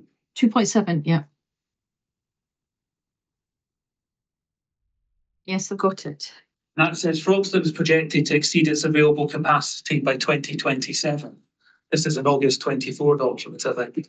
A separate project is underway to extend Frogston to 3 streets, allowing it to meet demand from its own catchment area. Accordingly, a catchment change with Frogston to take pressure off Gilmerton is not possible as Frogston does not have sufficient capacity. I think what that reflects is the evolution in position in terms of what was known in 2018 and what's known now.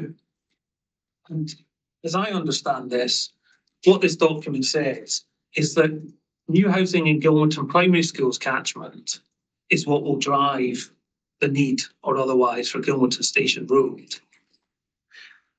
And so far as there's a need to meet demand within the Frogston catchment area, that comes from the extension to that school.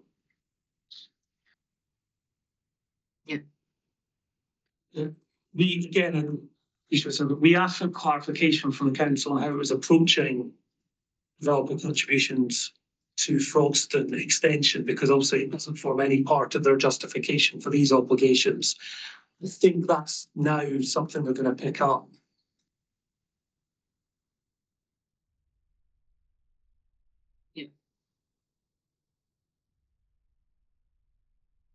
Yes, I think that I was hoping it might clarify when we're looking at housing, pupil rates coming from the housing in the area versus the existing or the pre-existing urban areas of each catchment. It might help us understand what the actual changes in those areas, and obviously look at the pupil generation rates that come from that. Okay. Is that everything on Gilmerton? Because we might take a break just now. That's 3:20. Just take another 10-minute break, come back at past or so, and we'll have a look at the denominational school information and then the secondary. Sorry. Sorry. Yeah. Can I come in there just to reiterate the back of what that Scott was saying?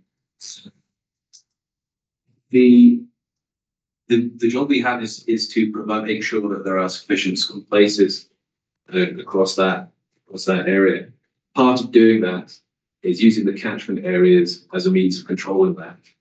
And in order for us to get to the position that Mr. Weldon has described, we've had to take pressure off Gilmerton Primary School by adjusting the catchment areas, Frogston and Gracemount, to allow that to happen. So again, I think what Mr. Weldon is really describing there is this reasonable success so far of the cumulative approach and the single approach to managing catchment areas and capacity across that area.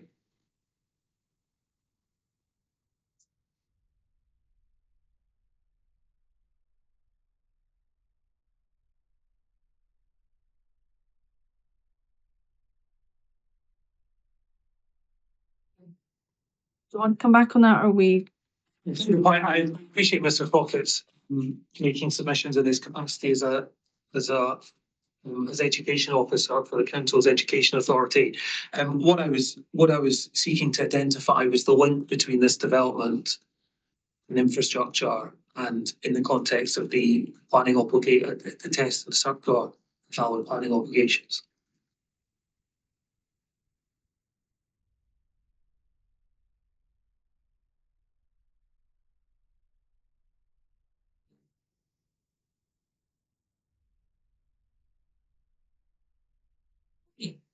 We'll call a halt there. That's us at 25 past. So we'll take a 10-minute break and we'll come back at 3:35.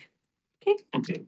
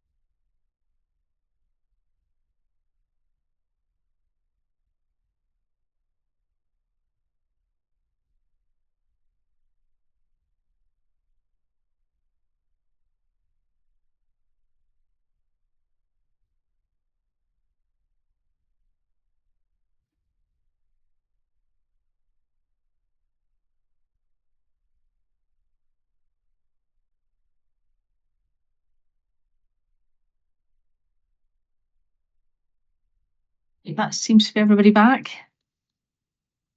Now I was going to look at the two RC denominational schools, St Catherine's and St John. Is it Bainey or Viney? Sorry, you're on mute. If you're Vianney. So John- Vianney.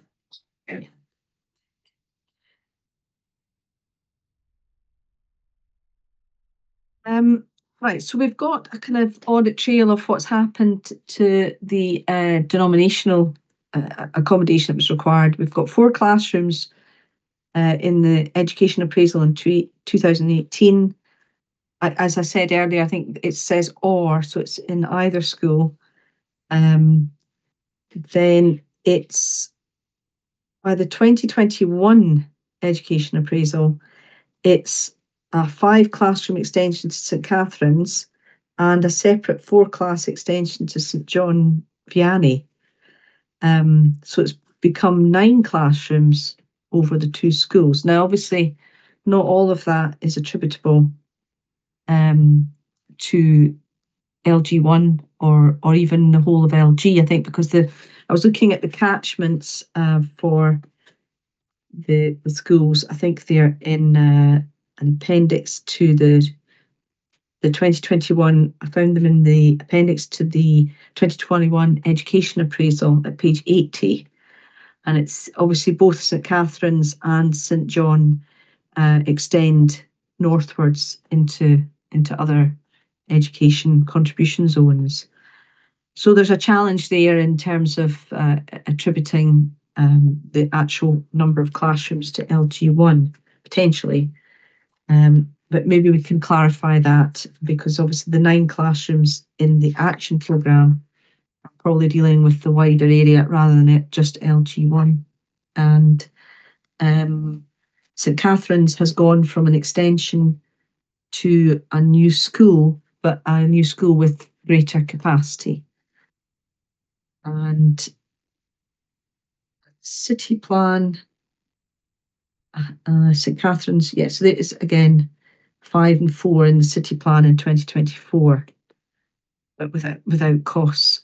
And then the council confirms when they respond to the procedure notice that the grouping the 2 schools together, they envisage 20.3 million.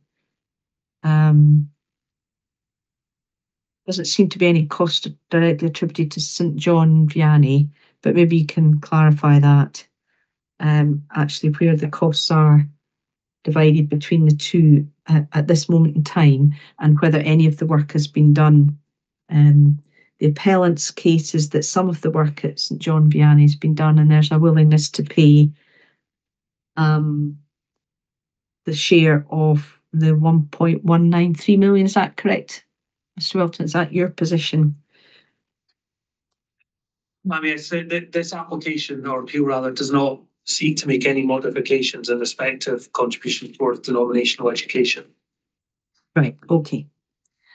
So although the school is increasing and the demands are increasing, it's accepted that that school contribution stays the same. If that's the case, then there's really no need to debate much more on the Roman Catholic provision in the area, unless the council wants to come back in at all with this matter. We don't need to go into it if that's the case now. Yeah, okay. So that contribution is not being challenged. It's just there. So that takes us to secondary accommodation. This gets a little bit more complicated, and we'll if I work through what I've established here. So the main issue here seems to be an evolving position with regard to the number of school places that are required. So we start in 2018, there's a need to provide 522 spaces within either or both the Liberton and Gracemount High Schools. These become, by 2021 in the education appraisal, these have been a bit more focused into 2 specific proposals, one at Gracemount and one at Liberton. And you can see that evolution to a certain extent coming through the action programmes, though the capacities seem to drop. As far as I can make out, the current capacity, according to the 2023 action programme, between the two schools would be to actually provide 594 spaces, but maybe you can correct me if I've got that wrong. So the actual proposals now are trying to provide more.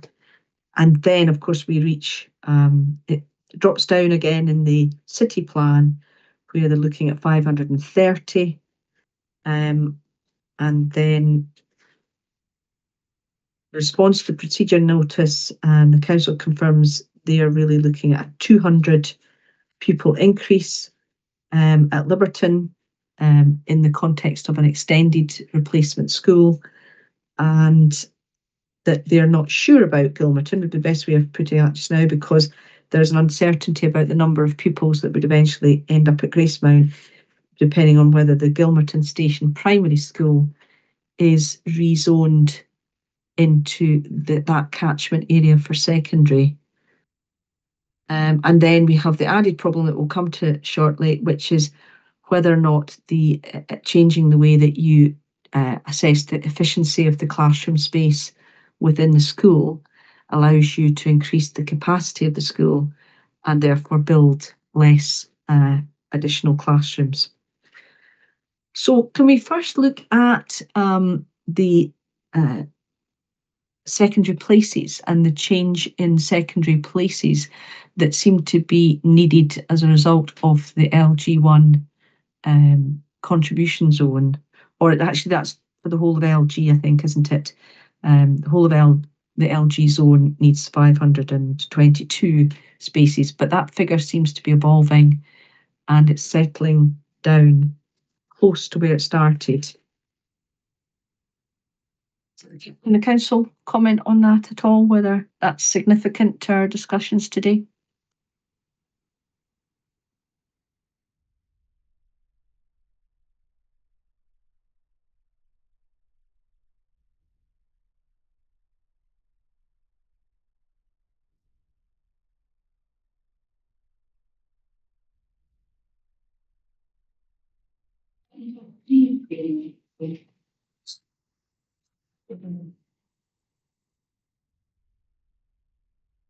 And that was it, the 2023 appraisal that we were with us. Yeah, yeah. Sorry, you're breaking up a little bit, so I'm not sure if you're speaking to me or still discussing between yourselves. Sorry, ma'am, I was just asking to clarify, was the 2023 education appraisal you were last considering again? Well, the 2021 education appraisal has a figure, and then the 2023 action programme has a figure, and then the city plan has a figure. They're all slightly different, and the figures seem to have increased and reduced over the 6-year period that we're looking at these documents from 2018 through 2024. So I'm just wondering if you can, if you're in a position to explain what's been happening in the secondary provision in the Liberton Gracemount area that's meant you were changing projects or changing capacity requirements.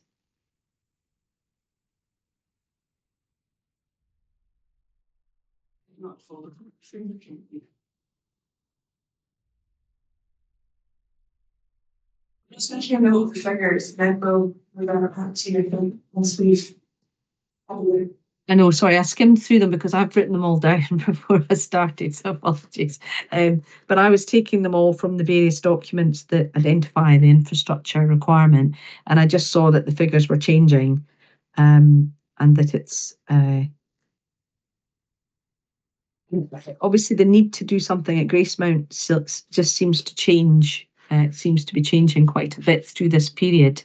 Again, it's all potentially attributable to your understanding of the pupil product rate coming from new development and an uncertainty as to when the secondary pupil peak might occur.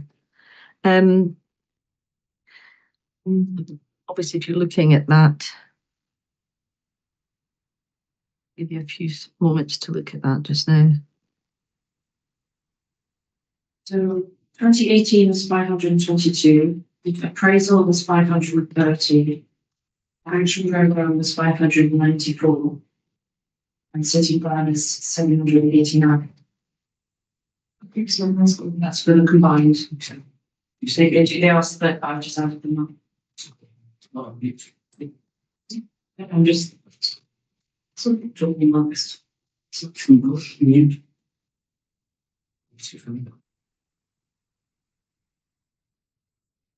suppose the simple thing, obviously, it drops down when city plan is not really being considered in any detail, and then it pops back up again.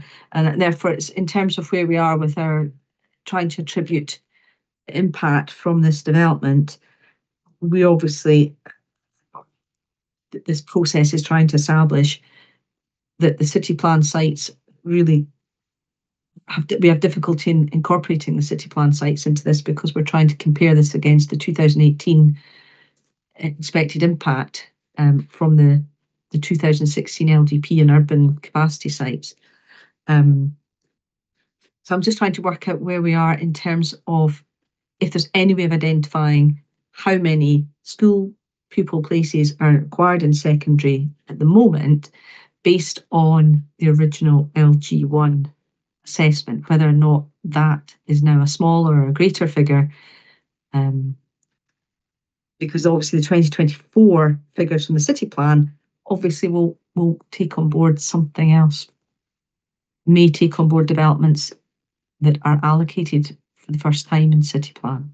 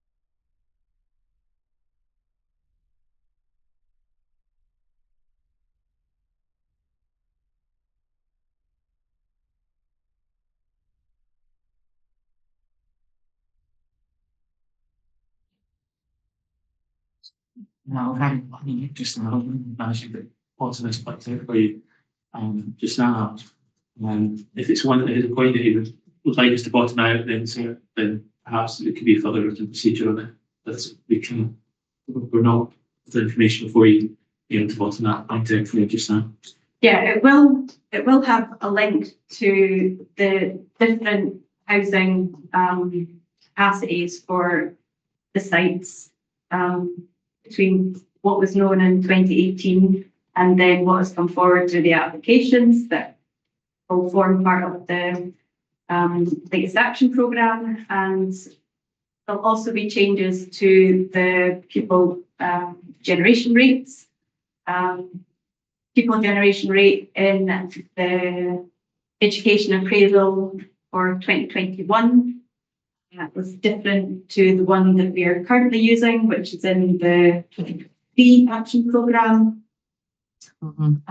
Then the 2018 appraisal, as I'm sure you probably noticed, is that the 522 figure relates to the estimated number of secondary pupils from deliberative basement contribution zone as told, whereas in the 2021 education appraisal, any spare capacity in the existing schools were taken account when assessing how many additional pupils were required. So yeah, we would have to, or I'm going to have to look at the sites that are known at each stage. Well, maybe I could kind of take us back to those tables in your response to the appeal, that we looked at earlier. So that's on page 12 of the PARF response, where you did set out some figures. So in 2018 education appraisal, you were looking at 450 secondary pupils are predicted from that list of housing sites. And again, I know we've got difficulty with the second table at table 3 because it uses different pupil generation rate. But the figures, the number of pupils had increased to 731. So there's a little bit of disconnect in 2018 between the 450 pupils generated at secondary level there and the 522 that appear in the intervention, in the size of the capacity intervention, especially as obviously that secondary figure is a total and hasn't been split into denominational and non-denominational places. The 522 figure will be for the whole of the government and Grace Mount contribution zone, so it'll include pupil generated figure. Yep. Because obviously that table is just LG1, so that it's 450 within 522. So presumably that's, yeah, okay, that makes more sense. Yep.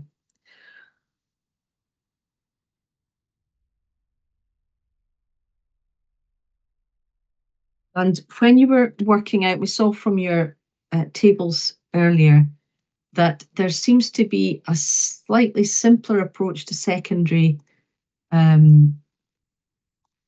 costs, where you've used a generic cost of a secondary school place, and attributed, well, you treat a generic cost attributed to house and a flat, or have you actually, is there a specific cost to the school, or is it? I'm trying to remember how you've worked out what the school infrastructure costs would be. There's something about using a typical school project cost.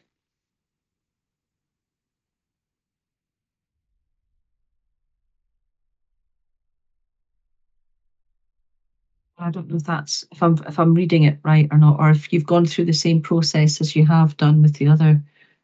Yeah, the secondary per unit rate is based on a per pupil cost of, back in the 2018 appraisal, the per pupil cost was 32,678. The portion of the pupil generation rates from that time are used to work out what per unit cost for each individual house or flat would be. So the per unit rate for the house is 32,678 multiplied by 0.2, which is the pupil generation rate for houses and secondary pupils, which is figure of 6,536. And then the same is applied to the flats, but using the flat rate, which is 0.03, which will give the 980.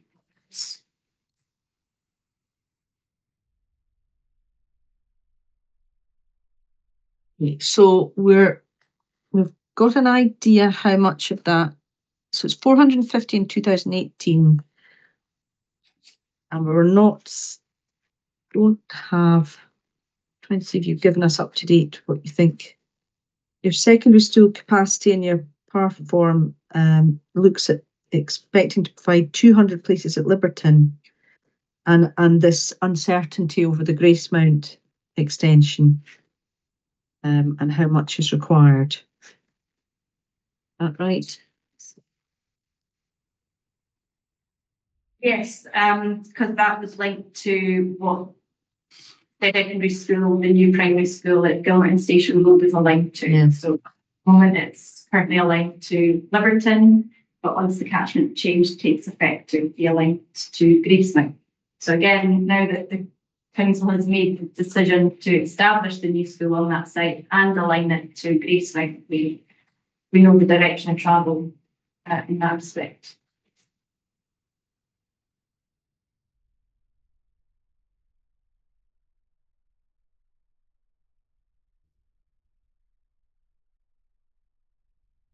You could say, if we were only looking at the 2018 position, and you've got that, what we looked at earlier, the shared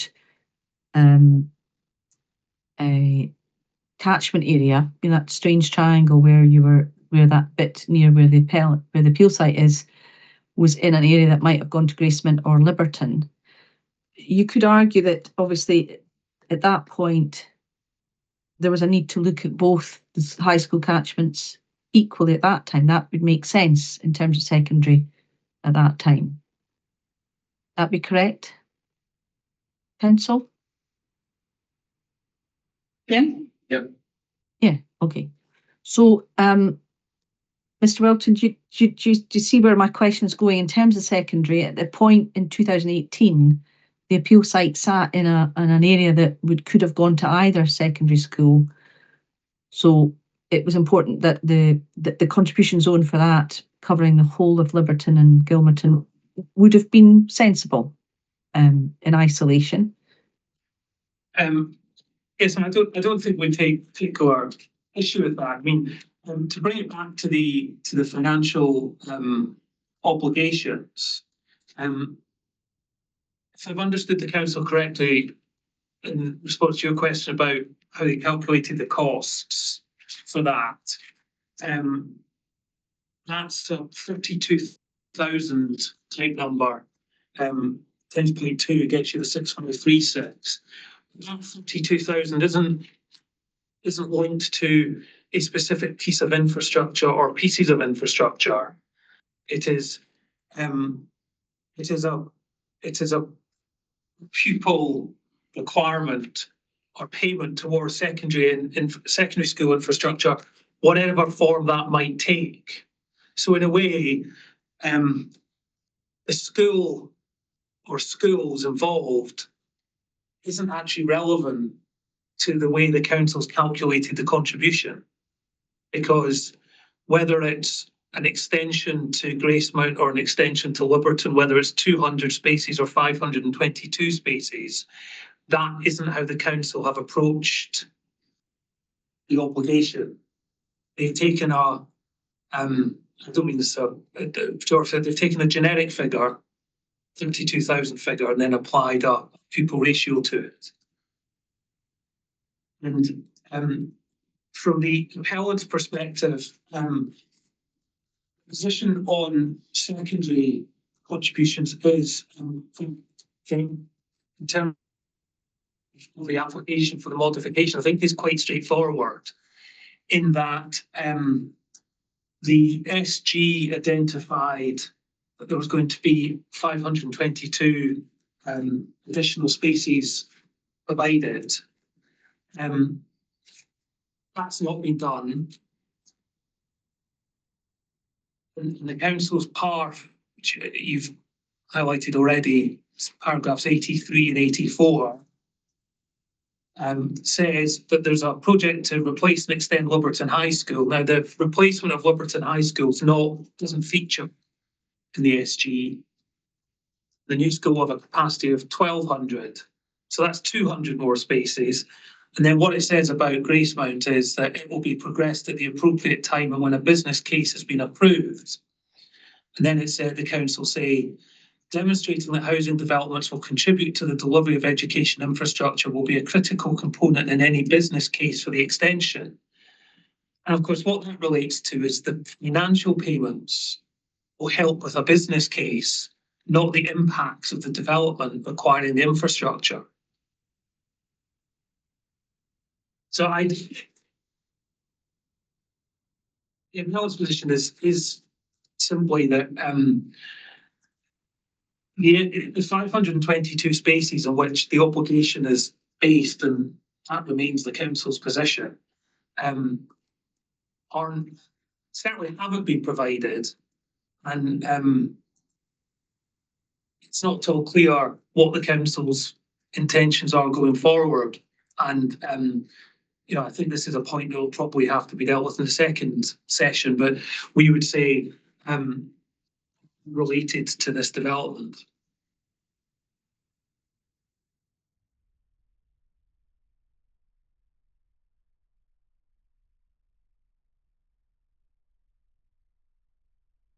And so are you confident that you could, you're obviously, the initial figures in 2018 showed that there was a 450 potential secondary pupils.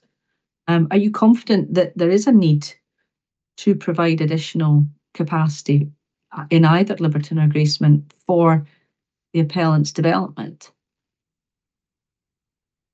Or is there capacity in the schools for the housing development that's happened so far?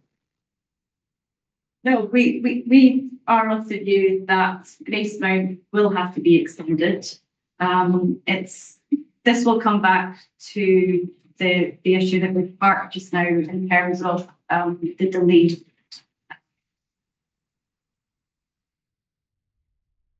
And let me give you an example. Mr. Lappin won't like this because I'm going down to the figures I gave for the 12 in terms of numbers of pupils. We, as I said, we have 32 primary school pupils from the appellants in development. We only got 9 high school pupils, and that's because housing developments tend to attract younger pupils, younger families. Therefore, it takes a period of time before the high numbers of pupils we would expect in secondary appear.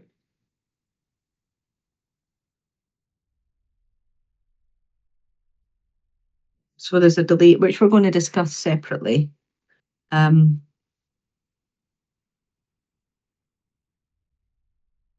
what about the Liberton project?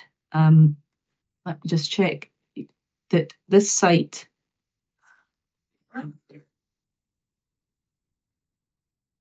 is no, it's in the new Gracemont High School boundary. Can you remember? You're right on the cusp. I think you're in the Gracemont High School capacity catchment area. Is that correct? I'm looking at document 18 with the new Frogston. It's called New Frogston Primary School catchments, but it's got the primary and secondary catchments. And previously, the secondary, you were in that dual feeder area, Gracemont or Liberton, but you're definitely in Gracemont. Moment. So we're still affected by this catchment area changing the emphasis on projects, because obviously there is a Liberton high school project and you're committed to delivering it. I think maybe you could just clarify that, but that's the impression I got. You're committed to delivering Liberton. That correct, Council? It's in progress. So they're on site building it now. And we expect it to be complete next year, early next year.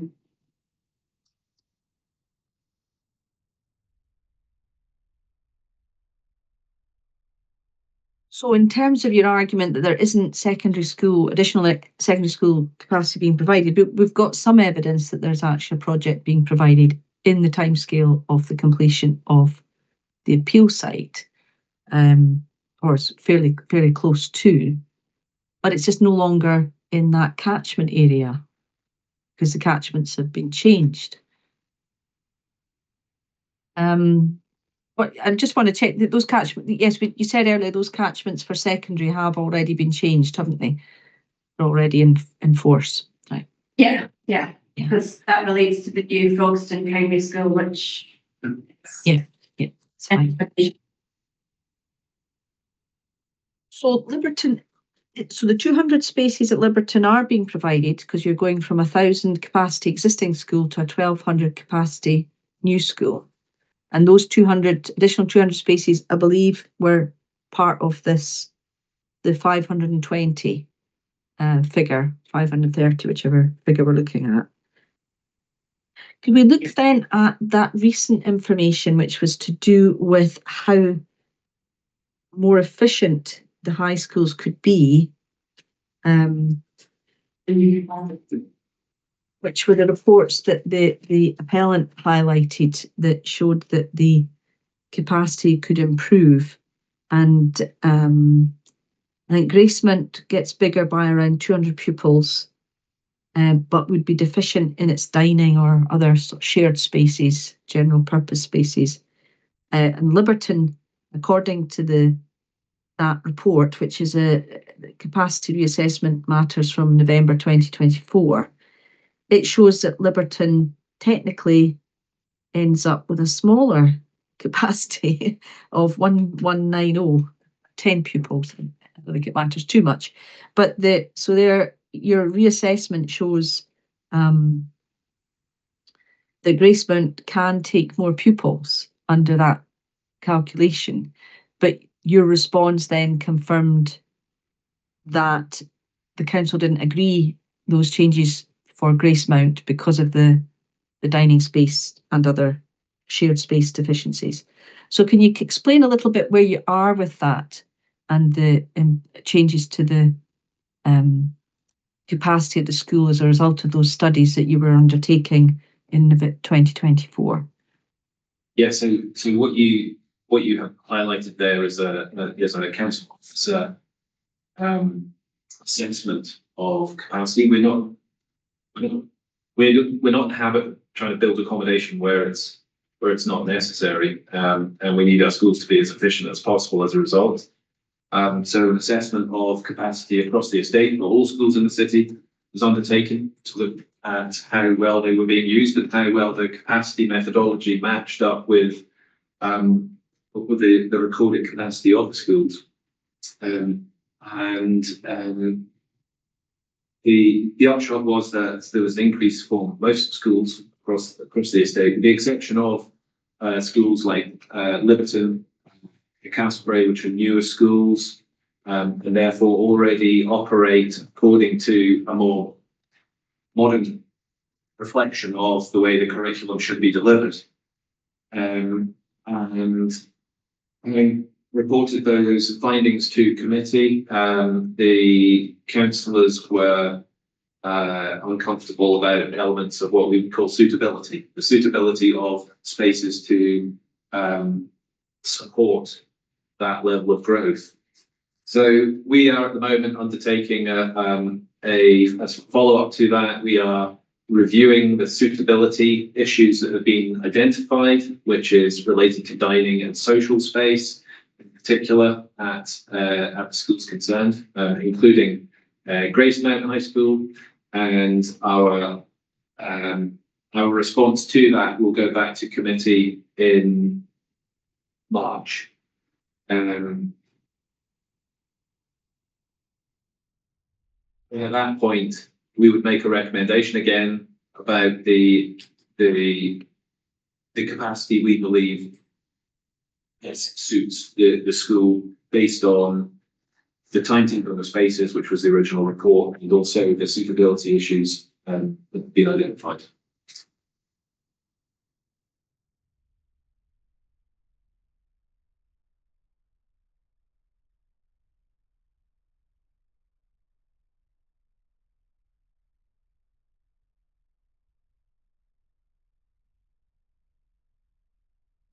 I wanted to ask you another question around that, this for the council, around the issue of capacity. And it's just for clarification, it's in your comments on the additional documents. This is the more recent exchanges from December 2024, and it's under matter A. So your previous capacity is 1,000, increasing to 1,190. But in other documents, you were already attributing the 1,200 capacity to that school. I wonder if you have a look at that. Is that? I think you're looking at not previous capacity before your study, but previous capacity from another building. Is that the right way of interpreting that table? In terms of the 1,200 versus Yeah, one. Because in in your other documents, you're already telling us that Liberton School, once extended and finished, will provide 1,200 spaces. Yeah. But in that particular report, you suddenly say it's 1,000 in your table. But the actual report to committee, I think, actually was using the 1,200 figure. That's why I was saying to you that it comes out as a technical drop of 10 pupils, because you were building a 1,200 school, but you actually think you'll get 1,190 pupils in it. But is that all that is? That is actually the previous building as opposed to the previous capacity of the Liberton? The 1,000 will relate to the existing building, yes. Yeah, it's highlighted there as an asterisk as well, saying new capacity not available until school construction project is complete. Expected February 2026. So yeah, answers that question. Yeah, no, it's just that because you used 1,200 in other documents on the assumption that that capacity was already in play. It was just, I was just checking that I had got that right. Because obviously, if we turn the page in your response, you're looking at Liberton, the capacity at Liberton being 1,000, which is the pre-extension capacity. But at the current time, it's got a baseline roll of 840, which means in theory, there is somewhere around 100 and near enough 300 pupil capacity in that school once it's extended. Okay, I'm trying to get a handle on how best the appellant's position is that they shouldn't pay for any of the secondary school contributions because you're not building any secondary school facilities. And I mean, there is information that says that Liberton project right at the start of the process, which obviously is months away now, right, in the summer of 2024, the appellant doesn't think anything's happening at Liberton. And I think we now know that that is slightly better. Yeah. I don't know. I don't think it's made the appellant's position, ma'am. The appellant's position is that the current contributions towards secondary school capacity are, as I said before, based on a generic number, not tied to, so that the financial payments based on a generic number, not linked to an actual piece of infrastructure. But they are. We were told that that money is needed to provide these 522 spaces, and that, simply put, was not done. The council hasn't, in its response, at any point suggested that a proportion of it has been done and is therefore payable. We understand from their submissions where they are on Liberton High School, but that didn't feature in the SG as part of their position. It may be that additional capacity, the extra 200 pupils, are in some way part of that overall 522 figure. But beyond that, I'm no clearer on what else the council intend to do and when in terms of secondary school capacity. So it's the appellant's position is that simply the council hasn't made out the case for the additional infrastructure. Well, in the absence of that case, the obligations can't be justified. Well, I'll maybe take it back, because obviously I was reading your original supporting statement, which is the one that went with the planning application, and then came in as your original appeal statement. There's a table on page 7. It says, officers advised the council's education committee in 2023 that no action is required in respect of either of these schools, and that's for Liberton and Gracemount.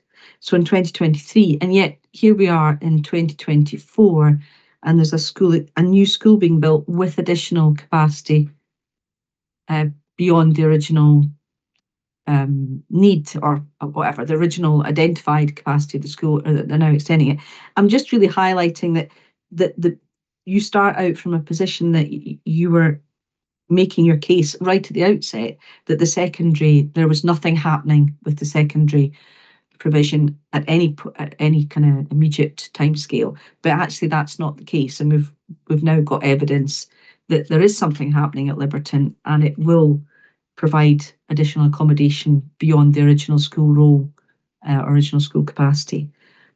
I know it's only part of the story because we now don't know what's happening with Gracemount, but it does mean that there is progress on secondary provision in the area at roughly the time that you're asking to have your obligation removed in that respect. I don't think the appellants challenge that point. It's a statement of fact. I think the difficulty we have is we've nothing from the council in response to that position. Their position is simply that the obligation as set out in the existing section 75 agreement should remain as is. If there's an alternative position based on the delivery of Liberton with the additional capacity, and I think that's something that obviously the appellants would take on board and look at, but we don't have that.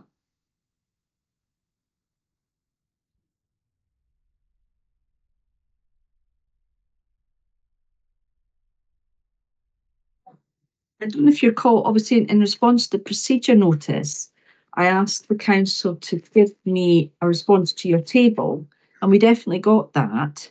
And they confirmed there that they were providing an additional 200 places at 11 million cost. It was expected to be ready in 2026, and they confirmed the project to extend Liberton High. But they also confirmed that they still need capacity at Gracemount, but we're still back to what I said at the start. There's still this uncertainty of what the Gracemount solution would be because of they haven't completed the Gilmerton Station primary school process. So I think to be fair, the council did come back, and there is a figure given with a cost of what the 200 spaces would entail. Yeah, I appreciate it, but they haven't updated their position in terms of the obligations or what they say are the justification for the obligations. So their case that we've had to answer in terms of the obligations and the modification continues to be based on 2018 SG, and the figures are there.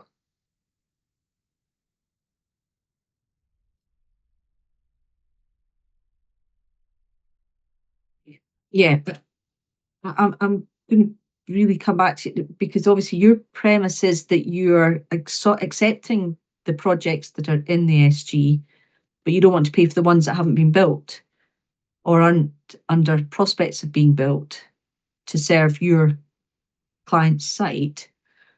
So, but if there's evidence that some of them are being built, then that is relevant to the case that you've put forward, which is that you accept that the original infrastructure projects were relevant at the time in 2018. Absolutely, ma'am. And it may be that a portion of the secondary school contribution can be justified by the council on that basis, but it's not been done.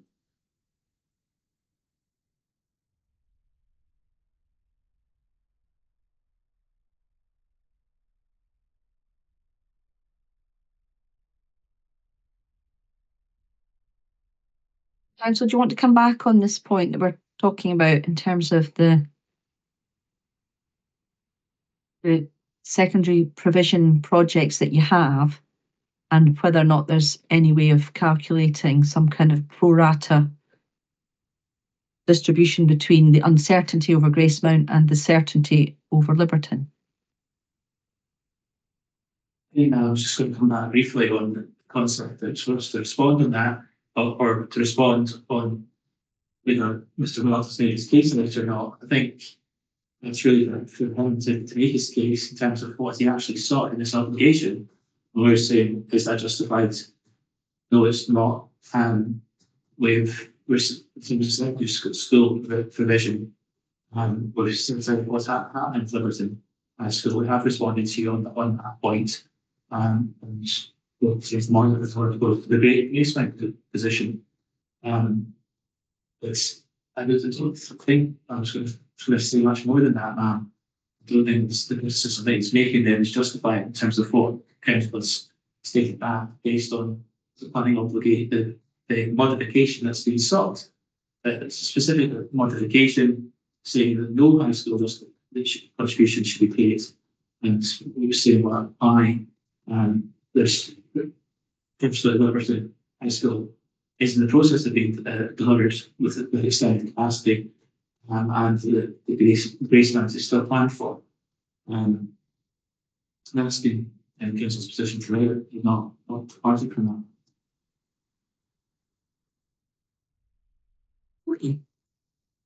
So, Sorry. that's fine. Come back. The planning circular, paragraph 75, makes it clear that where you're seeking to modify a planning obligation, that doesn't alter the criteria set out elsewhere for determining whether or not an obligation is required. So the normal tests and the normal approach apply, whether it's a section 75A or you were sort of sitting there for the first time trying to work out what the position is. The council's position is that the secondary obligations are payable on the basis of the SG, which talks about 522 spaces. That's their position. The provision of 200 spaces at Liberton, an extra 200 spaces at Liberton, may be capable of justifying some level of contribution. But in the context, as I said, given what the circular says, it's not, and I think it would be unrealistic to expect an applicant to be, in the basis of the information we have before us, to be able to work out what that type of modification should look like. If the council's position is that contribution to secondary schooling is justified because of the additional 200 spaces, then as you would have with a section 75 agreement that you were starting off on day one on, it would be for the council. My experience is the council will start off and tell you what it thinks the figure should be.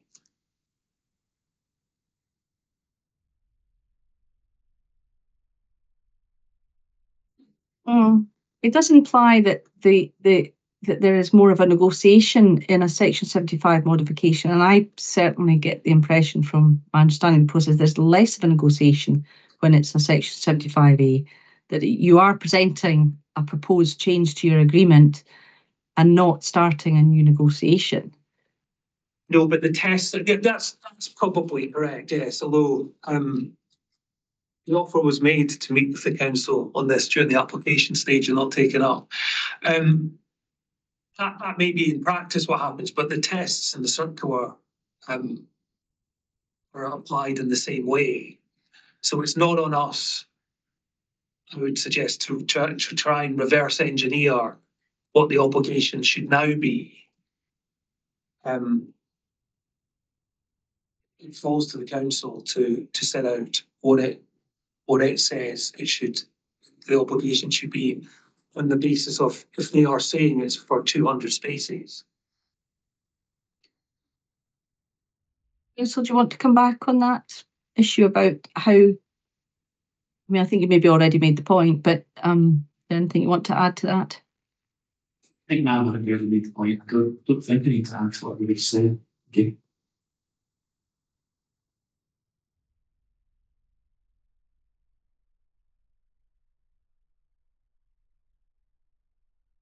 Okay, so I think I've got enough on the secondary provision. We're still left a little bit uncertainty about what the grace amount solution might be. I think that's evident from the documents.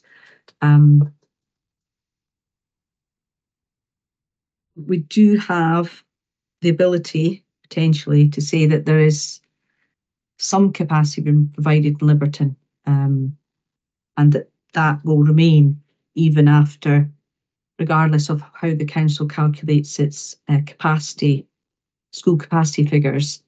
because it'll be a new school that, as the council representative said, that has already been designed to work in a more efficient manner in terms of the way that the classroom spaces are used. Does anybody else want to raise anything on the matter of the secondary provision before we move on? See anything?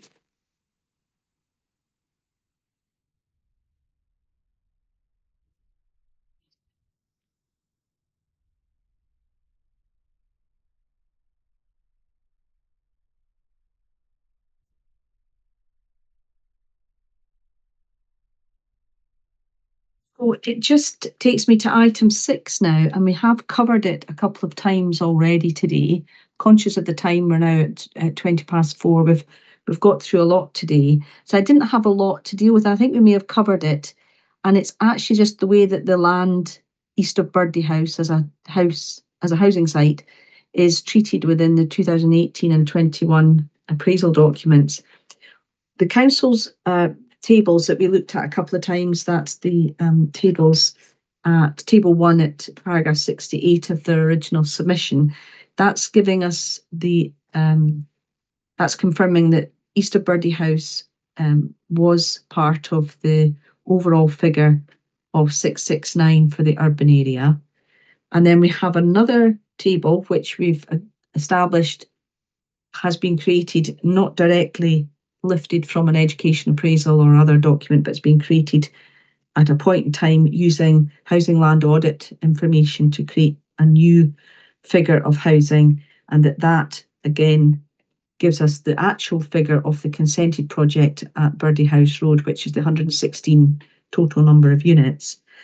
But I did want to briefly look at the education appraisal from 2021. Let's see.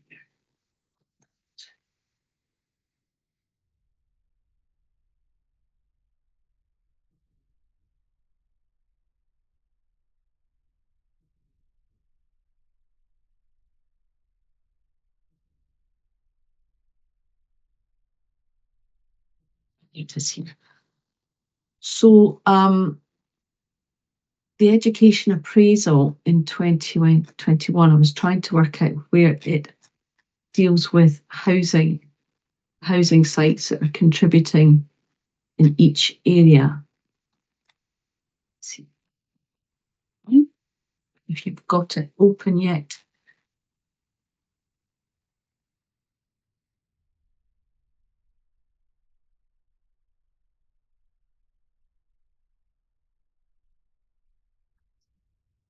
So it's page 40. And we have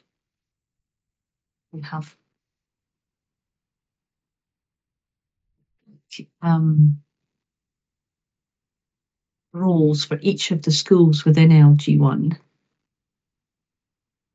And we have Craiggower. And then we have the sites that are expected to contribute to Gilmerton or impact on Gilmerton Primary School, which only includes urban area sites from the city plan. And I can't find in 2021 anything for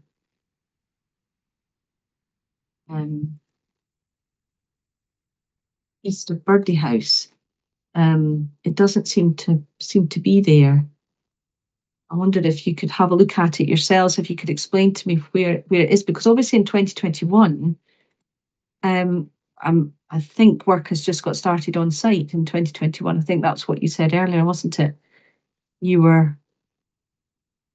Work is starting on site before that, because yeah. Are coming. Yeah.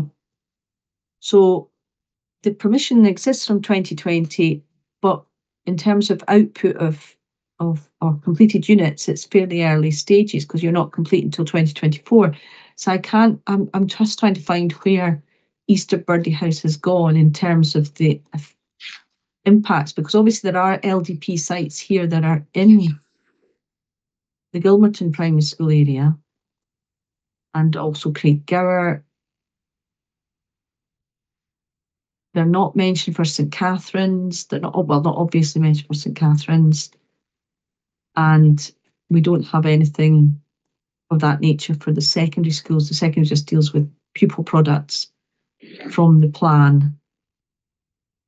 So I really wanted to know what happened in 2021 with the education appraisal then to that particular site, because it's not a completed site then. And when you do your figures in the table 3 in your PAR form, you include it all there.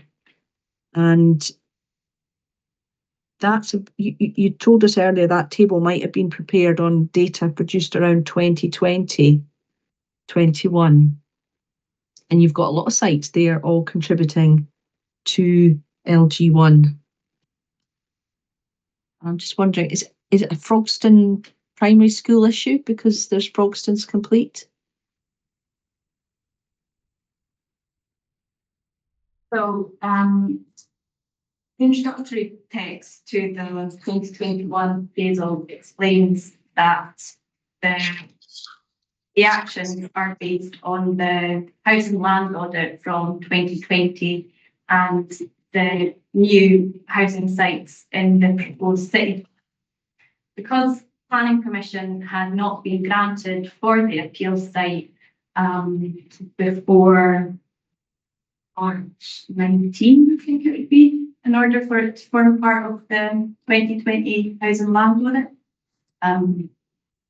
It's not part of the overall assessment in the 2021 appraisal.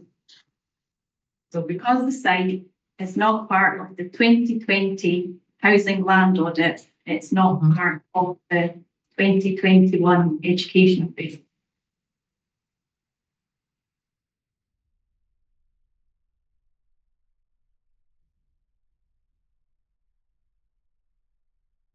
And but that's quite a different approach, obviously, from the 2018, where the 2018 version was actually identifying there were these urban sites that might have an output during the lifetime of the plan that were not identified, but obviously East of BurdieHouse was a potential one. Yeah, I mean, it's an omission, it's regrettable. The housing land audit, yeah, it's many sites. And Yes, I know they're huge documents. yeah, I probably assumed that it had been captured, given, it was part of the 2018 appraisal, but, it wasn't part of the housing land audit in 2020. We will review our procedures for next appraisals and ask planning for information on plans that have been received or applications that are minded to grant. But I'm saying this with the benefit of hindsight. Yeah. It's just interesting because you obviously were able to do it in the 2018 one, but it's not there in 2020. It's a different approach. You're obviously following more closely committed sites. Yeah. Anyway, I was just trying to. That was my only question about that because I couldn't work out why, when it was just still 2021 and the LDP still had some time. The 2016 LDP still had some time to run. Why there wasn't some acknowledgement of those sites that were moving forward at that time. Okay, is there anything else anybody wants to raise in relation to the education appraisal documents? That was my one question, was to try and track down the missing East of BurdieHouse data, and possibly others by the looks of things as well. That was going to be my question. I wasn't sure if that omission is then replicated with the other sites, which are the urban sites, which the council's new document lists.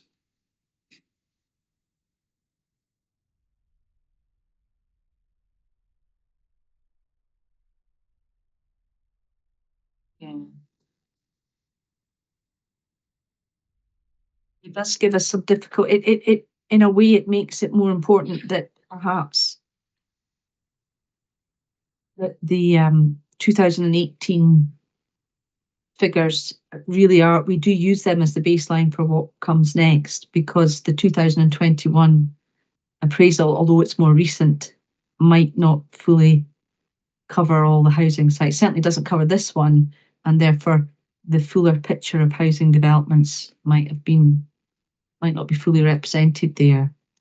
But it's maybe something will come out in the wash as we look at the additional information that I've asked for relating to the pupil product from housing development in the LG area that we discussed earlier for us to look at as further written submissions. So Yeah, is there anything else?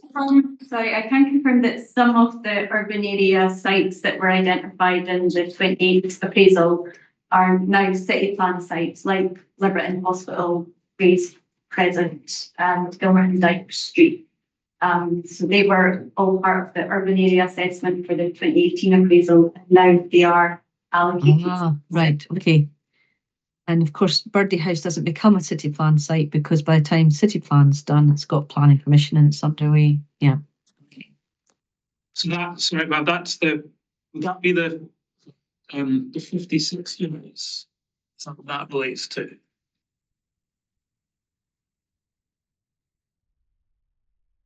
Yeah, it's at Mordun Park and the Bio Quarter city plan. Mordun Park,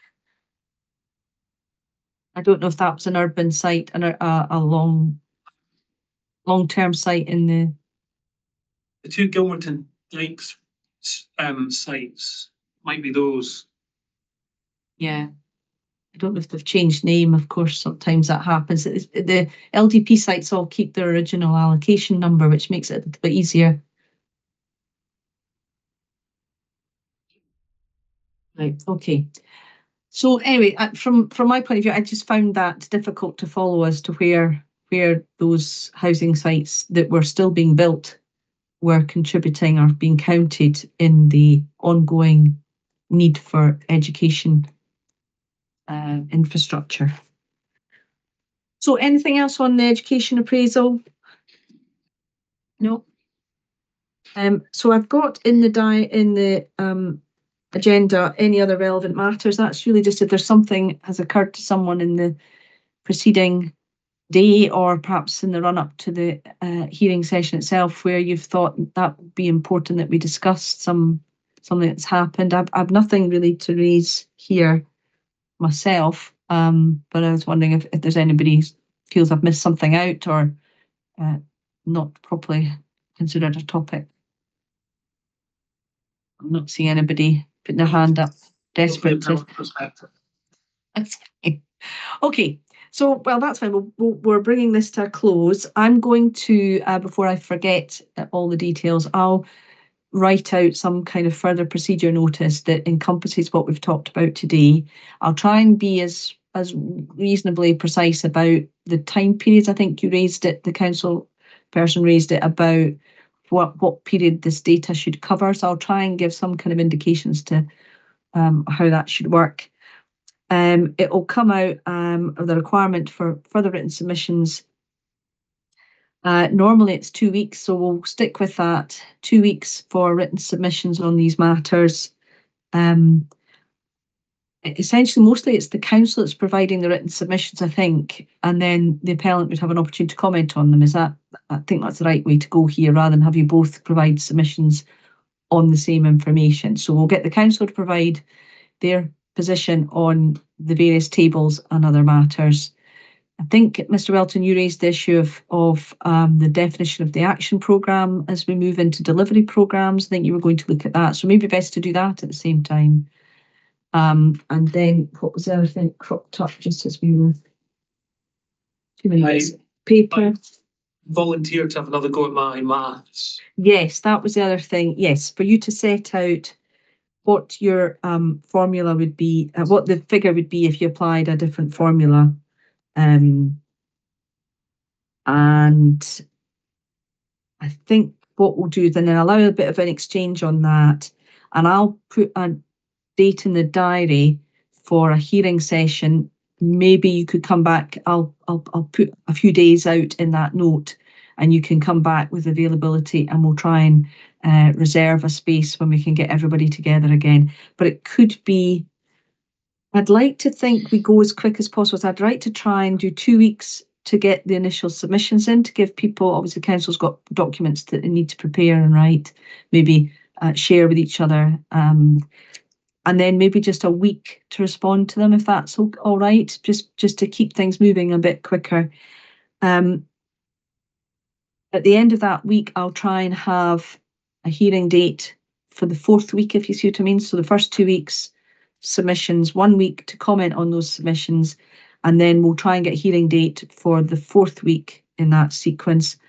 Closing submissions then would follow on from either the date that the further submissions are concluded. If you want to conclude at that point, you can give me a view on that in the exchanges. Closing submissions will be, I think, again, quite tight. A week for the council to submit a kind of summary of where they think they are with their case, and for a further week after that for the appellant to respond. That takes us really, we're looking at 3 to 6 weeks really of additional process on this, which I hadn't really timetabled for. So just bear with us, because obviously that was, I thought we would be moving a wee bit more towards the decision stage after today's hearing, but that's not to be. But we've raised some really quite important points, I think, points that might have a relevance beyond your own case. So it's important that we look at them thoroughly in case they have a bearing on other people's future proposals. Yeah, so I think I can bring it to a close, unless you think I've forgotten anything there, but I think we can bring that to a close at that point. All right. Well, thank you very much for your time today. We did take the whole day, which is quite something, because I thought we could do it a wee bit quicker than that, but there you go. But I think if we meet again, it would be a half day, I think, at most, to just touch on the additional information as well, bearing in mind that now we've had this discussion and you know where we're going with the various points. I think you really need to be quite focused in these further written submissions and really clear about where everything's coming from and what your views are, so that we don't have this uncertainty about how things were worked out and where data came from. I think we understand now that it has to be really well sourced and explained for me to be able to properly find a way through it and consider it appropriately through my decision. Anyway, so we'll call it a close at 16:43, and you'll hear from my colleague in the next day or two, probably Monday by the time it gets actioned. I hopefully do it today or tomorrow morning, and it should be with you by either Friday afternoon or Monday morning. All right. Okay. Thanks very much. Thank you, Mum.